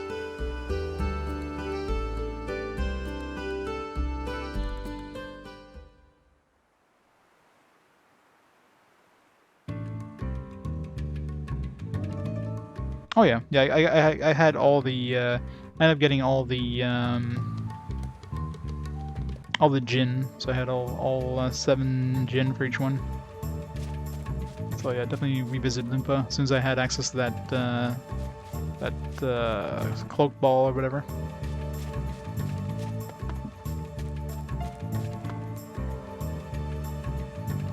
You're level 50 and your friend was level 30 and winning. Oh yeah. I wonder if that, like, how does the battle system kind of make it fair so that, you know, if you're higher level than another character, does it balance the levels? That'd be kind of unfair if you're, unless you're the same level as your buddy. I mean, we just wreck him normally. Yeah, I won the Colosso. Are you able to lose the Colosso? Got that shitty, like, lure helmet reward. Like, that's a crappy reward. God damn it. Oh, I'm taking 1 damage now, at least. God damn it. I hate when they do the other attack.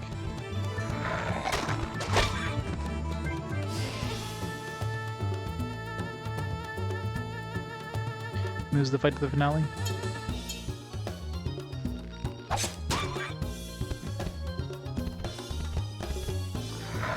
So the game overall definitely was not difficult. Like, I didn't have any issues in terms of the difficulty level of the game. I mean, it is a game that's designed for kids, so I mean, it's not surprising that it's not particularly hard.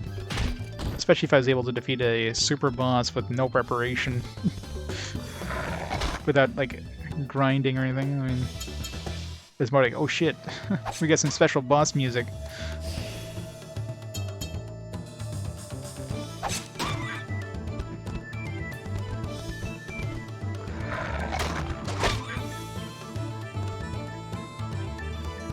Oh, they were pretty obvious, to be honest.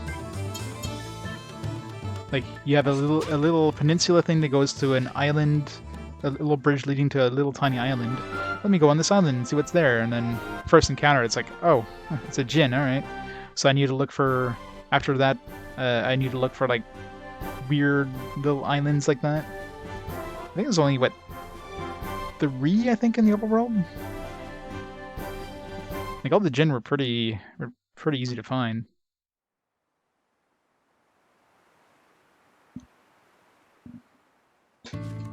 Like, they were pretty obvious, and it didn't take long. Like, when was a place that was, like, suspicious, I within 2 encounters, I found the djinn. So anytime I ran into a suspicious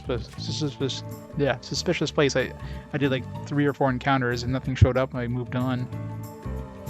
And I think every time I found a djinn was within 1 or 2 encounters, so...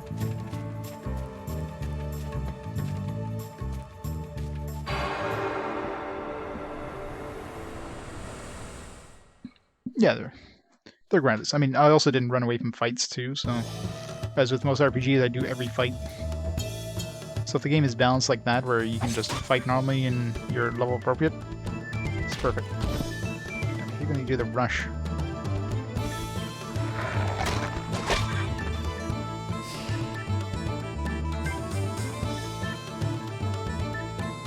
Yeah, that's what I mean. Like, all the overall djinns were pretty obvious, like have this island, this little tiny island that has a bridge going to it, like... I wonder what's here. I think there was one that wasn't on an island, it was still like in kind of off the beaten path area. But, you know, if it's like a far path and off the beaten path area, that's obviously suspicious. Not offhand, no. In like maybe early 30s, I would want to say. I think it was early 30s.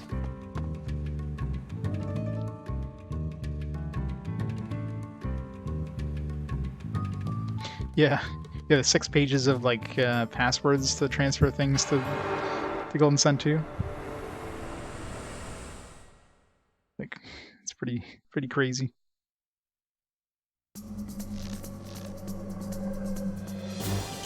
Well, I guess if you didn't, you know, try to find everything like I did, it definitely would be.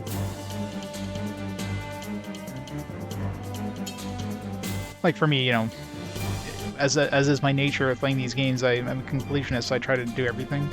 So of course I'm going to be probably higher level than people normally would be, unless they purposely grind.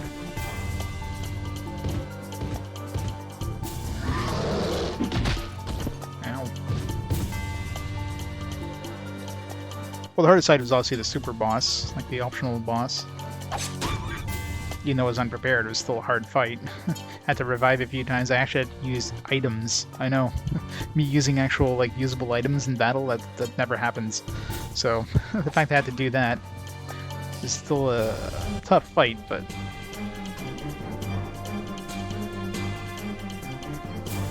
Yeah, the wolf jump attack definitely does more. That's why it's not too bad when you... That's why I try to prepare for the jump attack more than I try to prepare for the other attack. I missed it. You get the super attack. Too early. It definitely took a while, yeah. I mean, it didn't take that long. I don't know, about half an hour, but it took a while.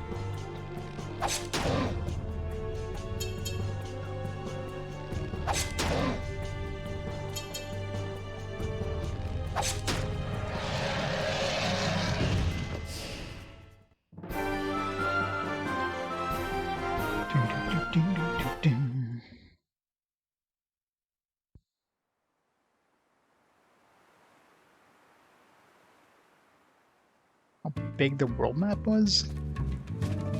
Not sure what you mean. Did this world map get bigger?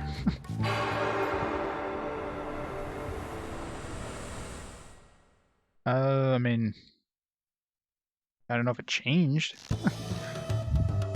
It's the same world map from the beginning to the end, as far as I remember.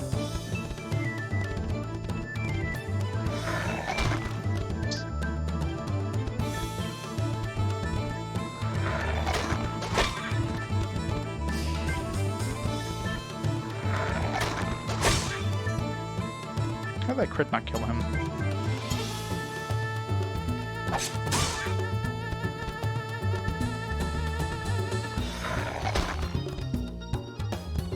Try to get that bonus XP. No bonus XP for me. Yeah, it wasn't on the world map, but I mean, it doesn't show up on the world map anyway, whether you go there or not, so. Oh, in terms of, like, how big it is compared to the other one. Well, by the time I get to Golden Sun 2, I'm not going to remember much about Golden Sun 1. It's like 60 games from now. So I'm not going to remember much about it. I mean, pull up my VOD just to get the password, and that's about it. That's the problem with the fact that they released the second half of a game that I'm sure when people bought that game originally, they had there's no indication that this is only half the game. And then they give you the second half like a year and a half later. I mean, that's kind of a slap in the face for anybody who played the original game back then. Like, you know, we get games that have sequels, but you never get a to be continued in a game. That's just rude. That's like basically an indication that, yeah, we gave you only half the product.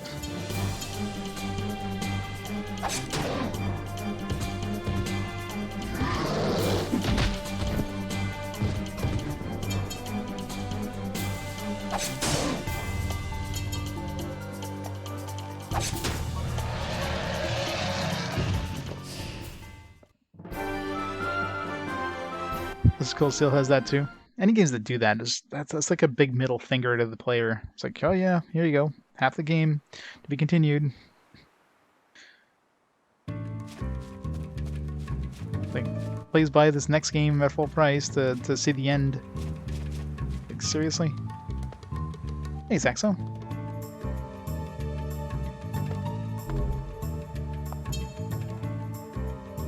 Like, when it's a game that you know, like, that they basically tell you it's only part of it.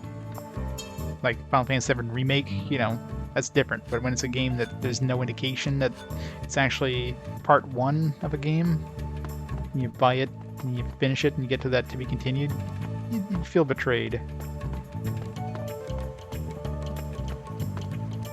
The 7 pillars arranged in an odd fashion. Okay.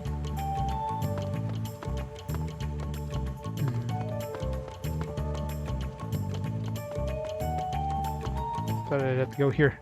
Where do we go from here?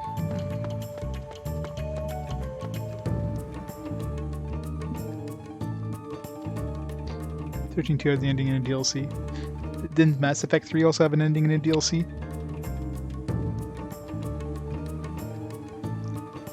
Oh yeah, that's what I mean. Final Fantasy VII Remake, I mean, anybody playing Final Fantasy Remake is probably very aware that it's only part of the game, right? So that's different. You know, you know what you're getting into when you're getting to Final Fantasy VII Remake. But Golden Sun 1, I mean, I can almost guarantee you that nowhere in any of the advertising or the box did it say, hey, this is part 1 of Golden Sun.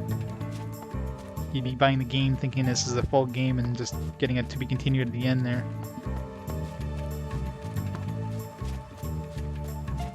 Surprise!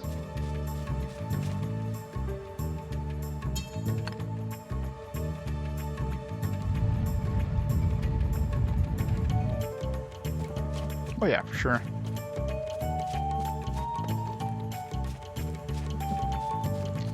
Go that way.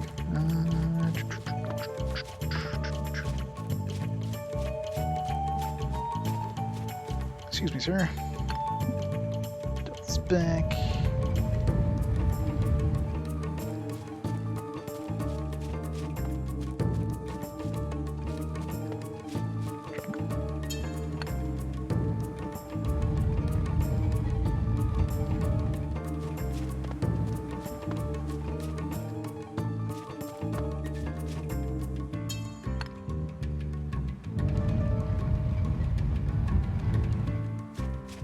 Let's go this way. This guy's just chilling out here. Alright, let me just sneak by. Oh. Yeah, it's going well. Finally actually getting combat in this game again. He's like, yeah, it's not just possession. You actually get to do some fighting now. got it? Yeah. 259 damage.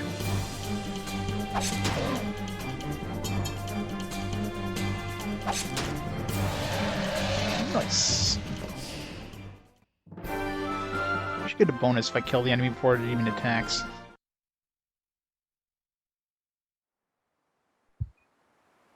None shall pass. But let me just stand here while you murder me. These guys are super slow, which is good because they deal a lot of damage. Man, I really wish there's a healing point.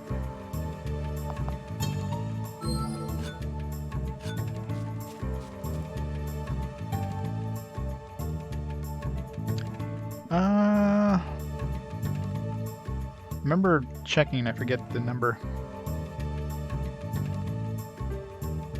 Let's see. It was like 40 something, I think.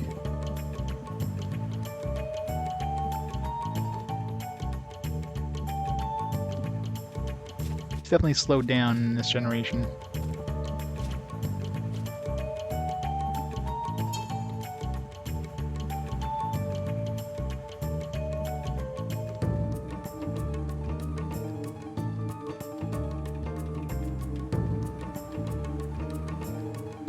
Oh, for sure. The first game of 2020 was...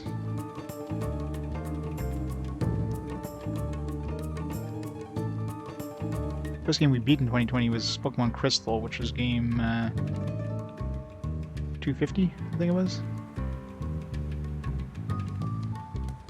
Yeah, it was game 250. Then we ended up with like game 299 or 298. So yeah. 48 games. Of course, Dragon Warrior 7 took like the entirety of December. So one whole month dedicated to one game.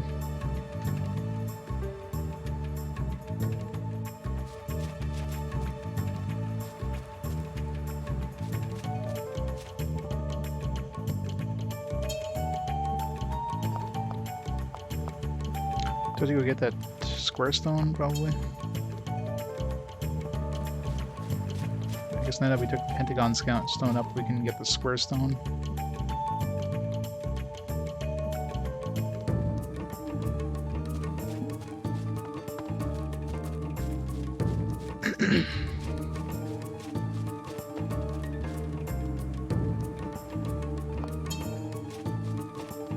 I had to put the Pentagon Stone in order to...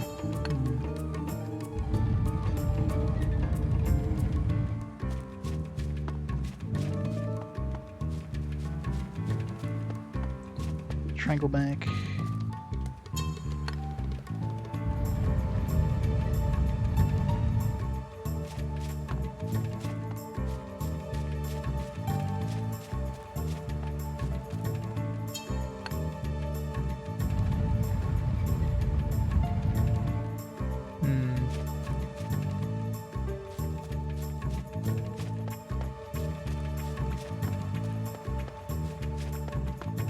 How do we get... I don't know how I can get over there with just Square Stone. So I need the... If I take the Triangle Stone too, then it's going to be put in a position where I can't proceed. Oh, still goes that way. Okay, so I guess the order matters. So it's whichever one you take last is what position it puts you.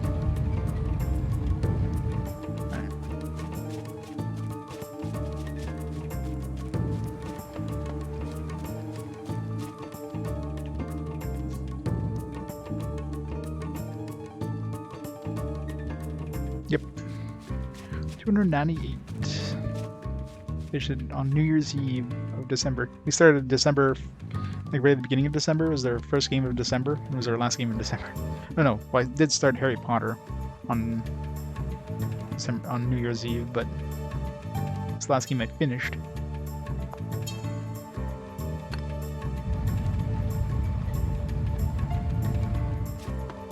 Triangle.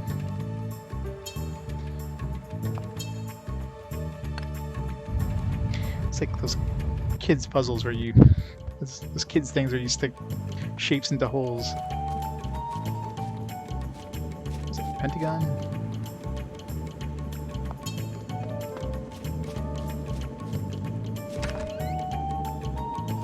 Sleeping grass.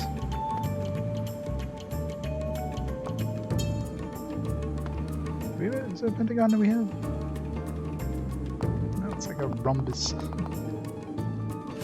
It's pentagon.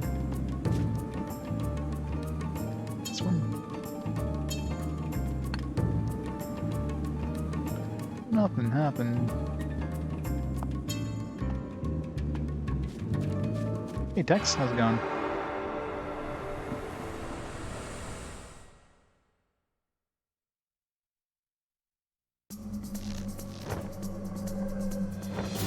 Oh, definitely Dragon Warrior 7.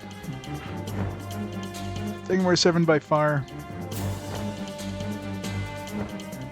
I don't know what game's going to overtake it, if any, anytime soon, but...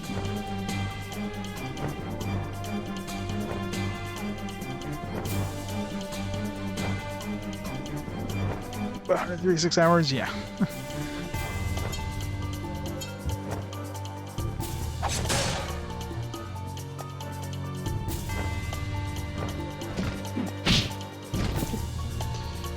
Timing right for these.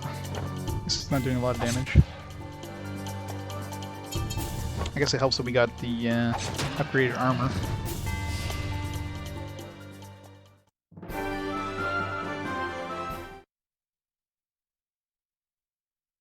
Enemy is still Seta? Nice. On the PS4, I'm guessing? Or the PSP version. I'm assuming I need to find all these stones first before I... Actually, this one right here.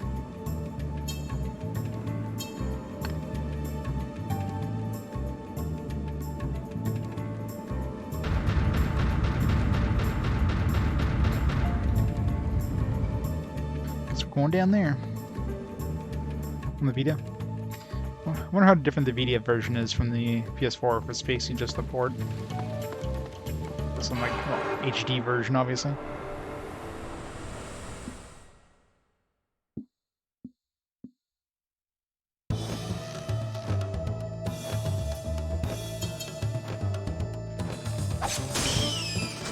More FPS, all the FPS.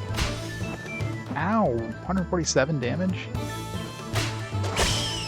0 damage? That dude hit us for 147 damage, what the fuck?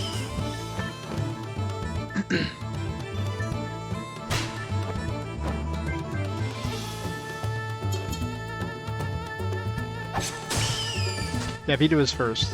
PS4 is the port.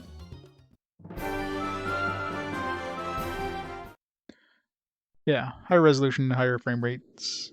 I wonder if they changed anything.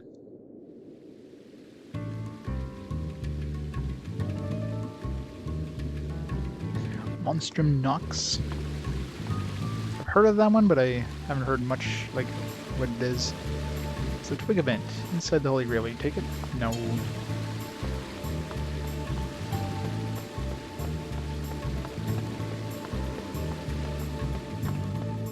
Can we like heal with the water of life? Oh crap! Please not be out. Okay, good. Please not be a one-way door. Oh, East 9, gotcha.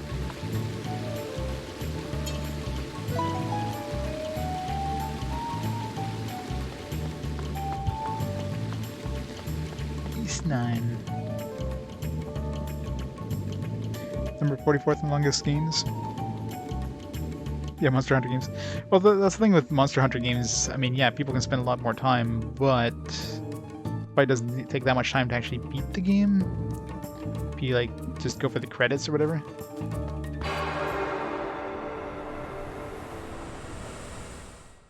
I'm guessing? I don't know. I'm not a Monster Hunter boss. Yeah. It's slightly bigger. Torngarsuk. He's still as slow as his buddies, though. Good card.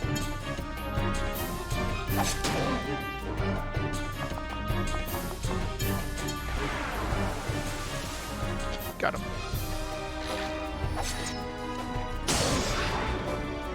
I consider it an RPG. It's on my lists.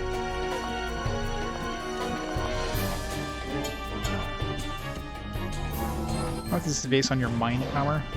No, it seems to be... Oh, that was relatively easy. 513 experience.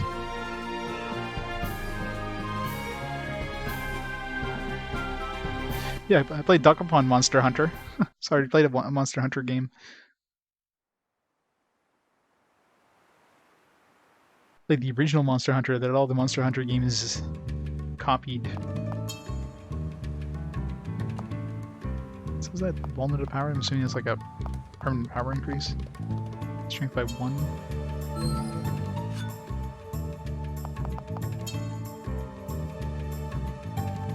I guess should check because I probably adds it just to EFEM specifically, not, you know.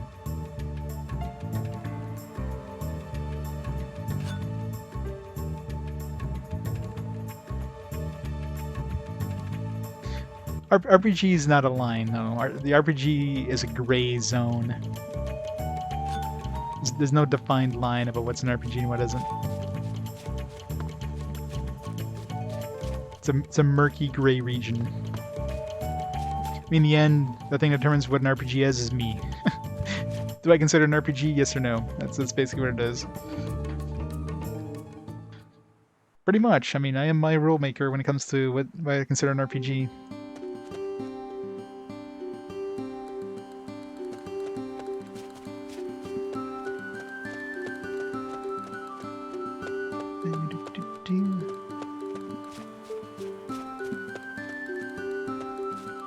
Not just that. I mean, you have genres like adventure. Like, adventure is even less defined in RPG. Yeah, I mean, ask Hippolyto. I mean, you got everything from visual novels to point-and-click games to the hidden object games. They're all considered adventure. Like, what is an adventure game, right?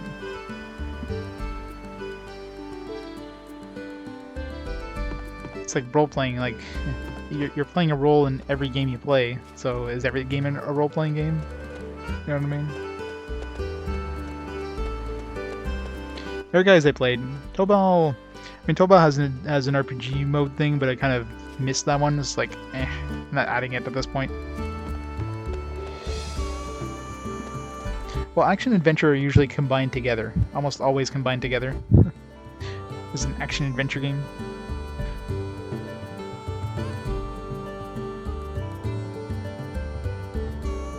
Yes, Pokemon Stadium I don't count as an RPG. It's basically just like an arena combat game, pretty much.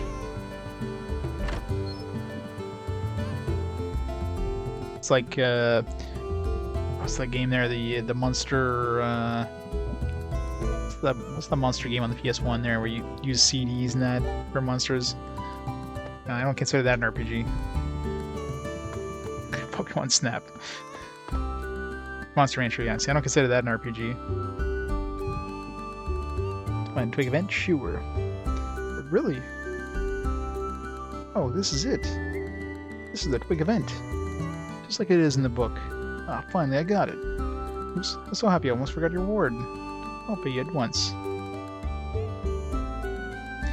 Yeah, it's like Breath of the Wild is probably the closest thing other than Zelda 2 as an RPG.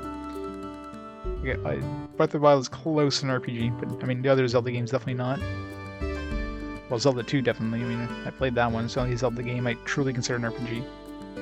But yeah.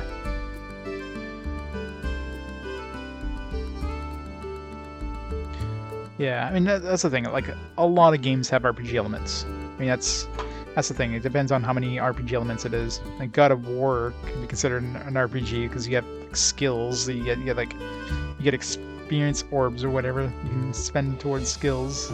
So is that an RPG? I don't consider it an RPG, but some people might. You know what I mean?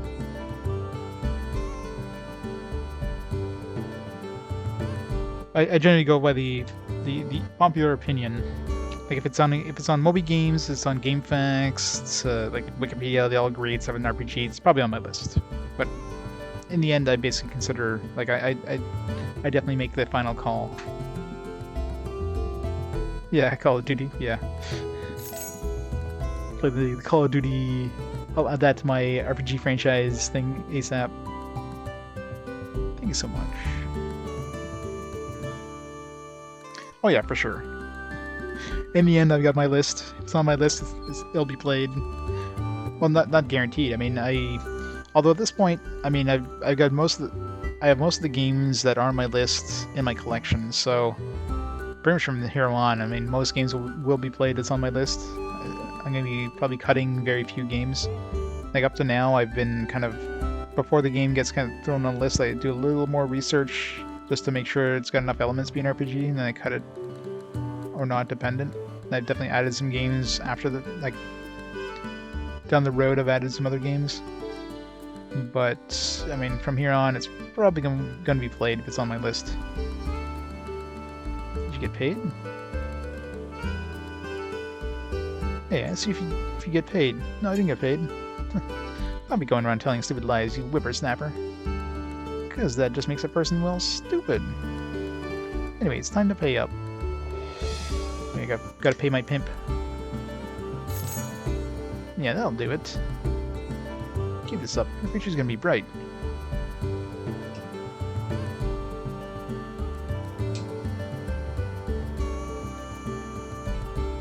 As did RPG Quest 2, which is a very important moment. Write a block of games.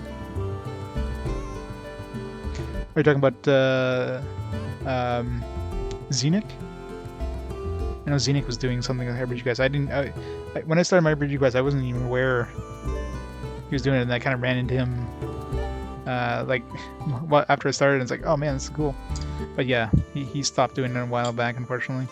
I mean, I at that point I had already caught up to him and surpassed him at that point. But yeah, it was a cool blog. And you have stuff like the CRPG, the CRPG blogger or whatever, who doesn't stream, but he just... I'm assuming he's still going. I haven't really checked his blog in forever, but... There's definitely a lot of RPG, you know... RPG questers out there. I'm definitely not the first, and I'm definitely not the last. Your future is gonna be bright. Of course, so am mine. Hee hee hee. I'm probably the one that's gone the furthest in just this specific category of console only, you know, chronological things. First it will finish, yeah. Well, that's the problem with one of these challenges. It's an open-ended challenge. You can't finish an open-ended challenge. It's not like playing like all the games on console A, where, you know, this is an end, a possible ending.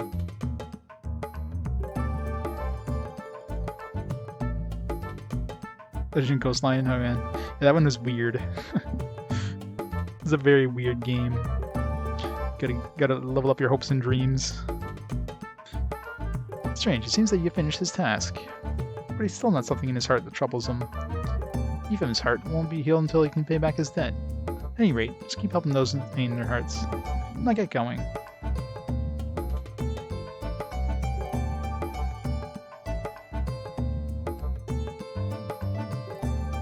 When you started the challenge, get to 2016. I mean, with the way my challenge is currently defined, since I'm playing only physical games, there will be a point where physical games are no longer a thing. So I could potentially hit that point, but of course at that point I could change the. I mean, it's not a 100% definition like that. I'm staying with this definition until the end, right? I mean, hell, I tweaked it a bit with RPG Quest Fast Forward. You know, I'm not playing the games purely chronologically anymore. It's mostly chronologically, but still a little bit of a change, right? So the definition can definitely adapt over time. Yep. Navi let herself go. When Link stopped listening to her, she just gave up and settled down as a middle-aged gnome. She ate a lot.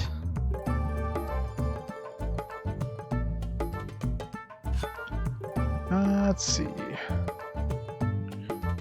So we gotta find somebody else. Probably somebody else in the manual. We have to find, unless we have to go back and play with what's her name face again, Ficella again.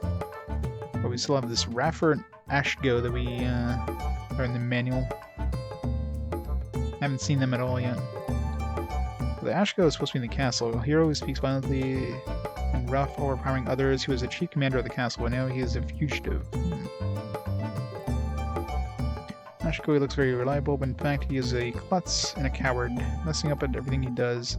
While the head monk thinks highly of his potential powers, colleagues still think he's a nuisance. So Ashko sounds like somebody that would be at the monastery, maybe? So if we don't see anybody here, we'll go check the castle and the monastery.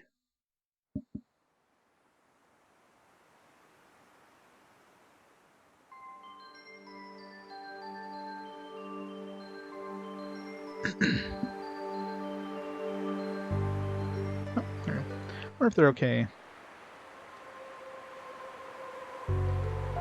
Where'd that shift come from? Spoopy music.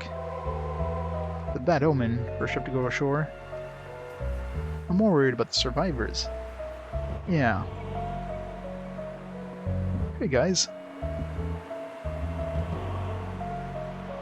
Oh, you're back.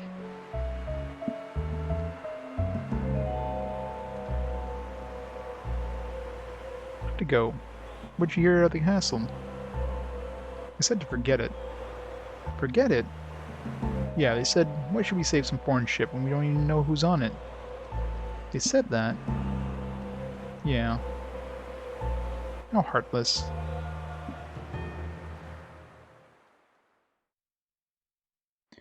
Okay. Ghost ship out there.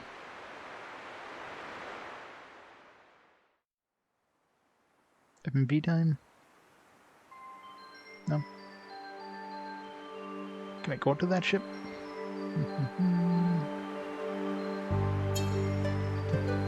Ghosts cannot ride boats. So you need to find somebody who can row the boat. What about, what's his face there? Wallace.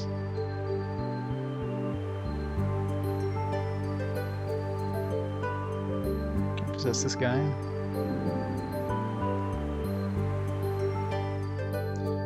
Is that a ghost rule? It is a ghost rule. Well, that and it's probably hard to... Begging you, please not. It's probably hard for ghosts to row oars. It seems like I can... I still don't know the rules of ghosts, considering whenever I pick up money and items with somebody I'm possessing, I get to keep that stuff after I finish possessing them. I don't know how that works. I can go through wood, but I can't go through metal or stone. So since the oars are made of wood, I would technically not be able to grab them because it would just, my hand would slip through them, right? But if they were made of metal, would I be able to actually grab them and use them as oars? But then would I sink through the boat? I don't know how the hell that works. Hey GCW, how's it going? I'm begging you, please stop.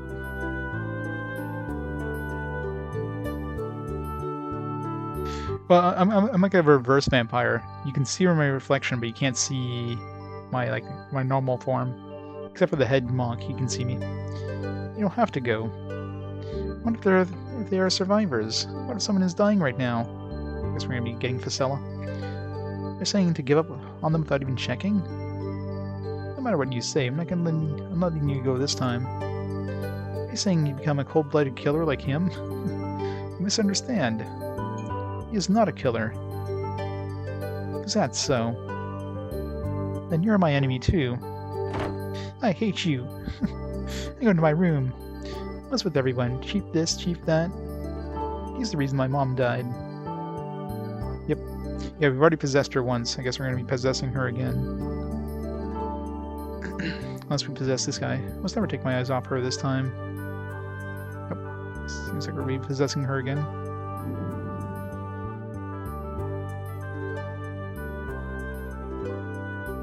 I'm gonna go to the shipwreck. I'll become the same as him.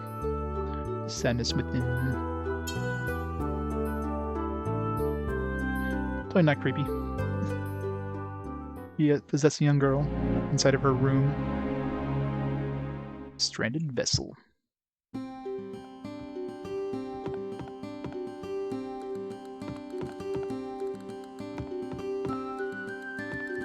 Resisting anyone is creepy. True enough. I still don't know how the hell, like, are they aware they're possessed? I mean, probably not. But what happens after I unpossess them? Do they remember anything at all? Do they suddenly, like, just snap out, standing, like, what the hell happened the last couple days?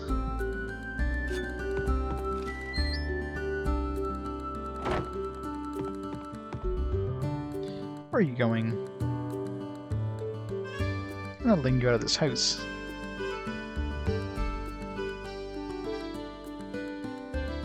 So let's sneak out of the window.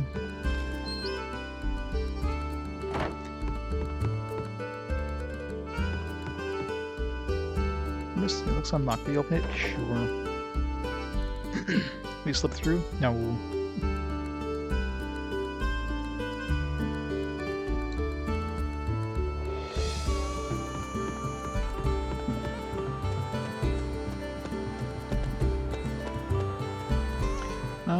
I guess I could go see if she's got any upgrades for her equipment. Since I guess once we buy upgrades, we're buying it for like one character. The characters can't use it. We'll have to re-equip these amulets too.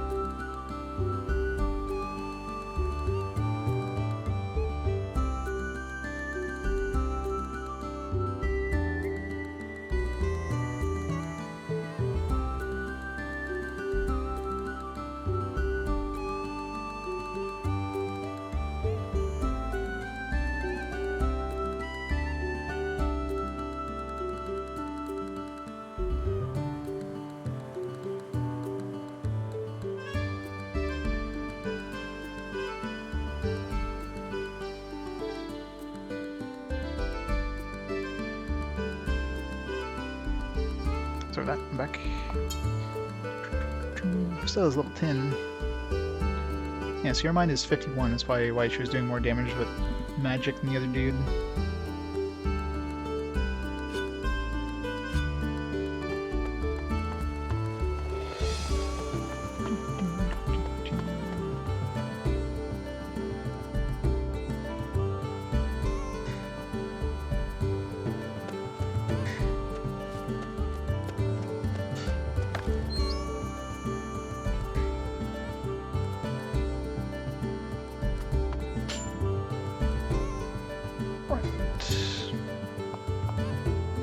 Use this ox tongue.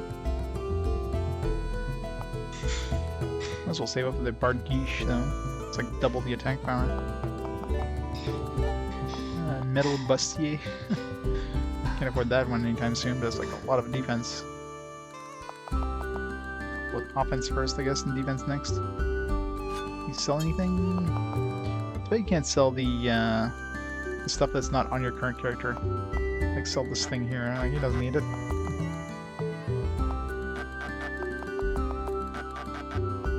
I can't sell the Claymore sword.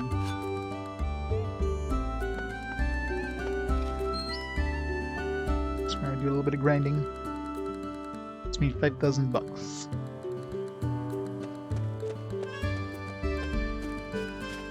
I guess I can go to the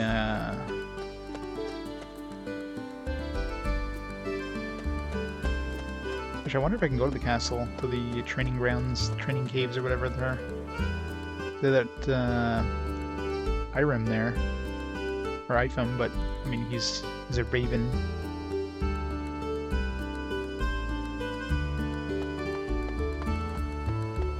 Well, we should be able to go to the other beach if we need to.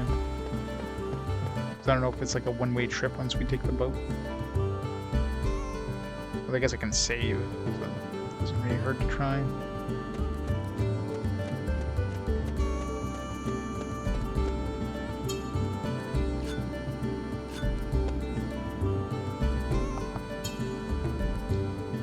You love fighting, don't you? You can go in, but don't try anything rash. Okay, let's just...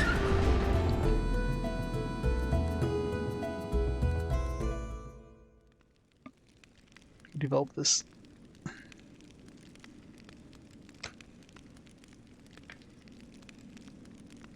I forget who developed it.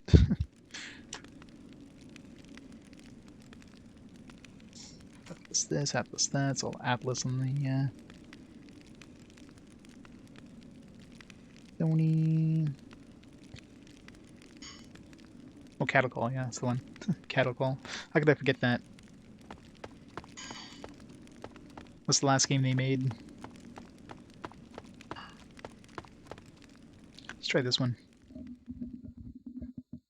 Oh yeah, Holland's Live. They re-released an HD version of that recently, didn't they? So,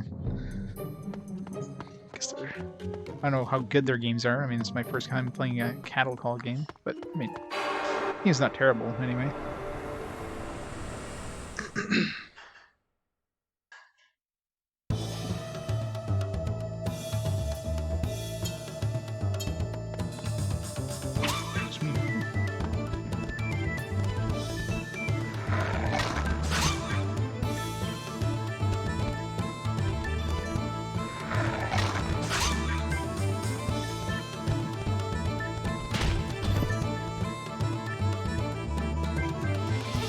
PS2 developers still around? Yeah. I don't want to waste my magic. Magic? Okay. There's gotta be a way of healing. Like, there has to be a way of healing.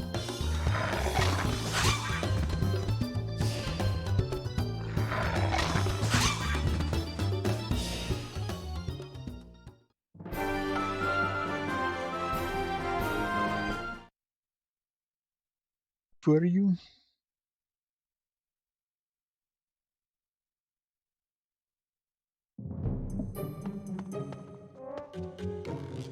Which one do we have? 4200.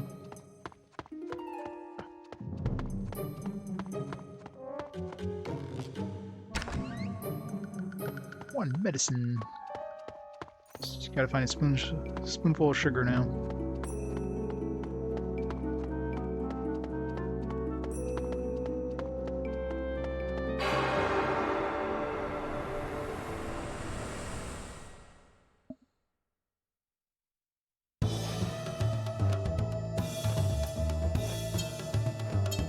That's healing.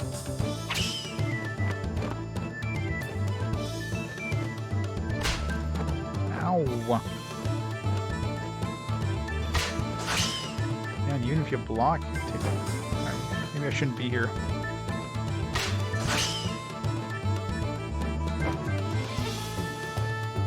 Seems rather dangerous.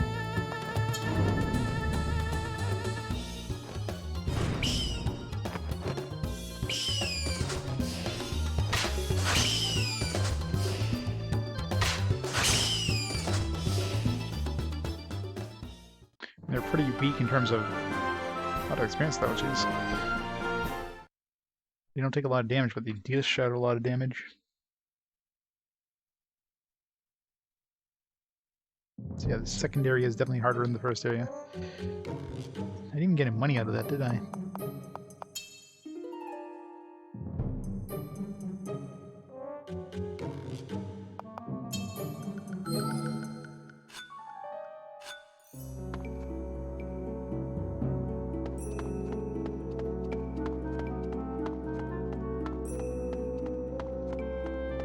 Where's all the enemies on this one? Not an enemy here.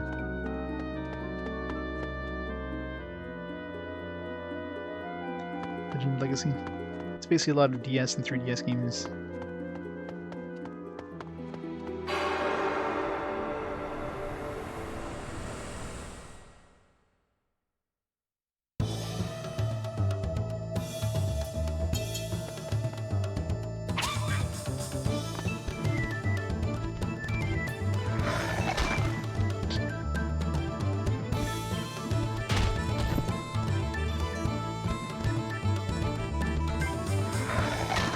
The highly regarded Dark Lad series on the PS2, yes. Too early, I think. No, I got it.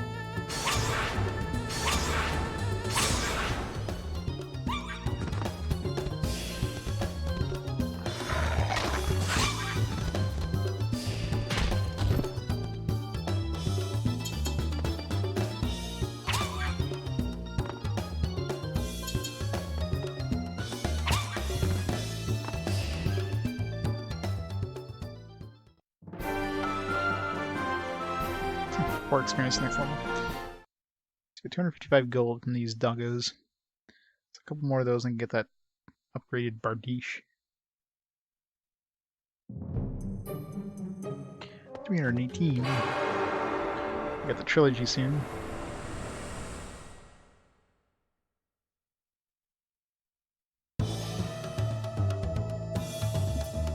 This is gonna be a tougher fight.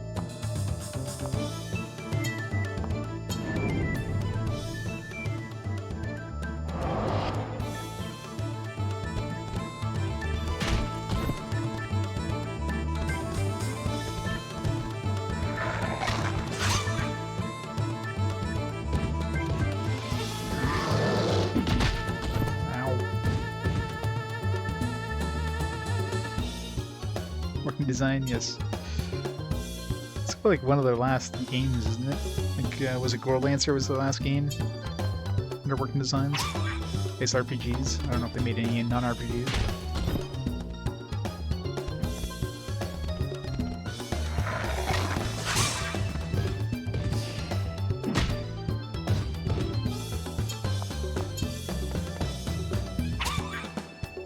So poison doesn't seem to do a lot of damage, but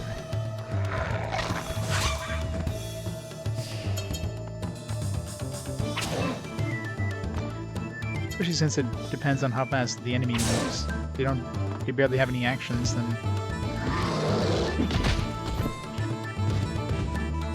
I still haven't found what happens if we die. I should find that out before I go too far. If I get a game over, maybe I get a free heal. So that might be worth it. Do I lose half my cash?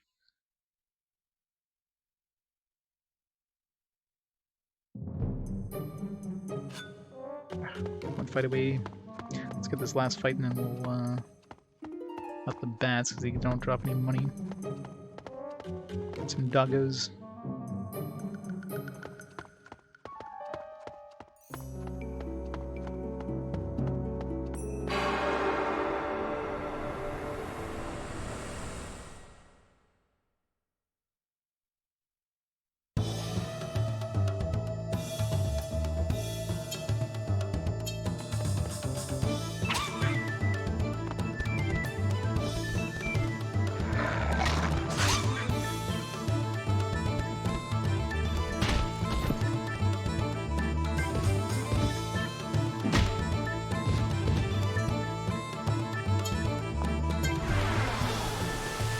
Too early.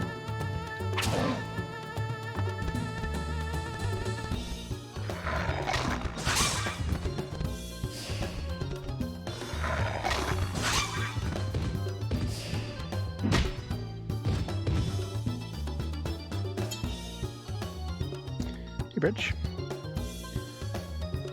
This copy of the SNES version of Brandish. Nice. Very good. You have to, for those batteries, I'm assuming you have to, like, they're probably like soldering on, I'm guessing. So probably have to desolder. Build one, put the new one on, kind of thing. It's one thing I've never been good with is soldering. So I'm always scared of, like, trying to repair anything that requires soldering, because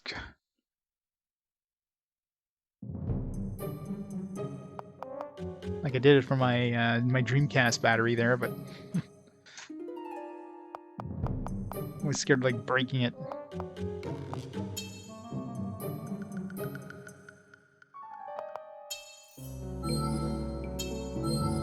This heal does nothing. Another thing I need to find out too is if you get multiple ones of the same rune, if you get like a more potent effect. It doesn't seem to change the cost, but it might change the potency. Of course, the manual tells you nothing.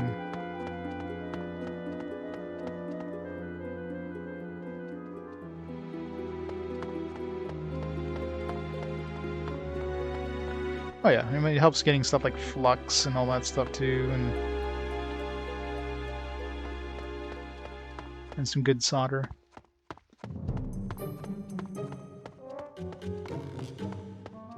And of course, good soldering iron. You need some good tools too. So.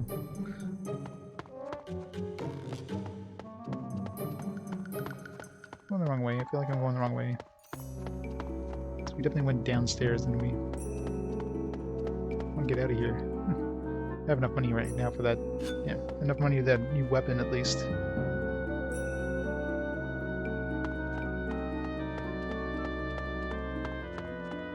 This way.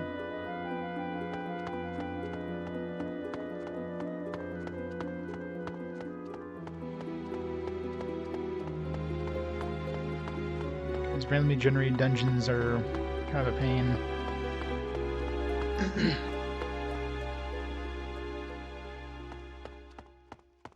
There we go.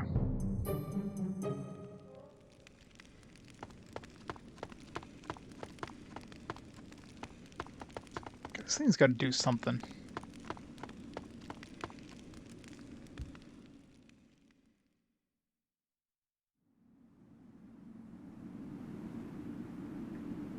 Oh yeah, say battery inside the CD. I remember seeing a video about that. It's just like the stupidest thing ever. If your battery dies, you're screwed.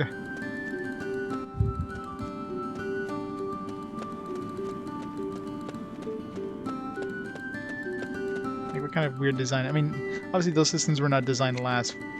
Like, you know, they figured people wouldn't be using these things, you know, 10 plus years down the road. Designed obsolescence, right?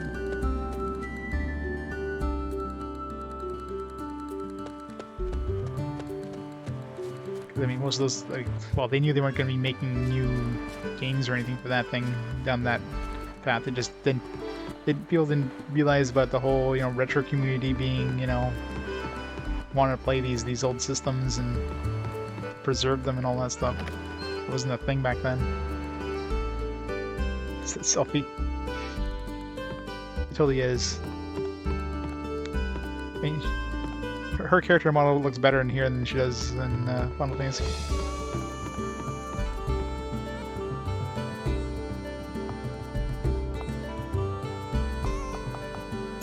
I don't have enough for sleep. I don't have any more green ones.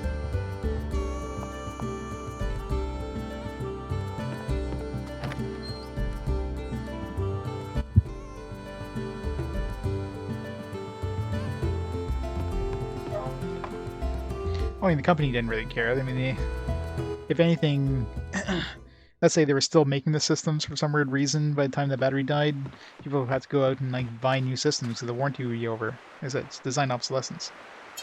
There we go. So it's not necessarily that they weren't expecting these systems to be used that far down the road, they just didn't care.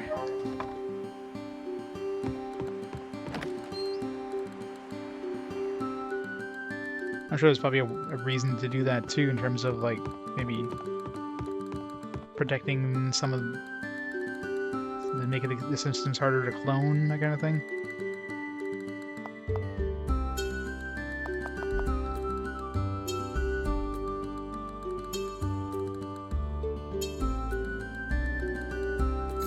Square one. I wonder if it's just random which ones you get. Oh, just one second, guys.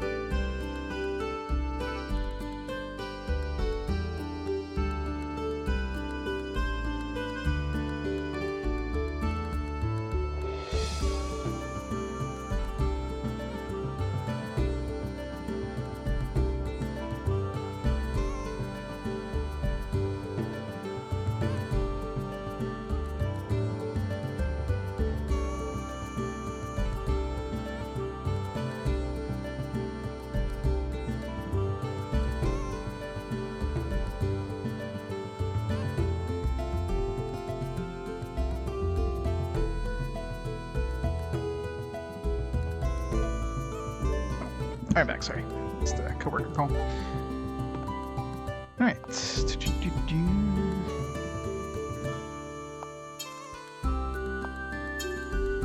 throw in this rune.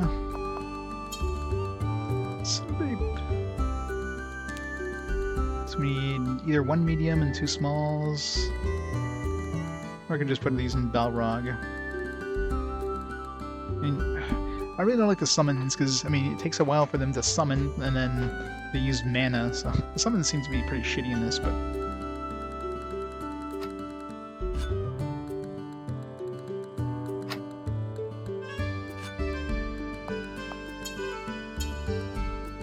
Let's try this one, so we can...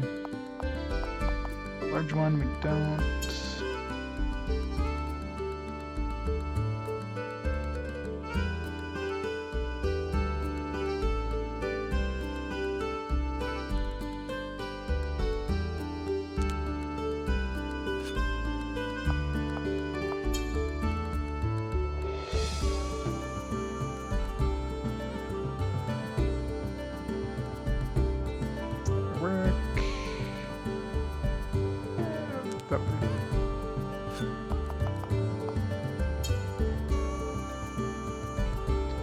Here.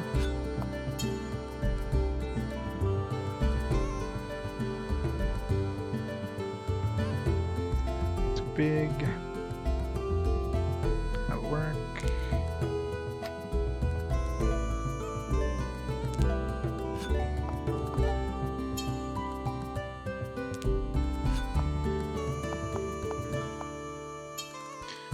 It's not any closer to finishing this one.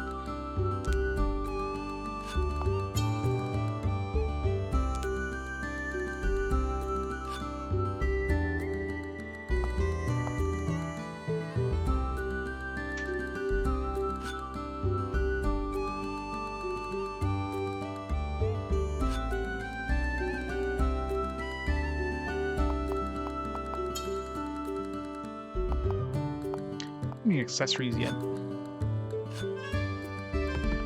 Oh shit, I spent money. My money! I could probably sell some stuff.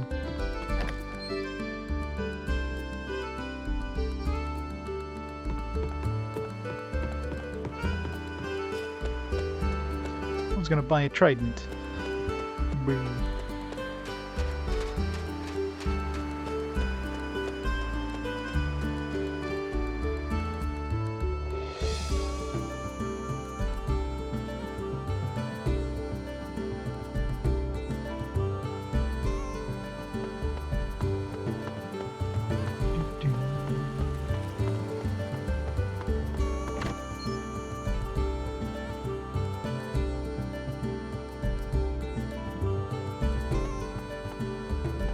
Still can't access that chest up there.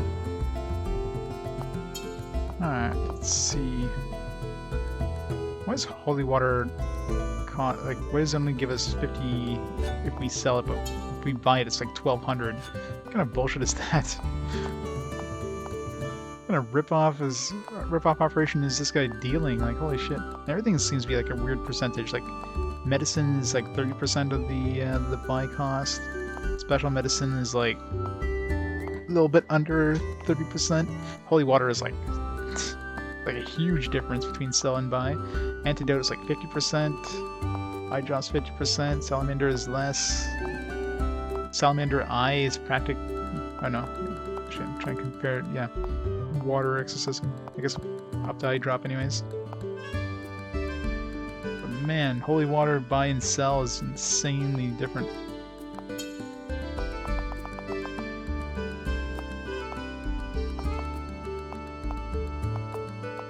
I want to keep that. Sell some of these stones. I got tons of these white ones. I own 40 of these.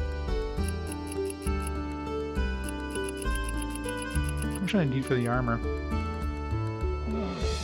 I sell 20.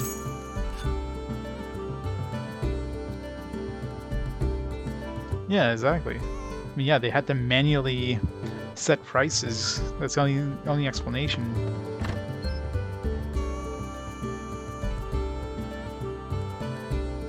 It's like the game really doesn't want you to buy some... Like, they give you the option of buying the holy water, but they really don't want you to buy the holy water to get your mana back. They want to make getting mana back really hard, apparently, in this game. But if you find one in the wild, it's worth nothing. Can't really give you any cash for this. You want to buy second-hand holy water. It's disgusting.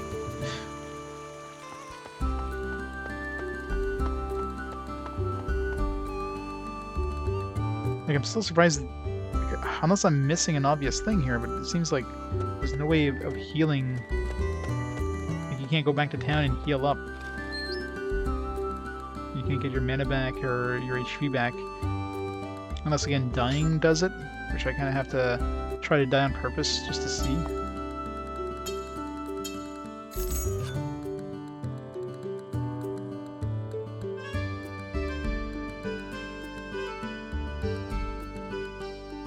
Or is she using it by killing the sale value? Yeah. Well, I mean, that guy's obviously running a shop. The fact that you can go sell your stuff at the shop. You know, how many shops do you go to that you can go and, like, hey, I got this stuff in my car. You want to buy it off me? I mean, unless you're going to a pawn shop, you're probably not, you know, selling your stuff. But at least they, I mean, kind of makes sense in a way, because the weapon shops only buy weapons and armor, and the other guy only buys, like, non-weapons and armor. So at least there's some semblance of makes sense.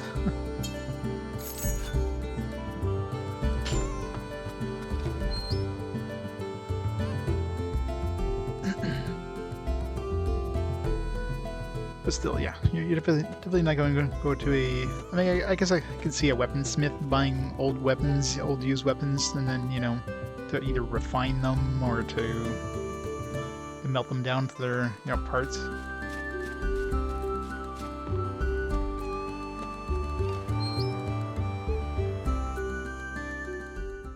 There's a demon buying the holy water to kill him.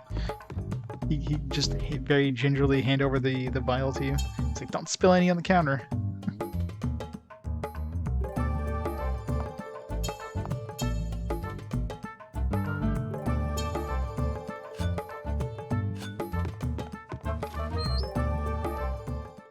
Yeah, let's go try to die on purpose here. Just want to see what happens.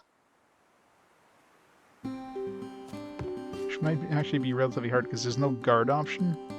Which is another weird thing in this game, like you can't just not do anything for a turn.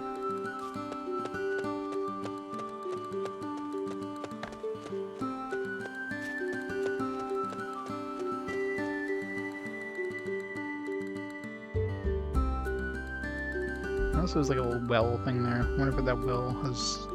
You can like drink some water from the well and heal up.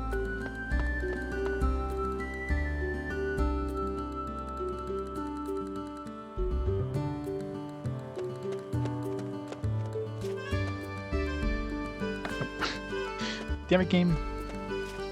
There's no water. You are screwed.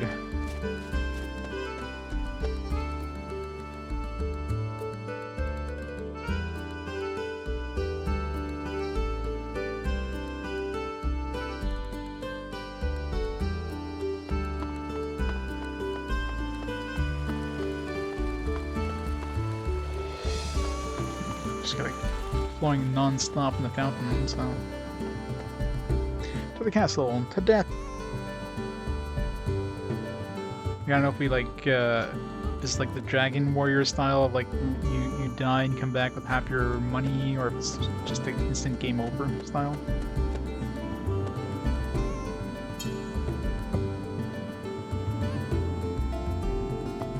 Give me the Lord. Sorry, but the Lord Cole only takes appointments.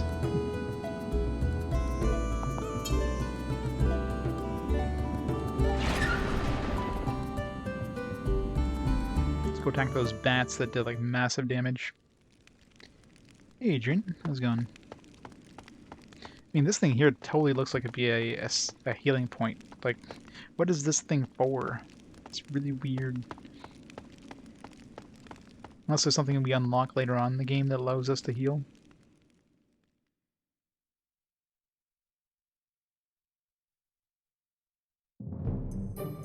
Oh, it's probably 60 fields per second. It is interlaced. Like if I turn off the interlacing, that's the thing you have to remember with PS2 games. They're not 60 frames per second. They're 60 fields per second. So you're technically only getting half the screen at a time. So it's like 30 FPS, but half the screen at a time, kind of thing. And of course, when you're deinterlacing, it's nice and smooth. But if I turn off my deinterlacing, so you can see it's like very. The deinterlacing makes a huge difference in terms of the quality, right? Just turning on that, you get that really like interlaced look, which makes it look very, very like stuttery as well. But as soon as you turn on deinterlacing, it's like bam, nice and smooth. The F2X is like it's a miracle worker.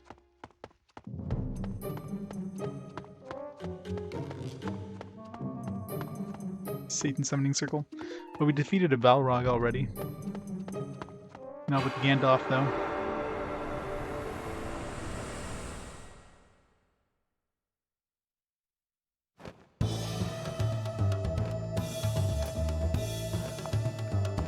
I can't, like, do nothing. I just want to die.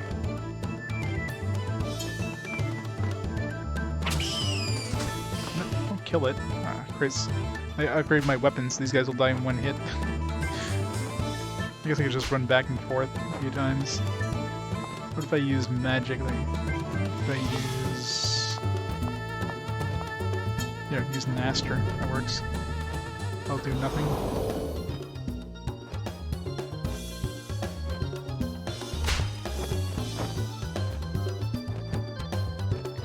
Yeah, I don't think many people have. It's a pretty good game, though. I mean, the combat is meh, but graphically, like visually and, you know, musically, it's a very nice game.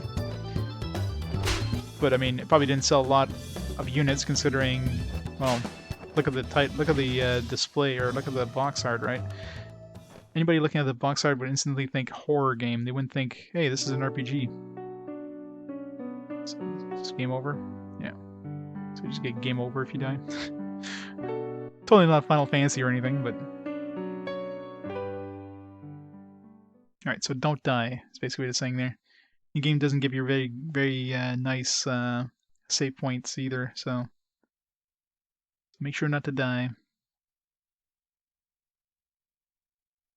Yeah, it's about a blatant ripoff as you can get. Being a horror-ish title. That's what I mean, like, Tsugunai Atonement with a, looks like a ghost. I mean, there's the whole possession mechanic. Like, we're actually the dude in the white on the cover, and we're currently possessing this girl. So, you know, you would never think going into this is an RPG, right? Did I go new by accident, or did I choose continue? I clicked OK. I think it load is the default choice. Yep, it's basically a ghost trick RPG, pretty much. But you can't unpossess somebody. So we have to do, each time you possess somebody, you basically have to do, you have to make them, or get rid of the sadness in their heart. Or technically, when their heart changes, you get bumped out of their body again, and you have to, you can either jump into the same person, well, usually you can't jump into the same person, you have to jump into somebody else, you have to do like a little quest. Does it find somebody, and then we're going to the stranded vessel. You have to do a quest with that person to make their heart change, and you get bumped out. And this is it's like a gnome, or his bum scratching gnome. Can give us clues. Yes, it is Navi. Navi really let herself go since Legend of Zelda. One thing that's kind of annoying, as far as I can tell, there's no way of healing in this game other than using items. Like, you can't go to an inn and get your MP and your HP back, so... Nope. Seems like it's only a single... Like, you get one person at a time. Each person gets their own weapon sets and all that stuff. It seems like each person gets a level. Like, you get your main level. And you can transfer things like your amulets from character to character, items, that kind of stuff. That comes with you. But you have, so you have your main status for level 16, but then Ficella herself is level 10. And she's got stats as well, but I'm assuming those stats are based on my main character's level, kind of thing. So it's kind of weird. Like, she doesn't level up, like she stays as level 10. It's just the main level, my ghost level goes up. If I buy a weapon for her, it's only for her. Like, nobody else can use it. Once I unpossess her, I can't sell her shit, so... kind of make sure you sell everything before you unpossess them. Alright, I guess we're going to the ghost ship. Before we go to the ship, though, I'm going to take a... quick break, and take a quick bathroom break, and just grab some food real quick. So I'll probably be back in about 3-4 minutes. So let me stop timer here. I'll be back in just a couple minutes.